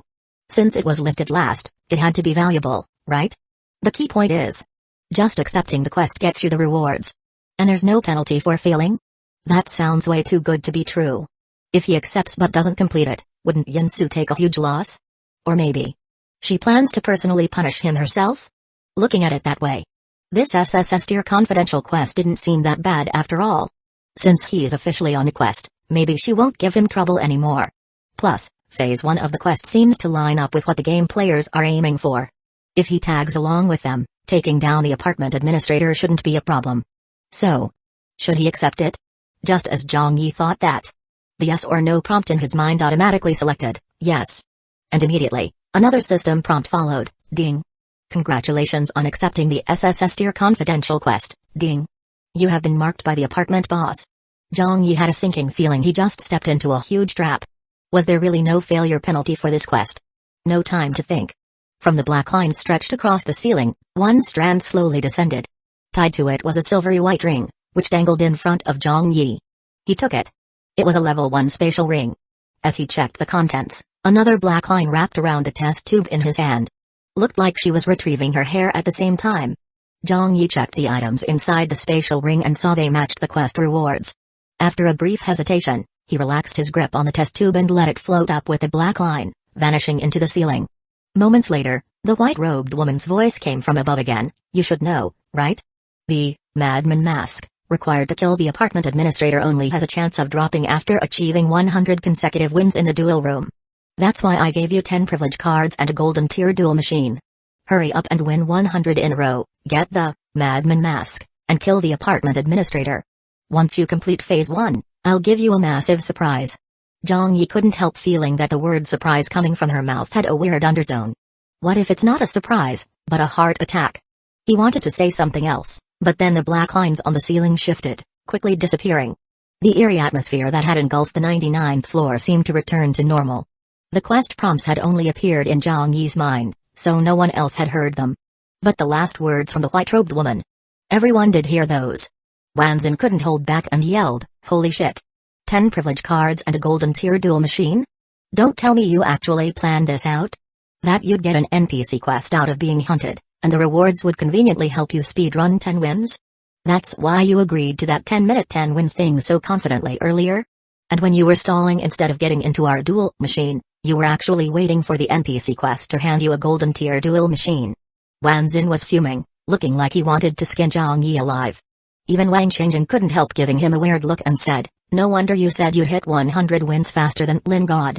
Turns out you've got a golden tier duel machine in your pocket."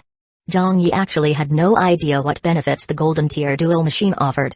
But hearing what the white-robed woman and the other two just said, it sounded like it was something that could help players fast-track their way to 100 wins. He was about to ask them exactly what it did, when suddenly, a commotion broke out at the location of duel machine number 1 on the 99th floor. Mixed into the noise were murmurs from powerful players. Lin God. Lin God's out. Hearing that, Zhang Yi quickly turned to look toward duel machine number 1. He saw a slim young man in a black tactical jacket stepping out from the machine. He passed through the crowd and walked straight toward Zhang Yi. His footsteps were calm and measured, matching his voice as he spoke slowly. "You took a quest to kill the apartment administrator? Even if someone has succeeded in the game before, the administrator in the beginner apartment isn't that easy to kill. First of all, when a player attacks him, he gains the right to instantly erase that player. And that terrifying privilege can only be countered by the Madman Mask, earned through 100 consecutive wins in the duel room. But the 100 win reward lets you choose one of 3 items. So the chance of getting the Madman Mask is only 1/3. That tells you how rare the item is. Even worse, it only nullifies the erase privilege for 3 minutes. In other words, even if you're wearing the Madman Mask, you still have to finish off the administrator within 3 minutes. I remember in the game, it took a group of whales forming a 10-man squad to barely manage to kill the administrator. And even then, it took countless failed attempts beforehand. In short, there's no way someone like you could solo the apartment administrator during the beginner phase. For real? It took at least 10 players working together to kill the apartment administrator? And those 10 must have been the top players in that beginner zone too, right? So, Zhang Yi swept his gaze across the 99th floor of apartment 9999, which was filled with duel machines. Then he casually asked Lin Jing, "You're all gathered here for the Madman Mask, from 100 consecutive wins, to take down the apartment administrator?" His tone was relaxed. At the same time, Lin Jing stepped in front of him. This big shot had a sharp, serious face and wasn't one for small talk, but now, he suddenly gave Zhang Yi a meaningful smile and said, "You're definitely not a game player." Zhang Yi didn't try to hide it and nodded directly. After all, acting like a top student pretending to be a slacker is easy. Pretending to be a top student when you're not is the hard part. He really had never played the Doomsday apartment game before, so it was only a matter of time before he got exposed. And these apartment 9999 veterans had assumed from the start that he was a game player. If they gave it a little more thought, it wouldn't be hard to realize he wasn't. "I accidentally killed a cross-apartment player, and used his cross-apartment chip to unintentionally arrive here at apartment 9999, far from home." He said it openly and confidently.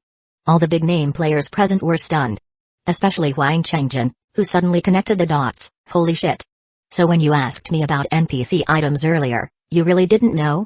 Wanzin was just as shocked. "So you're not a game player, and you still one-shotted Zhao Yudi? What about the 3-win streak? Are you the bald guy the duo organization is hunting?"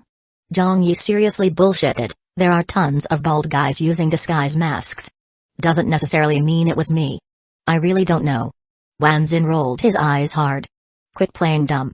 The announcement listed a seat number. You seriously gonna tell me you don't know if it matched yours?" "Eh? That's right." But Zhang Yi shamelessly insisted, "I really don't know if it was me." Wanzin rolled his eyes again. He didn't buy it at all. Meanwhile, the crowd of veteran players around them couldn't hold back their chatter. "DMN. This kid picked up a cross-apartment item and ended up in our apartment 9999? Could it really be that much of a coincidence? Fuck. How did none of us even consider the possibility of a newbie stumbling in? It's only day 1. What newbie manages to cross apartments on day 1? And of all places, Lancier. But this newbie isn't normal. Got guts. Got chased cross apartment by an NPC, and somehow turned that into an NPC quest. Most insane part? That NPC quest gave him a golden tier duel machine out of nowhere. Zhang Yi ignored all the chatter. He was more concerned about the apartment administrator's combat power. And whether there were any detailed strategies for killing him aside from the madman mask. He was just about to ask Lin Jing.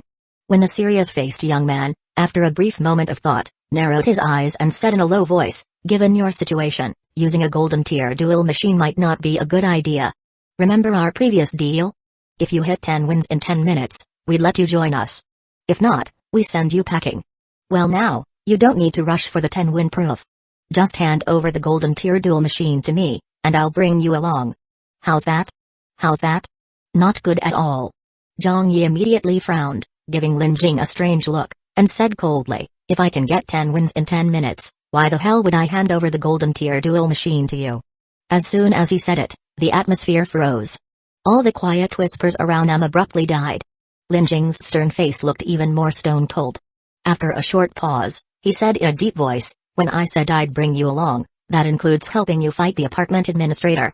He paused again, then added, "Basically, in this 0000 to 9999 beginner zone, all the players who stand a decent chance at hitting 100 wins, earning the madman mask, and playing a real role in the administrator battle, are all in apartment 9999. In other words, if you don't join us, your quest to kill the apartment administrator is practically impossible." Zhang Yi thought to himself, if killing the administrator requires a team and can't be done solo, then how the hell am I supposed to complete Phase 2? Killing the apartment wandering merchant. And Phase 3? Killing the apartment boss? So if he really wants to complete the quest he got from the white-robed woman, he's probably going to have to solo the administrator anyway. Whether these guys help him or not doesn't matter. Besides, Zhang Yi stuck to the same line, "So you're really going to go back on your word? That deal about 10 wins in 10 minutes and you'll bring me in was just bullshit, huh?" His tone carried a sharp edge, laced with provocation. The tension in the room grew even thicker. Plenty of eyes turned toward him like he was insane. No one said anything, no one messaged in the group chat. But their stares clearly screamed. Is this kid fearless or just brain dead? He's just a level 1 trash with 50 combat power. How does he dare talk to big shot Lin Jing with that kind of attitude? Did he really think landing an NPC quest made him hot shit? Using a golden tier duel machine on a guy like him is a total waste. Lin Jing could have just taken it by force, but instead tried to make a deal. And this punk actually refused? Fuck. Lin God, hurry up and put this arrogant rookie in his place. And yet, while the onlookers were all itching for a fight, Lin Jing didn't make a move. He stayed calm and didn't get angry over Zhang Yi's tone. Instead, he followed up smoothly, "When I said I'd bring you along, I meant help you in a life-or-death duel, not against the apartment administrator." "Oh, I see," Zhang Yi raised a brow and replied, "Then no problem. I don't need you to help me fight the administrator." The subtext was clear. I'd rather go for the 10-win streak than hand over the golden tier duel machine. Lin Jing's face didn't change, but his gaze turned a little more complex. After a pause, he asked, "You sure?" Zhang Yi nodded. "I'm sure." And added, "I'm sure I'm planning to solo the apartment administrator." Chapter 60, Lin Jing's appreciation solo kill. The apartment administrator? The moment those words left his mouth, the atmosphere shifted once again. The looks aimed at him grew even more bizarre. The top players had stayed quiet so far, mostly because Lin Jing was present. But now, they couldn't hold it back any longer. Wang Chengjin was the first to speak up, already suspicious from earlier. "This kid. His mouth is way too big. I swear, every word out of his mouth is like farting. Pure trash talk." "Exactly. Lin God already said it's impossible to solo the apartment administrator, and this guy just insists he can do it. And don't forget when he claimed he'd get 10 wins in 10 minutes and beat Lin God to 100 straight wins. That's straight-up old-faced bullshit. I've never seen someone this shameless in my life. Key point is, he's a total noob. He's either irresponsibly running his mouth, or he's just blindly arrogant and clueless. Clearly, no one here believed Zhang Yi could really solo the administrator. Some of the more ruthless players even started whispering, so what if Lin God really goes back on his word? This isn't some peaceful game server. It's a real fucking apocalypse. You can kill someone for survival points. Killing for a golden tier duel machine? Even more reason. Exactly. Even if Lin God turns on him and robs him, it just proves the guy's too weak. To be honest, I wouldn't be surprised if that cross-apartment NPC wants us to kill this guy. An ordinary man guilty only of possessing treasure. He's got a golden tier duel machine. Maybe the NPC gave it as a reward for killing him. Right. That must be why she announced that he got the golden tier duel machine. Normally, NPCs don't give out rewards before a quest is completed. Why'd this guy get his reward in advance? Holy shit, you're right. Maybe those rewards are meant for whoever kills him. Yeah. Don't forget. The NPC was chasing him to begin with. The more they discussed, the more convinced they became. Even Zhang Yi couldn't help but start wondering. Was that white-robed woman really trying to use the rewards as bait, hoping someone would kill him? Were those rewards actually meant for these veterans? But just as he started to doubt, Lin God swept his gaze across the room. And at one glance, full of pressure, instantly shut up all the players of apartment 9999. Lin Jing also directly said to the crowd, "You think an NPC would offer a golden tier duel machine as a reward just to have a level 10 player kill a level 1? Normally, quest rewards are based on the difficulty of the task. If that duel machine really was the reward for killing Zhang Yi, then it meant, in that NPC's eyes, Zhang Yi was strong. Not someone just anyone could kill. Besides, Lin Jing didn't believe the NPC needed to go through all that trouble just to deal with a low-level rookie. If she really wanted him dead, she could have just given out a direct assassination quest. No need for theatrics. So these players were clearly speculating based on their own self-interest. And once that was pointed out, they looked a bit embarrassed. Lin Jing turned his gaze back to Zhang Yi. After a short silence, his tone grew a little strange. "The quest you took. I'm guessing it's not just to kill the apartment administrator, right? Your conversation with the NPC sounded ridiculous. But your quest, don't tell me, is to kill the apartment boss?" Though he phrased it like a question, his tone was basically stating a fact. And there was something complicated in that tone. Zhang Yi frowned. He felt like Lin Jing's words carried some kind of calculation. Maybe even bad intentions. He didn't answer. But it seemed Lin Jing didn't need him to. After another pause, he said calmly, "Like I said before. If you get 10 wins in 10 minutes, we bring you along for battles." That was about life or death duels. But now, your golden tier duel machine can be used in life or death duels too. So I figured. There's no need to follow our original agreement. You seem to think I'm eyeing your duel machine. But honestly, Zhang Yi, I actually admire you. They think your claim about soloing the administrator is just empty bravado. But I think, just having that kind of confidence already makes you better than most. The players nearby were all stunned. They stared wide-eyed, unable to believe what they just heard. This had to be the first time Lin God ever said he admired someone.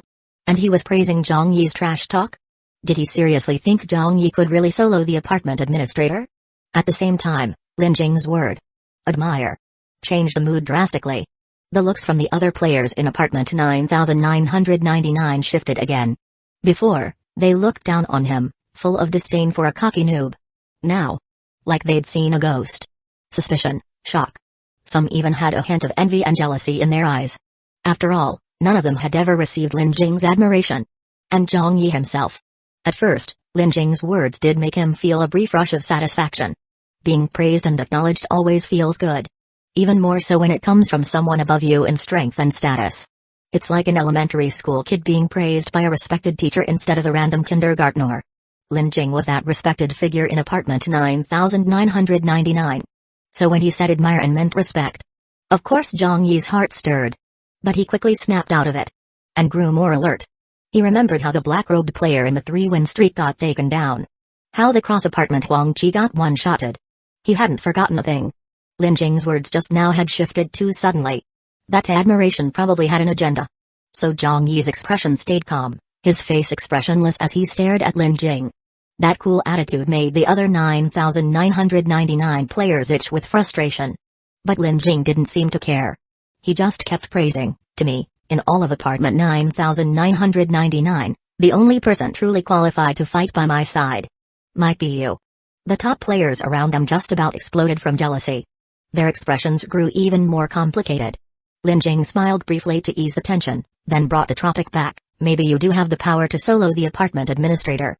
But when do you plan to do it? Tomorrow? The day after?" In 5 days? 7 days? Tomorrow or the day after, you probably won't have the strength to pull it off. And if you wait 5 or 7 days, sure, maybe you'll be strong enough, but then you'll have barely any time left to complete your final objective, killing the apartment boss. So, I still hope we can cooperate in taking down the apartment administrator. Let's try to finish that within 3 days. As for the golden tier duel machine, if you don't want to give it up, I won't force it. But, though taking down the administrator is our mutual goal, and cooperating benefits both sides, you're the one who received the administrator killing quest, so you're getting more out of this. So I hope, when it comes time to kill the apartment boss, I can be involved too. How does that kind of cooperation sound to you? This wasn't so much a cooperation as it was Lin Jing helping him complete the quest. Zhang Yi couldn't help but wonder. What's up with this Lin Jing guy? Praising him, acknowledging him, and now even helping with the quest.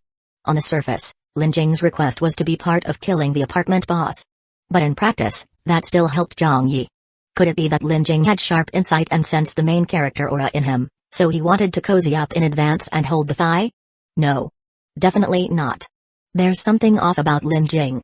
Zhang Yi grew increasingly cautious inside. But on the outside, he put on an expression as if moved by Lin Jing's goodwill. He paused a moment, then finally opened his mouth. So what you're saying is, I don't have to do the 10-win streak anymore? Lin Jing smiled again. Of course. After all, I don't have the right to bring you along. What I want is to fight side by side with you. Zhang Yi stayed silent. The rest of the players in apartment 9999 were even more silent. They could hardly believe what they were witnessing, Lin God actually being this cordial to another player. What the actual fuck? Who was this Zhang Yi guy? Could he be some secret powerhouse from before the apocalypse? So strong even Lin God looked up to him? While the others speculated about Zhang Yi's mysterious background as the reason Lin Jing was showing such respect, Wang Qingjian had a flash of inspiration. He remembered. In the Doomsday apartment game, after the first whale team succeeded in killing the apartment administrator, other whales naturally followed suit. In the end, there were about 10 teams who managed to kill the administrator. But among those 10 successful teams, something unusual happened.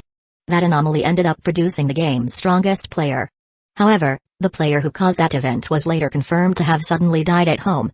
So no one ever knew what had really triggered that incident. But now, Wang Qingjian had a sudden thought. What if the player who mysteriously died in real life and triggered that anomaly was someone like Zhang Yi, who had taken the quest to kill the apartment boss? If that were true, then Lin Jing's actions would make perfect sense.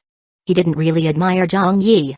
What he wanted was to team up with him, kill the administrator, and then reproduce that game anomaly that made someone the strongest of all time. Thinking this way, even Wang Qingjian began to have ideas of his own. All of them admired Lin God, but that was only because of his overwhelming strength. Lin Jing wasn't a real god. And they weren't true believers. If one day, someone emerged who could crush Lin Jing's power, that person would replace him as the new god. And why couldn't that person be Wang Qingjian himself?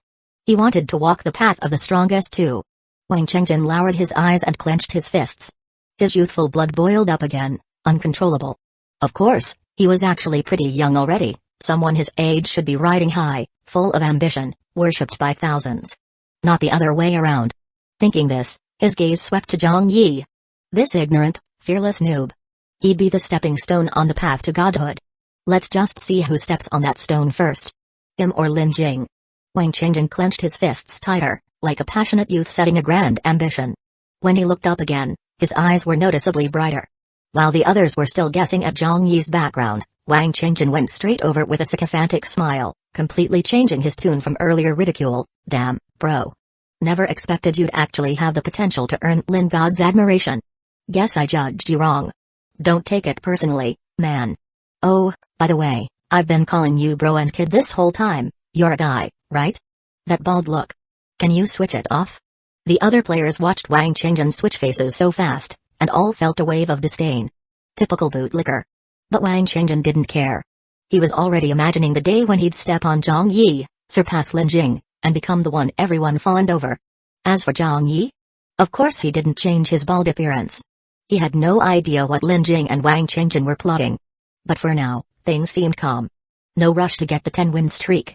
Honestly, he kind of wanted to go back to his apartment. But that would cost 1 survival point, which he didn't have at the moment. Plus, he had a feeling that Lin Jing wouldn't let him leave before the administrator was taken down. so he didn't mention going back. Instead, he used checking quest rewards as an excuse to head to the administrator's desk on the first floor and rent a room on the 20th floor. Then he went to his new apartment room to sort through the rewards from the white-robed woman. Meanwhile, having retrieved her hair, the white-robed woman returned to apartment 1008. Specifically, room 2064. Zhang Yi wasn't in sight when she arrived. Her personal assistant robot didn't say anything either. The white-robed woman glanced calmly around her apartment, then walked straight to the large TV in the living room. She let out a cold little laugh toward the screen and casually pressed the remote. The TV flickered on. The screen showed the gloomy forest Zhang Yi had passed through when she brought him to the rooftop. But now, the camera was moving. Like a pair of eyes were searching the forest. And then, the eyes locked onto something. Right there in the middle of the forest was the figure of Zhang Yi's replica number 1. Chapter 61 Exchange List. Zhang Yi's figure crept stealthily through the gloomy forest. Originally, replica number 1 had just snuck into the white-robed woman's home. Meanwhile, over on replica number 2's side, he was getting schooled by the big shots from apartment 9999 about how overpowered cross-apartment NPCs were. Right then, he had a bad feeling. As soon as replica number 1 entered room 2064, he was already thinking about making a run for it. But the ridiculous part was, getting into 2064 was easy. The personal assistant robot just let him through without question. Leaving, though? He couldn't even get the door open. And that robot clearly had no intention of letting him out either. So while replica number 2 was cursing Aljiang Wenchao, you son of a bitch, replica number 1 was also cursing. Later, replica number 2 received a task, and it seemed like the white-robed woman had left. Replica number 1 immediately sensed something was off. So he made a bold decision on the spot. He grabbed his cleaner badge and started fiddling with the white-robed woman's TV. And somehow, just like before, the TV screen really did transport him into the gloomy forest. He had no idea when the white-robed woman would come back. But he remembered clearly that somewhere in this forest was the white bedsheet that could teleport him to the rooftop of the apartment. So as long as he could make it there before she returned, he should be safe, right? And that's how he ended up with this scene, Zhang Yi sneaking around in the gloomy forest. What he didn't know was, right at that moment, the white-robed woman was lounging on her couch in the living room, casually watching him move through the forest on the TV screen. Her gaze drifted off as she thought, this guy. Does he really have what it takes to kill the apartment boss?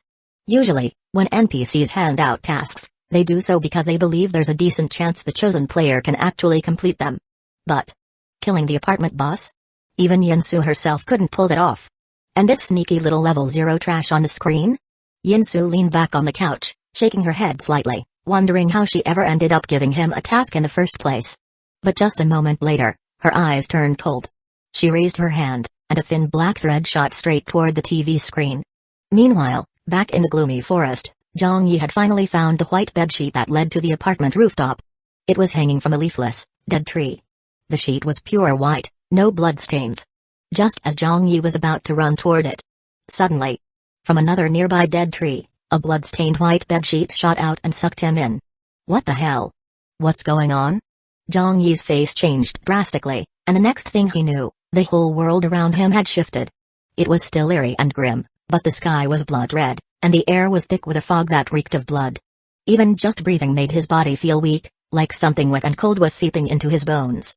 And at that moment, he realized, his already poor attributes as replica number 1 had taken a huge hit. His whole body went weak, just like when his main body was low on stats and trying to control 3 replicas at once. And to make it worse, while in this weakened state, he suddenly heard the hiss of snakes. Within mere seconds, hundreds of black venomous snakes were slithering toward him at lightning speed. Fuck me. My trypophobia's about to go off the charts. Zhang Yi nearly cursed out loud on the spot. But he didn't have time for that.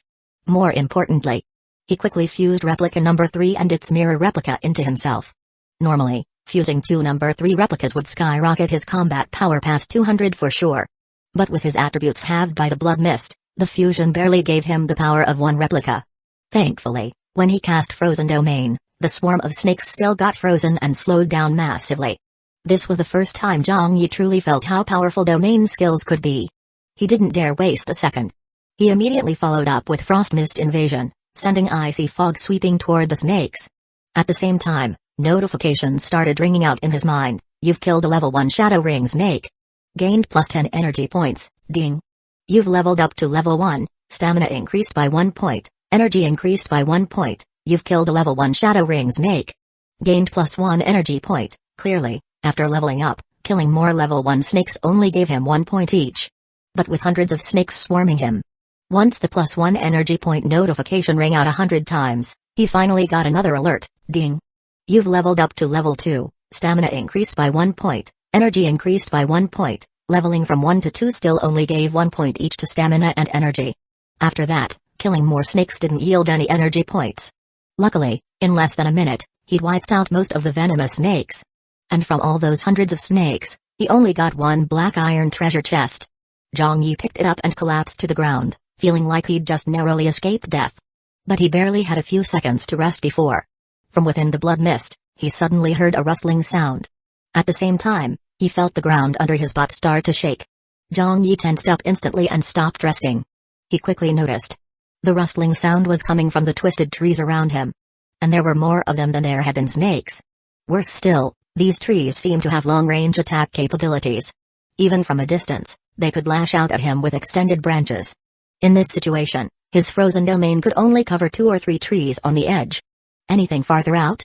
Totally out of range. Still, with things getting dicey, Zhang Yi cast Frozen Domain, then used Frost Mist Invasion and his Ghost Ring Blade to quickly destroy one of the trees. And a new alert ring in his mind. You've killed a level 3 Twisted Treant. Gained +100 energy points. This time, a level 2 killing a level 3 got him 100 points. But it still wasn't enough to push him straight to level 3. Zhang Yi didn't dare let up. He quickly repositioned, dodging the whipping branches while continuing to cut down Twisted Treants. You've killed a level 3 Twisted Treant. Gained +100 energy points. But as time went on, the pressure in Zhang Yi's heart kept growing. Sure, he'd one-shotted those hundreds of venomous snakes just now pretty easily. But that was because he fused 2 replicas. Once the 3-minute fusion window ended, the only ones he could still fuse were replica number 4 and the mirror replica of number 3. And to make a new mirror replica, he had to stand in front of the replica reflection mirror and display his data panel for 30 seconds. 30 seconds during a crisis battle like this could easily get him killed. So, what now? Was replica number 1 about to be sacrificed just like that? While Zhang Yi was feeling the weight of this crisis and growing more anxious by the second. Back in room 2064, Yinsu lounged on her couch, staring at the screen in front of her, lost in thought. That must be replica fusion? This kid. Hard work pays off, gold element affinity, ice element affinity? Those 3. They must all be replicas. So his main body probably has an SSS tier ability? It has to be SSS tier, right? After all, having a data panel that even detection can't pick up on. And looking exactly like a normal player's replica. This was a first for her, too. SSS tier abilities were rare, but not unheard of. Still, even with an SSS tier ability, trying to kill the apartment boss who oversees the beginner apartment during the early stages? The odds were still next to impossible. But Yinsu watched as Zhang Yi swiftly took down his 10th Twisted Treant, successfully hitting level 3. She consoled herself with a thought. Maybe. Just maybe. If she rounded the odds enough, next to impossible could kinda sorta be equal to a tiny sliver of hope? On the other side. In apartment 9999, room 2025. Replica number 2 Zhang Yi had immediately sensed danger the moment replica number 1 got sucked into the blood mist. Without hesitation, he jumped into action, trying to win a lifeline for number 1. He pulled out the golden tier dual machine from the spatial ring given to him by the white-robed woman. At first, the machine was no larger than a palm. But with a press of the top button, it suddenly expanded, transforming into a hulking device 3 meters wide and about 5 meters tall. Its matte black surface gave off a luxurious, high-end vibe, far beyond any dual machine Zhang Yi had seen so far. But with replica number 1 in critical danger, he had no time to admire it. He immediately tried to enter the golden tier dual machine.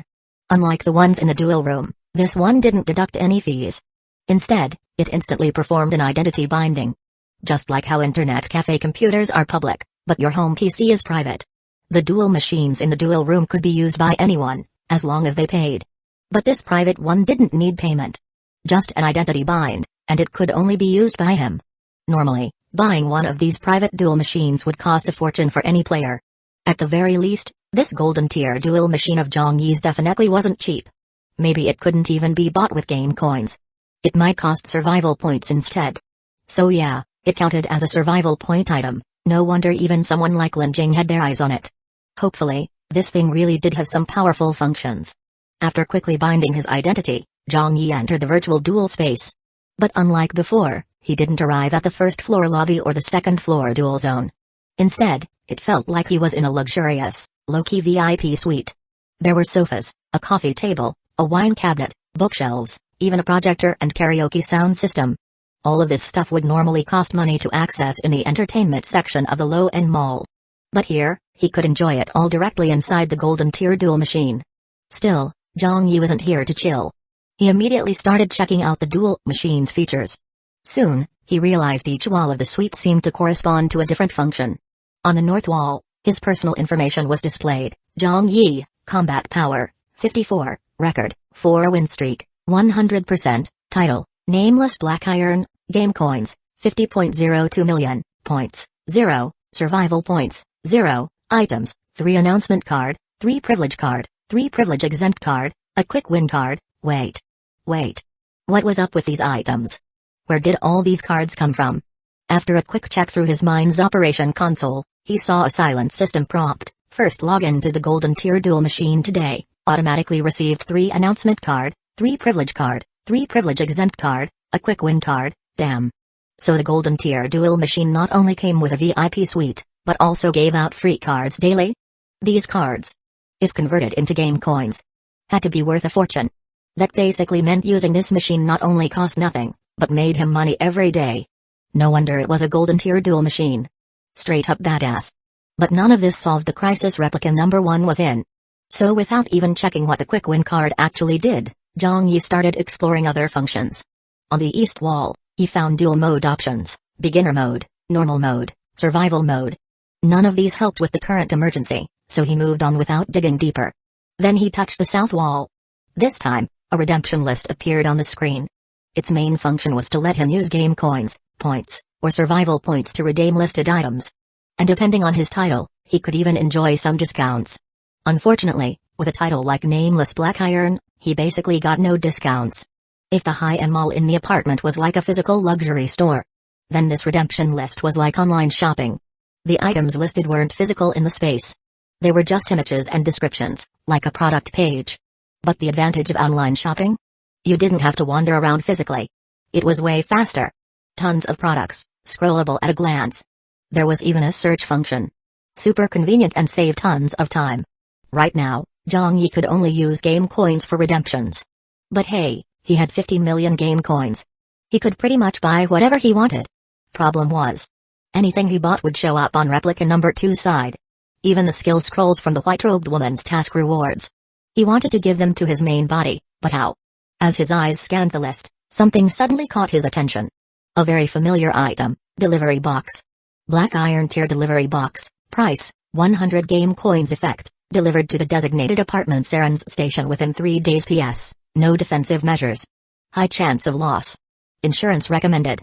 Bronze tier delivery box, price, 1000 game coins effect, delivered within 1 day PS, some defensive features, but still some risk.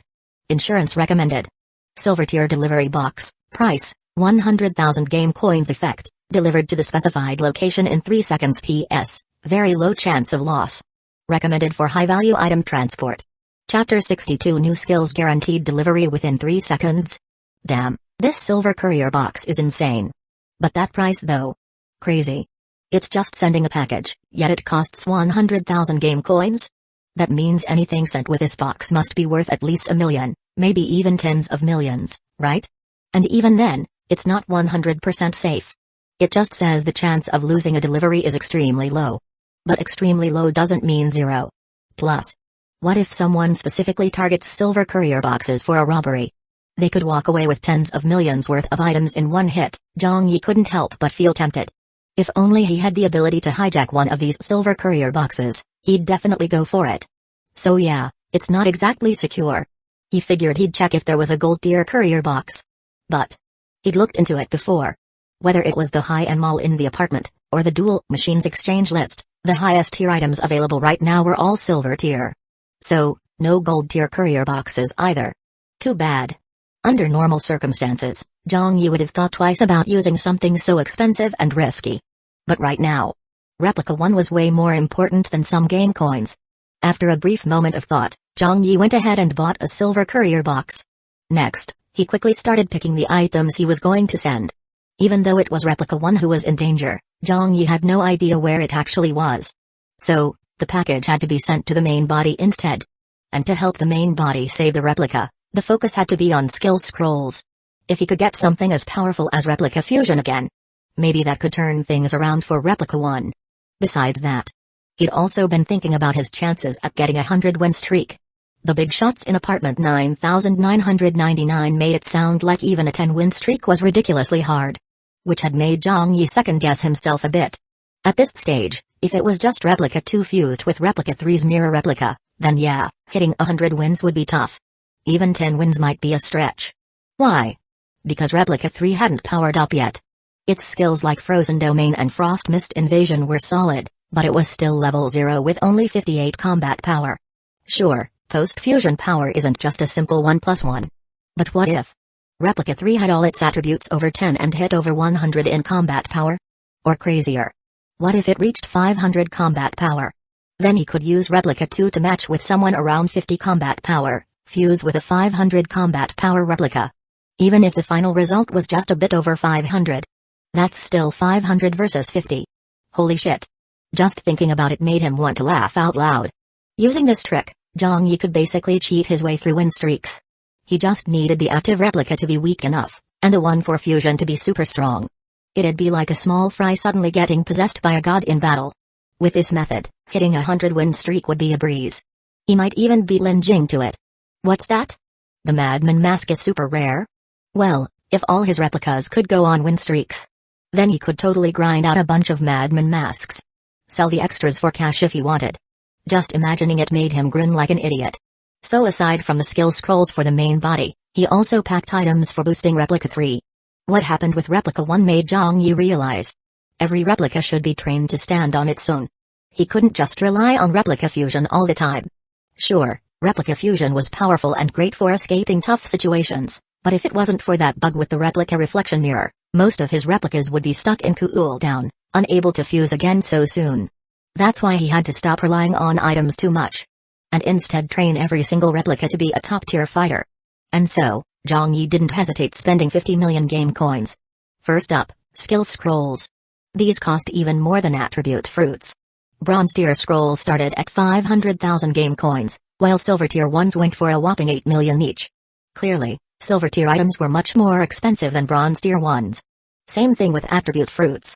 But Zhang Yi believed that high prices meant high value. After some quick math, he gritted his teeth and exchanged for 2 silver tier skill scrolls and 2 bronze tier ones, 17 million spent.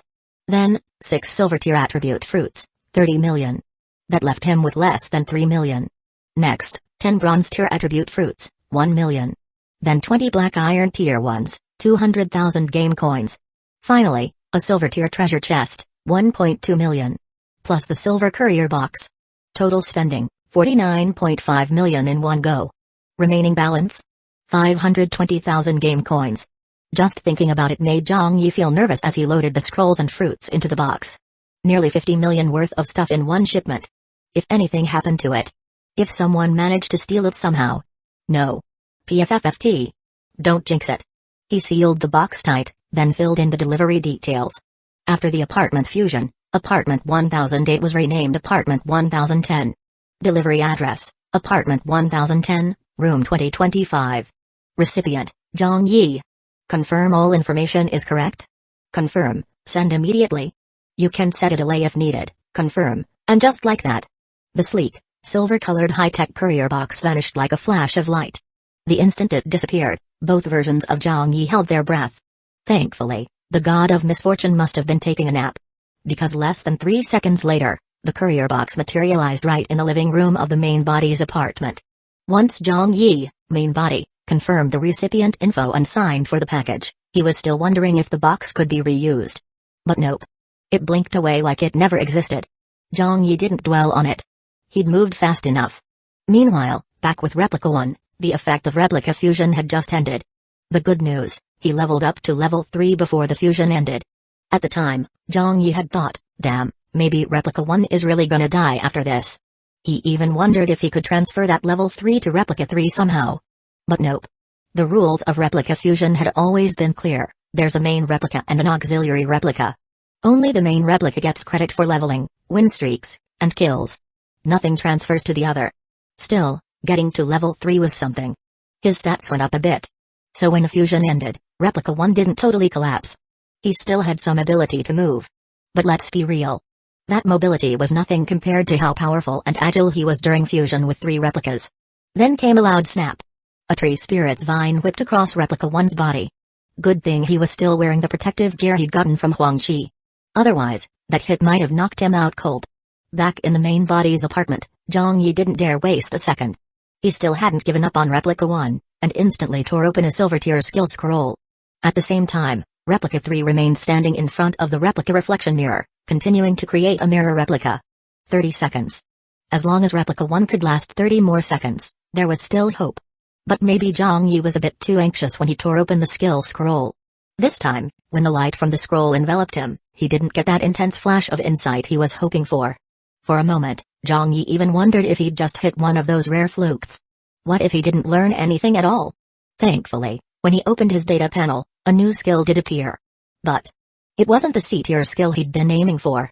Instead, it was another D-tier skill, just like Replica Fusion, Shared Space, D, a shared pocket space accessible by all replicas. Items carried by different replicas can be instantly transferred via this space. Huh. Well, he couldn't say the skill was bad. At least it was better than Beiruowen's pocket space. At the very least, it meant that from now on, he wouldn't need silver courier boxes to pass items between replicas. He could just drop them in shared space, and any replica could access them instantly. But the problem was, this skill didn't solve the immediate crisis. What, was he supposed to toss a silver tier attribute fruit into shared space for Replica 1 to eat? But those attribute fruits were meant for powering up Replica 3, to help Replica 2 rack up win streaks. No time to overthink. Zhang Yi took a deep breath to steady himself and refocus. He wasn't sure if mindset impacted skill comprehension when using skill scrolls, but right now, he had no choice but to calm himself and fully absorb the radiance from the scroll. This time, the sensation was way better. His mind went crystal clear, and it felt like his consciousness had split into 1,000 tendrils, reaching out to grasp something mysterious and profound. But when he snapped back to the moment, Replica 1 was barely holding on. The heart protection jade he'd looted from Huangqi even cracked open at that moment. Replica 1 felt searing pain surge through his body. And that pain once again shredded his mobility, making it nearly impossible to dodge the attacks from the twisted tree spirits. Worse still, these tree spirits seemed intelligent. Earlier, they'd avoided him because of Frozen Domain and Frost Mist Invasion. But now that he wasn't using his domain, and after taking a few clean hits with no icy retaliation, they suddenly went berserk. Their assault became brutal and relentless. At this rate, Replica 1 wouldn't last even a few more seconds. And even if he downed an attribute fruit now, it probably wouldn't make a difference. Room 2064. Yinsu lounged on the sofa, watching the screen showing the battered, powerless young man. She shook her head in disappointment. 3 minutes of replica fusion. And that was his only trump card? With this, he thinks he can kill an apartment boss? Yinsu had seen replica-based abilities before. Zhang Yi's only real novelty was that his replicas had player panels, making it impossible to tell they were replicas. But strength-wise? Each one of them was weak as hell. Sure, for doing errands in the apartment, acting harmless while hiding his strength, or playing multiple roles at once. His ability looked handy. But in the Doomsday apartment, it was never about jobs or schemes. The only thing that mattered here was power. And this replica's power was way too soft. Even 100, or 10,000 of him couldn't shake a single hair on an apartment boss's head. Hell, he'd probably struggle against an apartment administrator. Yinsu was clearly disappointed. She kept watching coldly, with zero intention of stepping in to help. But then, just as the twisted tree spirits launched a devastating blow toward the bloodied and faltering Zhang Yi, he suddenly moved like a different person. It was as if all his pain had vanished. His reaction speed skyrocketed. Right before that whip struck, he moved like greased lightning, barely dodging the hit. Phew. Zhang Yi let out a hard exhale. That dodge had been insanely close. But then, Replica 3's mirror replica was finally complete and instantly fused. Now the tide of battle began to shift. Zhang Yi exhaled again, deep and steady. As he dodged, he hurled out the ghost ring blade, unleashed Frozen Domain, and dove back into battle with the twisted tree spirits. This time, it wasn't as easy as when he'd fused with 3 replicas before. Still, even though his attributes weren't as high this time, with the help of absolute focus and combat stance, His reflexes and combat instincts had clearly leveled up. His footwork while dodging tree spirit attacks was smoother than ever. That's right. The person now standing in the blood mist was no longer Replica 1, but Replica 2. Why? Simple. Because Zhang Yi's main body had just acquired a C-tier skill, Replica Swap. C allows you to designate two replicas for a position swap. P.S. In certain special environments, the swap may fail. Zhang Yi didn't know if the blood mist space where Replica 1 was counted as a special environment, but he had no other options. Originally, he'd planned to swap Replica 3 with Replica 1, but Replica 3 was still busy in front of the replica reflection mirror. If he swapped now, the replication process would fail, costing another 30 seconds. So instead, he chose Replica 2, who was far away in apartment 9999. Luckily, the swap succeeded. Replica 2, with his hard work pays off passive, didn't have the powerful offensive skills like Replica 3, but his natural combat instincts were on another level. In fact, Zhang Yi just realized that Replica 2's absolute focus and combat stance only reached their full potential when he was backed into a corner. When it came to dodging the tree spirit's attacks, it was freakishly effective. Zhang Yi even thought he could use these tree spirits as sparring partners to boost his combat instincts further. But too bad. There wasn't enough time. He still opted to finish things quickly. Since Replica 2 was only level 1, his mind kept pinging with notifications. You have defeated a level 3 twisted tree spirit. Gained plus 200 energy points, ding. You've leveled up to level 2, stamina increased by 1 point, energy increased by 1 point, you have defeated a level 3 twisted tree spirit. Gained plus 100 energy points, Chapter 63, Alienation and Possession, successfully killed level 3 twisted treant. Gained energy points plus 100, after reaching level 2, taking down these twisted treants had clearly gotten a lot easier. At this rate, he only needed to kill 10 of them for replica number 2 to hit level 3 as well. After that, the energy points gained from killing treants would sharply drop again. But if he just used Replica Swap to switch in another level 0 replica, he could totally turn this place into a leveling hotspot. All his replicas could level up steadily, one after another. Of course, the same old problem remained. Whenever he wanted to use Replica Fusion consecutively, he needed a 30-second window to create a new mirror replica in between. But now that replica number 2 was stronger, once it hit level 3, it should be able to hold out solo for 30 seconds. Plus, with pocket space now available, replica number 2 would find it much easier to use defensive items during those 30 seconds. And don't forget, Zhang Yi still had some good stuff from those packages he hadn't even used yet.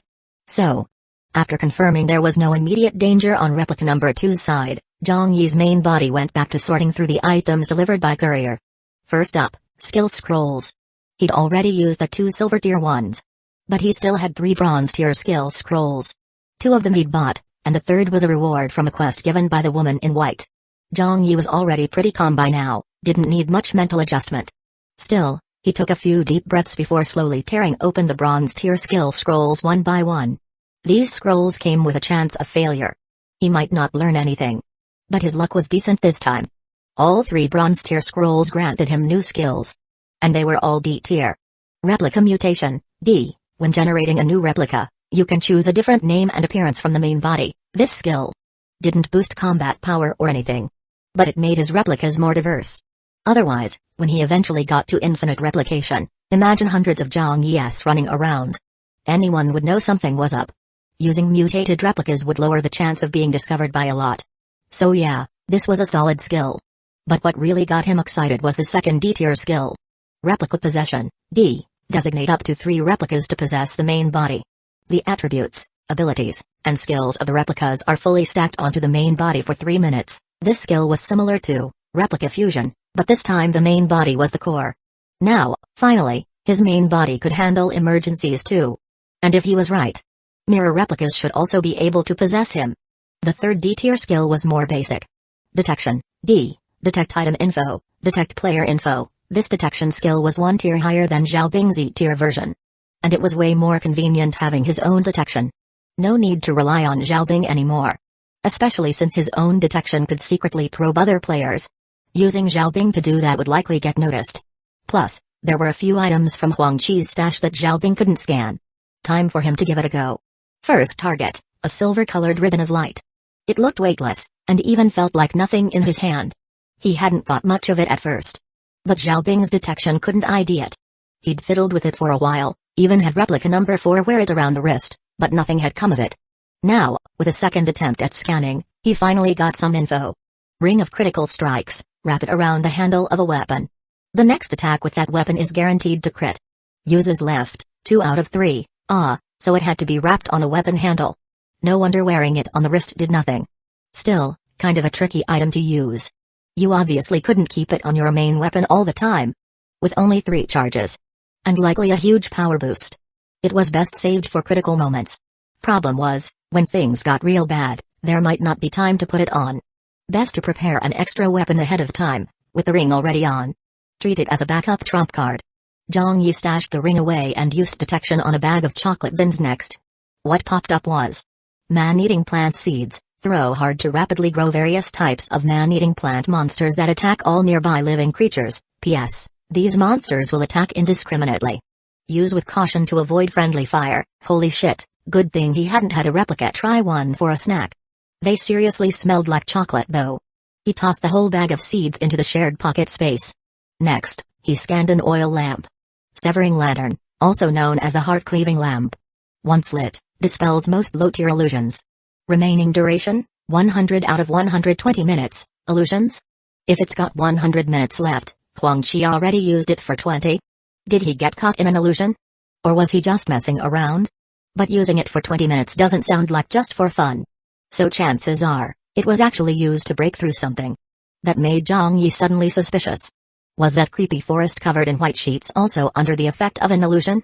And what about the blood mist area where replica number 2 was fighting? Could that be an illusion too? No way to be sure. But the blood mist area wasn't dangerous for now. In fact, it was good for grinding XP. So he decided not to use the severing lantern yet and tossed it into pocket space too. Next up, 2 more unidentified items, a string of prayer beads, and a wooden ornament. Scanning the beads revealed, heartless prayer beads. If your player kill count exceeds 100, wear this at all times to purge killing intent and avoid attracting vengeful spirits. So if you killed over 100 players, vengeful spirits would start tailing you. Zhang Yi stored the beads and moved on to the wooden ornament. But once again, scan failed. This ornament looked creepy from the get-go. It was a sculpture of 2 babies hugging each other. Usually, stuff like this would be made of translucent jade and worn as a charm for good luck. But this was made of wood. Light, rough to the touch. Worse yet, it had been burned black. 2 charred infants, curled up as if asleep. But the whole thing gave off an eerie vibe. Zhang Yi knew from the first glance. This item wasn't normal. And sure enough, not even D-tier detection could identify it. He didn't overthink it. He just tossed the ornament into pocket space too.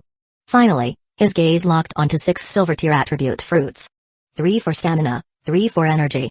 He immediately had his main body consume 1 of each. The moment he swallowed the 2 silver-tier fruits, a wave of sheer pleasure surged through him. Felt so good it was like every pore on his body opened up. He even let out a long, involuntary sigh. Checking the stats panel. Stamina and energy both increased by 5 points. Keep in mind, bronze-tier fruits only gave +1 the first time. And even leveling up only gives +1 to attributes. But these silver-tier fruits gave a whopping +5 in one go. For 5 million points? Totally worth it. Next, replica number 3 also took 2 silver-tier attribute fruits. +5 to both attributes. He also had replica number 3 consume 10 bronze-tier and black iron-tier fruits. The first bronze-tier one gave +1 point. By the 5th, it was down to just +0.2. So about a 0.2 drop per fruit. Which meant the 6th one would probably do nothing. Black iron tier started with +0.5 for the first, +0.1 by the 5th. Same deal. 6th one likely useless. So, if he extrapolated this, the 5th silver tier fruit would only give +1 point. In other words, each tier of attribute fruit had a 5 fruit limit. That's 5 stamina fruits plus 5 energy fruits equals 10 max per tier. Now that he'd figured out the pattern, he'd be able to use them efficiently in the future without wasting any. Also, the total attribute gain from maxing out each tier of attribute fruit could now be calculated. Altogether, that came to 19.5 points. 1.5 from black iron tier, 3 from bronze tier, and 15 from silver tier. As for his replica number 3, after consuming all the black iron tier and bronze tier fruits, its attributes had increased by 4.5 each. Add 1 silver tier fruit on top. That was a total gain of 9.5. Which meant replica number 3 had broken past 10 points in all attributes. Even surpassing 15 plus. And its combat power? Straight up over 100. Once he used replica fusion again, the effect would only get more terrifying. At this point, even though it was still a level 0 replica, replica number 3 already had the power to hold its own. Even in the blood mist zone, it could handle twisted treants solo. No fusion needed. With that, replica number 3 had fully grown. However, Zhang Yi didn't plan to stop there. He wanted all his replicas to be maxed out on attribute fruits as soon as possible. Which meant it was time to make money. But of course, grinding for money with part-time jobs was out of the question now. His plan? Leverage the golden tier duel machine. Aim for a 100 win streak while raking in cash. That said, it was currently replica number 1, badly bruised and battered, who was occupying room 2025 of apartment 9999. He'd tried using the golden tier duel machine. Only to be told. Access denied. So that meant only replica number 2 could use the golden tier duel machine? While Zhang Yi was still frustrated about this, replica number 1 noticed that people in the apartment 9999 chat group were talking about him. That guy jumped straight to level 3. Did he just use 2 level up cards back to back? Does the golden tier duel machine give out level up cards as daily rewards? I don't think so, right? Maybe he bought them himself? Dude's already got the golden tier duel machine. Clearly loaded, Zhang Yi stared at the screen, mentally retorting, loaded my ass. I'm broke as hell. I'm still scrambling to make money over here. With that in mind, he suddenly had a bold idea. But he didn't say it directly. Instead, he played it casual in the group chat. Hey seniors, I've got this item called a lucky bracelet. Detection says it can be recharged. Any of you know how to charge it up? Most people chatting in the group were players ranked outside the top 100 on the ranking board. Especially Wan Xin, who was second to last in the rankings right behind Zhang Yi, and super active in the group. Since he'd also had a run-in with Zhang Yi, he was quick to chime in. Damn kid, I thought you were a newbie. How'd you get a lucky bracelet? Zhang Yi, didn't I say before? I killed a veteran player from another apartment, Wan Xin. Alright, you got me there. Respect. As for charging the lucky bracelet, it's pretty much all up to luck. Either bury it in soil where lucky flowers grow, or soak it in the blood of lucky creatures like deer or crows. Thing is, those conditions are really hard to meet during the beginner phase, but once you're in the official Doomsday apartment, you can pay pro teams to charge it for you. Zhang Yi was a little puzzled. Crows are lucky creatures? Wan Xin, of course. In the Doomsday apartment lore, crows are considered the luckiest birds around, but some crows have already gone completely dark. If you soak the bracelet in the blood of a corrupted crow, it turns into a cursed bracelet instead. What Wan Xin didn't say was this. Cursed bracelets couldn't be identified through detection. They would still show up as lucky bracelet even after being corrupted. And they could still be successfully charged using the same methods. But their effect would remain cursed. Which meant, once corrupted with dark crow blood, a lucky bracelet would never bring luck again. And the user? Wouldn't even notice. That's why players handled lucky bracelets with extra caution. To avoid getting sabotaged. That said, it was still the newbie phase. Corrupted crow blood? Practically impossible to come by right now. So the chance of the bracelet getting tainted was next to zero. Zhang Yi still had 1 silver treasure chest and 3 bronze treasure chests on hand. His plan? Open them with luck on his side. Plus, now that his main body's attributes had improved, he could handle more replicas at once. He was wondering, could he max out his luck and maybe roll a replica with an ability that surpasses even S tier? Sure, attribute fruits made you stronger. But other top players could max out on fruits too. The real gap would come from abilities. While pondering this, Zhang Yi's main body used replica swap again. This time, switching replica number 2 with replica number 3. And just as expected, replica number 3 could easily kill twisted treants even without fusion. Leveling up to 3 in no time. But just then, Zhang Yi noticed something. The more twisted treants he killed, the more intense the ground vibrations became. Which made no sense. If those tremors were caused by treants moving underground, then with fewer treants alive, the shaking should have been lessening. But now, with fewer treants around, the shaking was getting worse. Originally, he'd planned to send in replica number 4 to level up too. But with this weird development, he didn't dare take chances. He stayed on high alert, ready to use replica fusion at a moment's notice to handle any unknown danger. At the same time, replica number 1 continued asking in the group chat, besides the lucky bracelet, I've got another question. I've already browsed the item list from the golden tier duel machine. And something stood out to me. Why are items like skill scrolls and attribute fruits, which directly boost the data panel, so expensive, while weapons and equipment, which don't raise the panel combat power, are relatively cheap. With the dual room system, wouldn't players at the same combat power rely more on gear to win? Take silver tier attribute fruits for example. At most, one adds 5 points.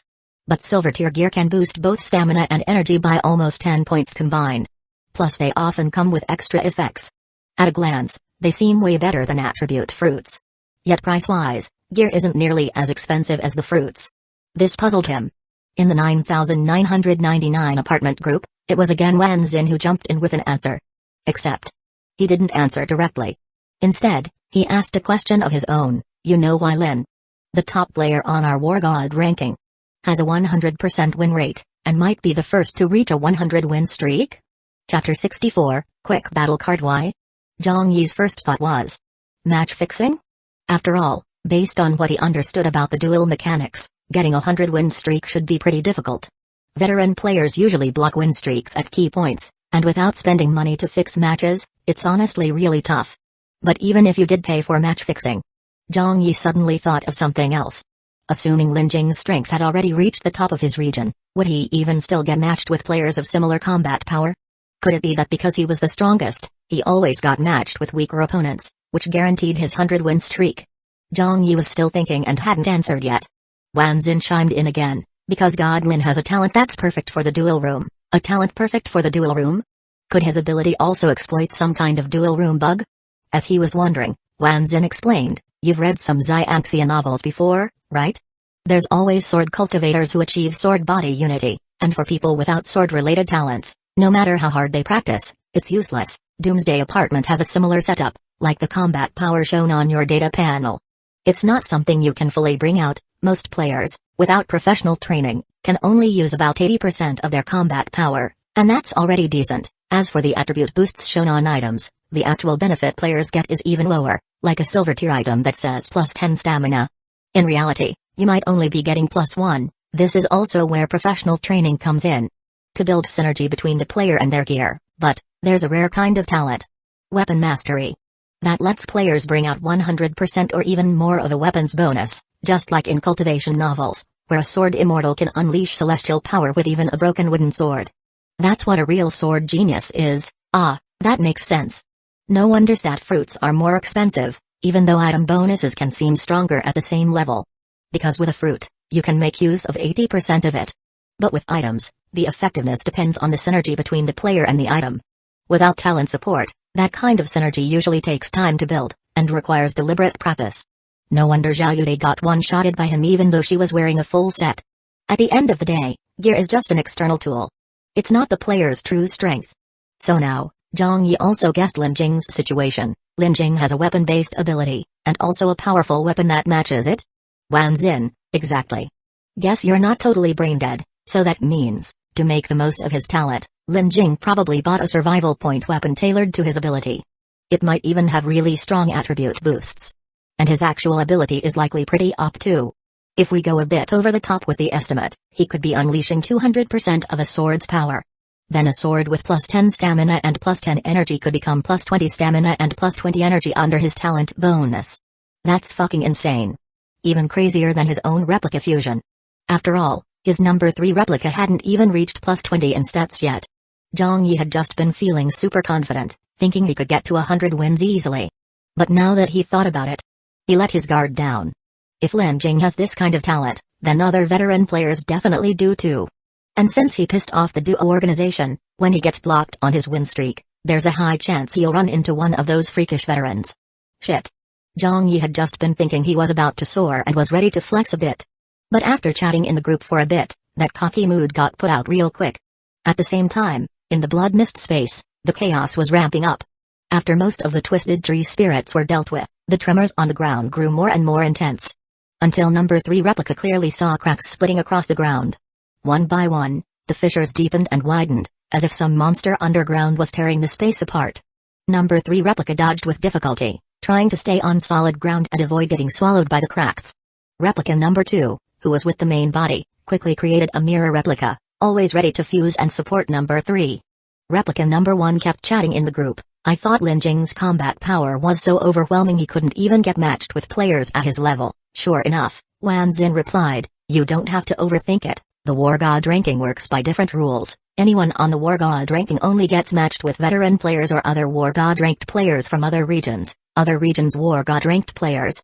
Zhang Yi remembered. The top 5 on the War God ranking all had 100% win rates. So their perfect win rates are actually way more legit than those of regular players. But getting on the War God ranking probably comes with perks too, right? Zhang Yi recalled the bald scammer saying that players on the War God ranking could set their own spectator fee. There should be other privileges too. He was just about to ask more about the War God ranking, when suddenly, Lin Jing popped up and at him directly. There's a quick battle card in the daily rewards from the golden tier duel machine. I'm willing to pay 20 million for it. At Zhang Yi, 20 million? Zhang Yi replied right away, game coins or survival points? Lin Jing, cut the crap. Just tell me, are you selling or not? Cut the crap. What dialect is that from? Could it be a pun on Shaoqing, baked flatbread?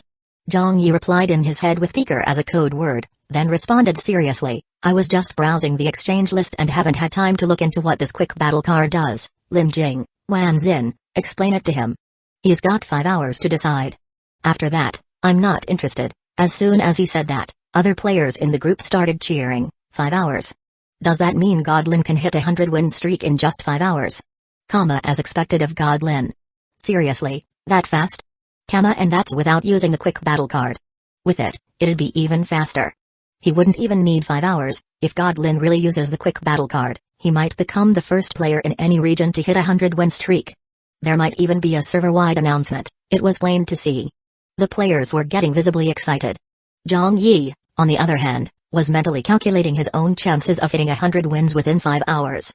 At the same time, he saw Wan Xin explaining the quick battle card in the group chat. To weak players, the quick battle card is not only useless. It's a money sink, but to truly strong players, it's basically a god tier item. When you use the quick battle card, you'll be asked to set a goal for the number of matches.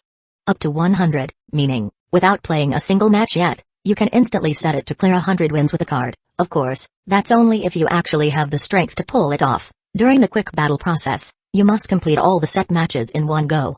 The matchmaking speed becomes extremely fast, and the rules are slightly different. Normally, if you wager 100, you're only matched with players wagering between 100 to 900, but under the quick battle effect, you can match with players from all wager ranges, and the final wager amount will scale upward. For example, if you wager 100 and get matched with someone wagering 1 million, and you win, you take their full 1 million. Normally, with a combat power of 50, you'd only match against players with CP around 50, but under the quick battle effect, you can match with any CP player. Of course, during the duel, the stronger side will have their power suppressed to match the weaker player's level. So, if you have 50 CP and match with a 500 CP powerhouse, the system will weaken their stats, skills, etc., until their panel shows 50 CP like yours, and then the match begins. Basically, during quick battle, you can match with anyone in the entire player base, no restrictions, and it all happens lightning fast. There are also some extra effects to the quick battle card. If you lose even one match during the set streak,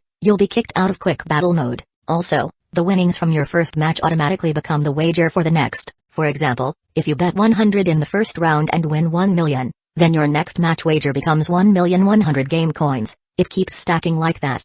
The more matches you win, the bigger your wager gets, but if you fail to complete the full quick battle streak and lose even once, everything before that is for nothing. You walk away with 0. Only by completing all matches can you claim the total accumulated prize pool, TSSSS. Holy shit. That's high stakes.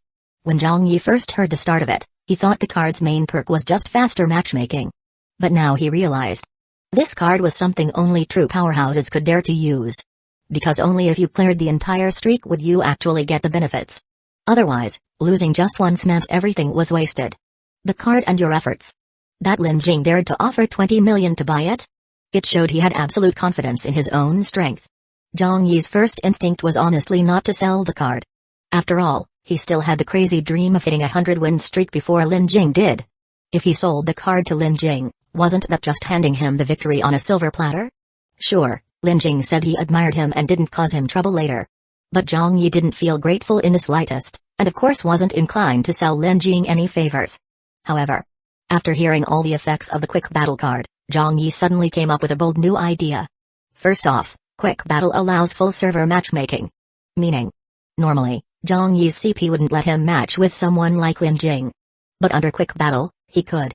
and the prize pool of quick battle keeps growing. So if someone defeats the quick battle player right before they finish their streak, they'd win the entire prize pool all at once. It would be like someone works their ass off grinding quick battle, and some sneaky bastard swoops in at the end and takes everything they've built up. Fuck. What a dirty move. Zhang Yi looked down on it. So he replied to Lin Jing directly, alright, I'll sell you the quick battle card. But I've got a few conditions. At Lin Jing, say it. Just don't get ridiculous, Zhang Yi. First, price. 20 million isn't enough. You need to pay more, Lin Jing. Fine. Since you responded this quickly. 30 million. Not a cent more, Zhang Yi. Deal. Second condition. I want to spectate your quick battle session. I need to observe so I can prep for using my own card tomorrow. Not too unreasonable of a request. So Lin Jing agreed as well. Fine. But you'll pay your own spectator fee. He figured enabling spectators during quick battle wasn't a bad idea. With his reputation, and being the likely first ever user of the card, he could set a high spectator fee and rake in even more profit. Seeing that his goals were met, Zhang Yi followed up, also, I want to verify the effects of the quick battle card for myself, to make sure Wan Xin didn't scam me. You can get the trade prepped on your side. In about 5 minutes, once I confirm the card's effects are legit, we'll make the deal, Lin Jing. Okay, he agreed pretty straightforwardly. Zhang Yi did the math. 30 million could buy him 6 silver attribute fruits. 3 for stamina, 3 for energy. That would fully max out the fruit limit for his number 3 replica. As for gold tier attribute fruits, he didn't have any way to get them yet, so he'd let that go for now. But there was still one problem. The blood mist space. The number of fissures in the ground kept increasing, and number 3 replica had fewer and fewer safe spots to stand. One misstep and he'd fall into an abyss. He was on high alert, not daring to make a single mistake. But then, after the twisted tree spirits were completely wiped out, a chilling sensation suddenly surged up from the cracks. And it wasn't the cold from ice type abilities. But rather, it was a dark type cold. Gloomy and bone-chilling. Number 3 replica, with his ice element affinity, usually felt a kind of familiarity with cold. But right now, he felt a chill running down his spine. A deep, unsettling fear. Thankfully, the ground had stopped shaking. He stood somewhat stiffly between 2 of the fissures. But soon, he suddenly saw. Along with that piercing cold, something was crawling out of the crack. It was actually a ghost-like, shadowy gray mist creature. He immediately unleashed Frozen Domain and Frost Mist Invasion. But unbelievably, they had zero effect on the mist creature. Even the ghost ring blade slashed through like it was hitting air. Completely ineffective. What the? Zhang Yi's nerves instantly tensed to the max. Meanwhile, in room 2064, the white-robed woman watching TV lazily let out a curious noise. Huh? That kid got tainted by a dark creature? Just as she spoke, the creature on the screen suddenly lunged and charged straight into Zhang Yi's body. In that instant, Zhang Yi felt like he was being hit with an upgraded version of Frost Mist Invasion. He felt like his entire body, his lungs and internal organs, were about to dissolve in an instant. Even his consciousness felt like it was about to be swallowed by that icy, dark mist. Chapter 65, Replica out of control. This feeling was way too bizarre. And more importantly, even Zhang Yi's main body started to feel a bit dazed. It was as if his connection with number 3 replica could snap at any second. That was really bad news. He'd invested so much into number 3 replica. If something actually happened, it'd be a total blood loss. Zhang Yi, from his main body, immediately attempted to maneuver. He tried to use the mirror replica created by number 2 replica to swap places with number 3 replica. Logically speaking, if mirror replicas can fuse, then they should also be able to switch places. Sure enough. Zhang Yi's vision rippled. Number 3 replica's consciousness gradually cleared. What he saw changed from a place filled with blood mist and cracked earth to the familiar interior of apartment room 2025. The discomfort from the foreign invasion in his body had completely disappeared. It worked. A flash of joy quickly crossed Zhang Yi's eyes. Because this meant the replica reflection mirror's bug was even more broken than he thought. From now on, anytime a replica faced certain death, he could try to use a mirror replica to swap them out. Then let the mirror replica die in their place. Just like now. The mirror replica had taken number 3 replica's spot and bore the brunt of the ghost mist invasion. All Zhang Yi had to do now was remove the mirror replica, and it'd all be over. Or just wait for it to die naturally. That mirror replica had been created using number 2 replica. And number 2 hadn't eaten any attribute fruits yet, so it was way weaker than number 3. In those conditions, the mirror replica shouldn't last long. But Zhang Yi still felt something was off. That ghost mist that rose from the cracked abyss. It gave off a disturbing, indescribable vibe. So, he didn't want to wait for the mirror replica to die on its own. He planned to remove it directly. Removing a mirror replica was pretty simple. When Zhang Yi used the replica reflection mirror to create a mirror replica, a blurred silhouette would remain on the mirror's surface. It was exactly because of this silhouette that the mirror couldn't be used twice at the same time. In other words, only one mirror replica could exist at any given moment. To create a new one, you had to erase the silhouette on the mirror. And erasing that silhouette would simultaneously delete the existing mirror replica. That's how mirror replicas are cleared. It was always a very simple process. But this time, when Zhang Yi tried to wipe the silhouette from the replica reflection mirror, it failed. The silhouette on the mirror, which had always been easy to erase, was now stuck like it had been welded to the glass, no matter what he did. The fuck? What the hell? A chilling wave of dread surged through Zhang Yi's heart. He couldn't help but wonder. Could it be that the mirror replica invaded by the ghost mist in the blood mist space can't die naturally? And now, since he couldn't delete the mirror replica and it wouldn't die on its own, did that mean he had to kill it manually? Otherwise, if it didn't die, his replica reflection mirror would be unusable. Zhang Yi felt cold despair creeping in. At the same time, he held on to a sliver of hope. Maybe, just maybe, that out-of-control mirror replica would die in the blood mist space soon? That space was insanely dangerous. Surely a weak mirror replica would die easily. Right? But what Zhang Yi didn't know was... Apartment 2064. The white-robed woman sitting in front of the TV was staring at the screen in shock.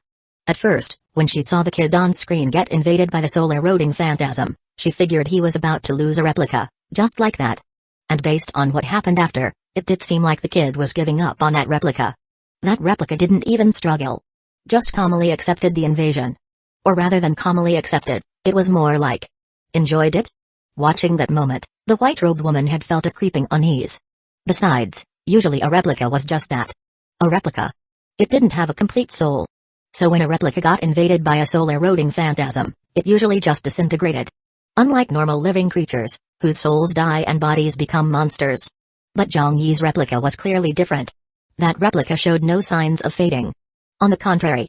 What left the woman completely stunned was the replica, originally with its eyes closed, looking like it was blissfully enjoying the invasion, suddenly opened its eyes. Its pupils were an unnatural pitch black. Like two black holes. Its facial expression was stiff, but it forced a weird, unsettling smile.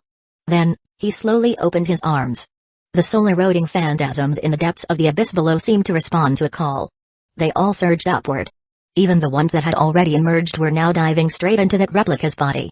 The replica opened his arms again and closed his eyes. As if indulging once more in the pleasure of being invaded by thousands of phantasms. That scene made the white-robed woman's scalp prickle. She had absolutely no idea what that kid was doing. From her perspective, things now seemed to be slipping out of control. The white-robed woman sat on the sofa like she was sitting on needles. Suddenly, her figure flickered. With a whoosh, it was like she dove straight into the TV. But in the next second, she didn't appear in the blood mist space. Instead, she emerged in the gloomy forest. Her figure darted around, and she quickly locked onto a blood-stained bedsheet hanging from a dead tree. With a flick of her hand, a ball of dark red flame surged forth and burned the sheet. Even so, she still had a lingering sense of dread. It felt like something was already beyond her control. But after the sheet was fully consumed by flames, nothing unusual happened. The white-robed woman frowned. Her figure flashed again and vanished from the gloomy forest. Elsewhere, Zhang Yi swapped number 2 and number 1 replica again. He had number 2 return to apartment 9999 and enter the golden tier duel machine to inspect the quick battle card's effects. After confirming Wan's in hadn't lied, he took the quick battle card out separately. Then, he asked in the group, by the way, if a survival point item malfunctions, can I ask the shadow in the hallway to repair it? As soon as he said that, the chat went silent. After quite a while, Wan Xin finally replied, your survival point item broke? Zhang Yi wouldn't say it's broken. More like a minor issue. Wan Xin, cold face, oh, a minor issue, but let me ask. This malfunctioning survival point item. Don't tell me you snatched it from some cross-apartment player. Zhang Yi, is that a problem? At this point, a bunch of players just sent rows of ellipses, like they were collectively speechless. Zhang Yi was confused. Wan Xin finally replied again, forget it. You're a rookie. It's normal if you don't get it, since you're willing to sell the quick battle card, I'll explain a bit more. Survival point items usually have a binding feature, in other words, they recognize their owner, You can't just steal one and expect to use it. If you manage to steal it, there are only two possibilities: either that cross-apartment player scammed you and it's not a real survival point item, or it is a survival point item, but one that can't be bound to an owner. Zhang Yi was a bit stunned and was just about to ask more, when Wan Xin helpfully continued, if it's not a survival point item but you mistook it for one, it might be an NPC item. That cross-apartment player you killed could have been doing an NPC quest. As for survival point items that don't bind, there are a few out there. But most players wouldn't voluntarily exchange for unbindable items. Do you know how many survival points that cross-apartment player spent on the item? Zhang Yi replied right away. He seemed to have killed 2 or 3 apartments worth, had about 100 points. Wan Xin quickly deduced, if it cost over 100 survival points and it's unbindable, there's only one explanation. Defective product. That player probably exchanged with a traveling apartment merchant for a survival point item marked with damaged or cursed. Damn. So the replica reflection mirror was that special? Zhang Yi recalled what Huang Qi had told him. He figured the mirror really had come from a traveling merchant. The smug way Huang Qi bragged about the replica reflection mirror didn't feel like a lie. Now that Zhang Yi thought about it, that boast had another hidden meaning. That mirror was something rare even among survival point items. And Huang Qi had said the replica reflection mirror was unique. So Zhang Yi quickly asked, do survival point items all have uniqueness? Wan Xin answered bluntly, of course not. But wait, are you saying the one you stole is unique? Seriously? Did that cross-apartment player tell you that? Only now did Zhang Yi realize. That bug-creating replica reflection mirror of his might really not be just some basic item. And that out-of-control mirror replica in the blood mist space might end up causing him big trouble. Zhang Yi hated trouble. But he couldn't bear to give up such a god-tier item. So he had to find a way to fix this. Plus, he understood the saying, an innocent man gets into trouble just for holding treasure. So he posted in the group again, that guy was probably just bragging. Thinking back now, maybe I got scammed. The item isn't even working anymore. Then he changed the subject. Anyway, my quick battle card is ready. At Linjing, when do you want to trade? Meanwhile, his main body still hadn't stopped trying to wipe off the blurry figure from the replica reflection mirror. During this process, whether due to frictional heat or some other reason, he suddenly felt a warmth in his palm. Soon, the misty silhouette on the mirror became clearer and clearer. But in the end, it didn't vanish. It turned into a bright silvery outline, like a new mirrored surface. Only a faint trace remained around the humanoid edges.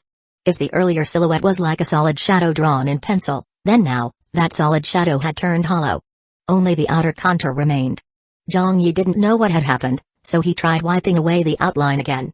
But this time, he felt. The line seemed engraved into the replica reflection mirror. When he touched it with his finger, he could feel a slight raised texture. He was shocked and uncertain. Then he had a thought. Previously, the replica reflection mirror couldn't be used again because the misty silhouette blocked it from reflecting anyone else. But now that the silhouette had turned into just an outline, could it be usable again?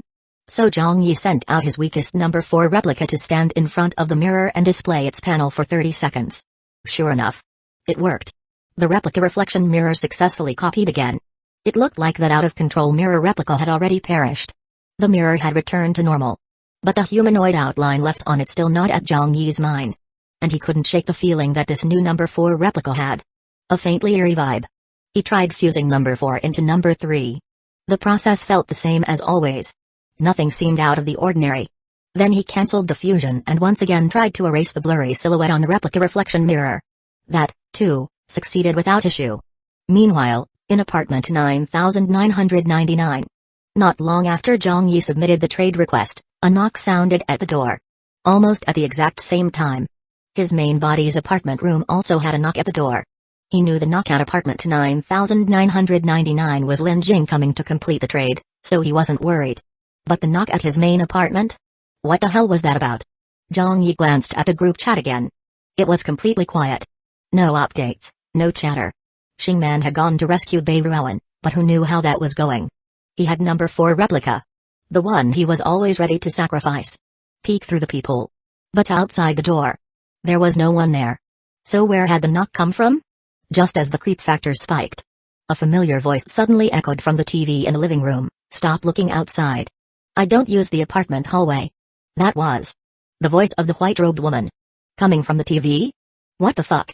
Was she seriously about to crawl out of the TV? It's one thing for players to force their way into someone's apartment. But now even NPC residents could break into? Was nowhere in this beginner apartment safe anymore? Zhang Yi was still reeling when that lazy voice came through the screen again. I'll give you 30 seconds to clean up. I'm coming in after that. If I see something I shouldn't, don't say I didn't warn you. What the actual fuck? Is she being considerate? He had no idea the white-robed woman already knew about his replicas. Zhang Yi quickly grabbed number 3, number 4, and the replica reflection mirror, and rushed into a secluded side room with his main body. He left only number 1 replica in the living room to deal with the white-robed woman's intrusion.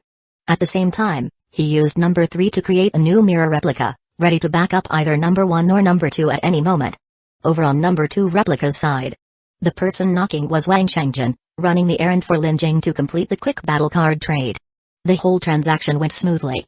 1 quick battle card in exchange for 30 million game coins and the right to spectate Lin Jing's quick battle run. Zhang Yi had expected some kind of contract or agreement for the spectator access. But instead, all he got was Lin Jing's spectator seat number for the quick battle duel. He'd have to look it up himself to join the viewing. Still, verbal agreements could easily be broken. Seeing the concern on his face, Wang Shengjin chuckled. If God Lin really wanted to screw you over, wouldn't it have been easier to just rob you of the quick battle card?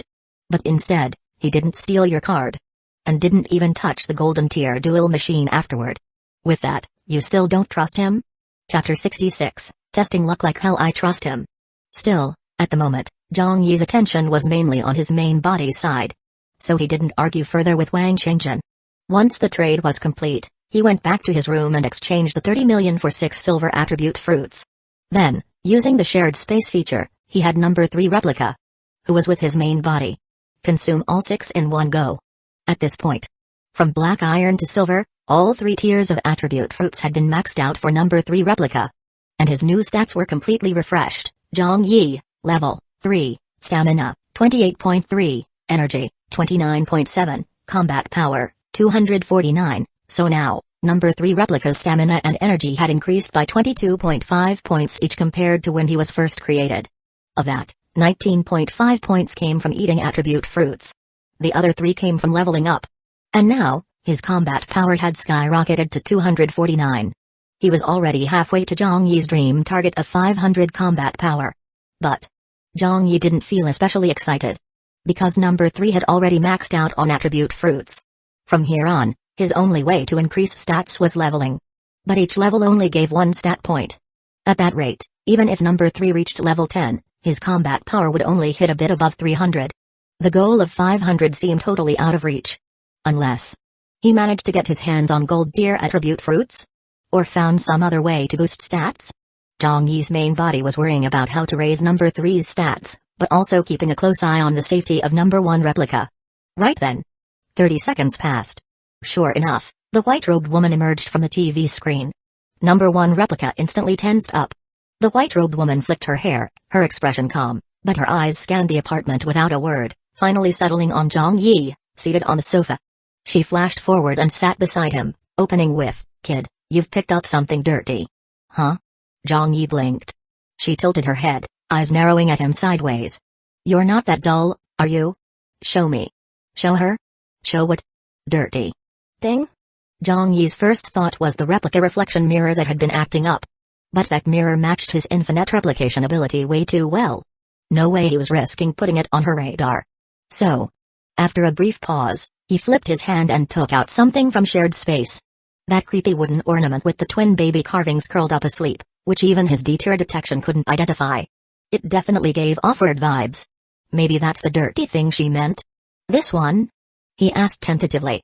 She glanced at it. And her expression shifted slightly with surprise. "Where'd you get this thing?" Zhang Yi hesitated but still answered honestly, "Snatched it from a cross-apartment player." "Is it dirty?" "Cross-apartment player. Snatched?" She seemed stunned by the combo of those 3 words, and instinctively followed up, "You killed that guy?" "Huh?"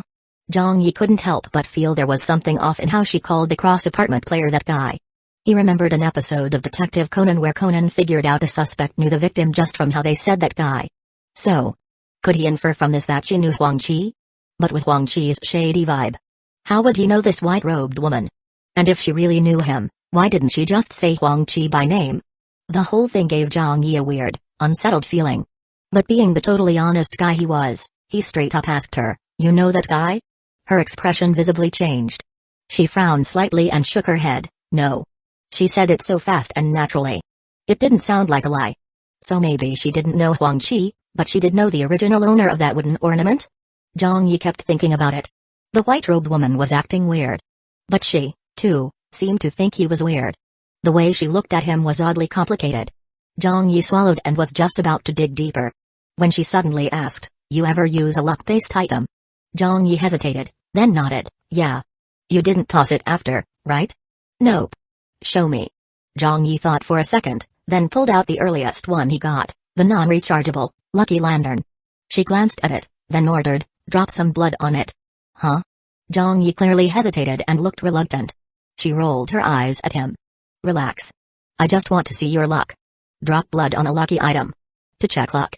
Zhang Yi, still half suspicious, eventually gave in.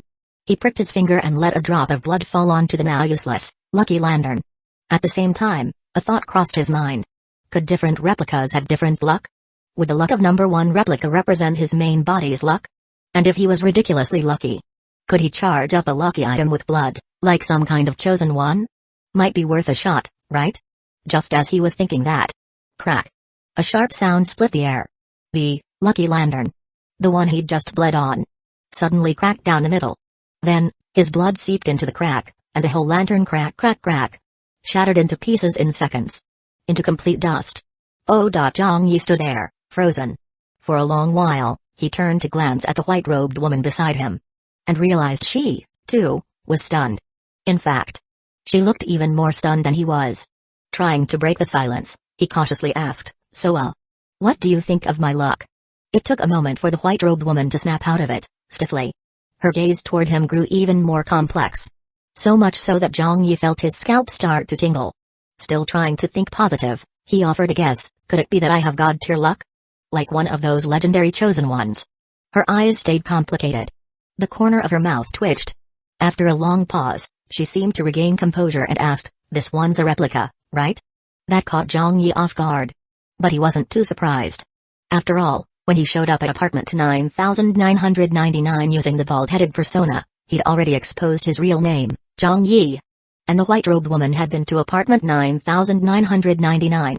She'd even issued the SSS-tier confidential quest to bald Zhang Yi. So it wasn't weird for her to realize the bald guy was just a replica. Still, she probably didn't know his ability was X-tier infinite replication, right? Zhang Yi stayed on guard. But the white-robed woman didn't press the issue. Instead, her tone suddenly turned serious as she warned, "My advice. Don't ever use luck-type items again." "Huh?" Zhang Yi blinked. "Why?" "Because they'll make you unlucky." Her gaze stayed just as complicated. Then she stretched out her hand toward him, face emotionless. "Give me your work badge." "What?" Zhang Yi was confused for a moment but handed over number one replica's cleaner badge. She took it and tapped around on it. In Zhang Yi's mind, a notification popped up, "Ding. Your cleaning job at apartment 2064 has been confirmed complete. Service fee received, 6,000, ding. You've received a 5-star rating for your cleaning work. Badge points plus 10, huh?" She just closed out his cleaner job? Did this white-robed woman actually show up just to pay him? As he was still processing, she tossed the badge back to him. Then turned as if she were about to leave. Zhang Yi was completely lost. He quickly called after her, "Wait, hang on. So this wooden ornament, it really is cursed or whatever?" The white-robed woman looked at him, nodded, and said, "Yes. But not as cursed as you." "Huh? Not as cursed as me? So I'm the dirty one? More cursed than this weird twin baby ornament?" Zhang Yi was completely stunned. So that blood luck test didn't reveal he was some child of fate but instead confirmed he's a walking disaster? And now this white-robed woman settled his pay and bounced. Was she afraid of being contaminated by him or something? Seriously, was it that bad? Zhang Yi's mind was in chaos. He stared at the woman's disappearing figure and quickly blurted out a question that had bugged him for a while. "Wait. About your hair. If it was precious enough that you chased it across apartments to get it back, then why'd you call a cleaner to handle it in the first place? Did you plan the quest from the start?" At that, the white-robed woman paused mid-disappearance. She turned back and looked at him. Then she shook her head. "No. I never intended to create a quest from the start. The only reason I hired a cleaner back then was because the game had just started." And as she said those 6 words, "The game had just started," her figure completely vanished. The words seemed to linger in the empty room, echoing faintly through the air. Number 1 replica stood beside the sofa in the apartment's living room, wearing a confused expression. The game had just started. What did she mean by that? Was she implying that the NPC residents of the beginner apartment appeared at the same time as the players? Could it be that, just like the players, the NPCs also received their own version of the system announcements, and were playing their own version of the game? And what about Huang Qi, the cross-apartment guy? Did he really know the white-robed woman or not? Zhang Yi had a bad feeling. This kind of unknown. It gnawed at him. He had to get to the bottom of it. Back in apartment 9999. Number 2 replica seized the chance to probe the group chat. You guys have played the game before. Anyone know if the apartment NPCs are hiding any secrets? This time, the chat was still just the usual players outside the top 100 of the rankings. But this time, it wasn't Wan Xin who replied. It was a different player. What kind of secret could there be? The NPC residents are just there to give players early jobs.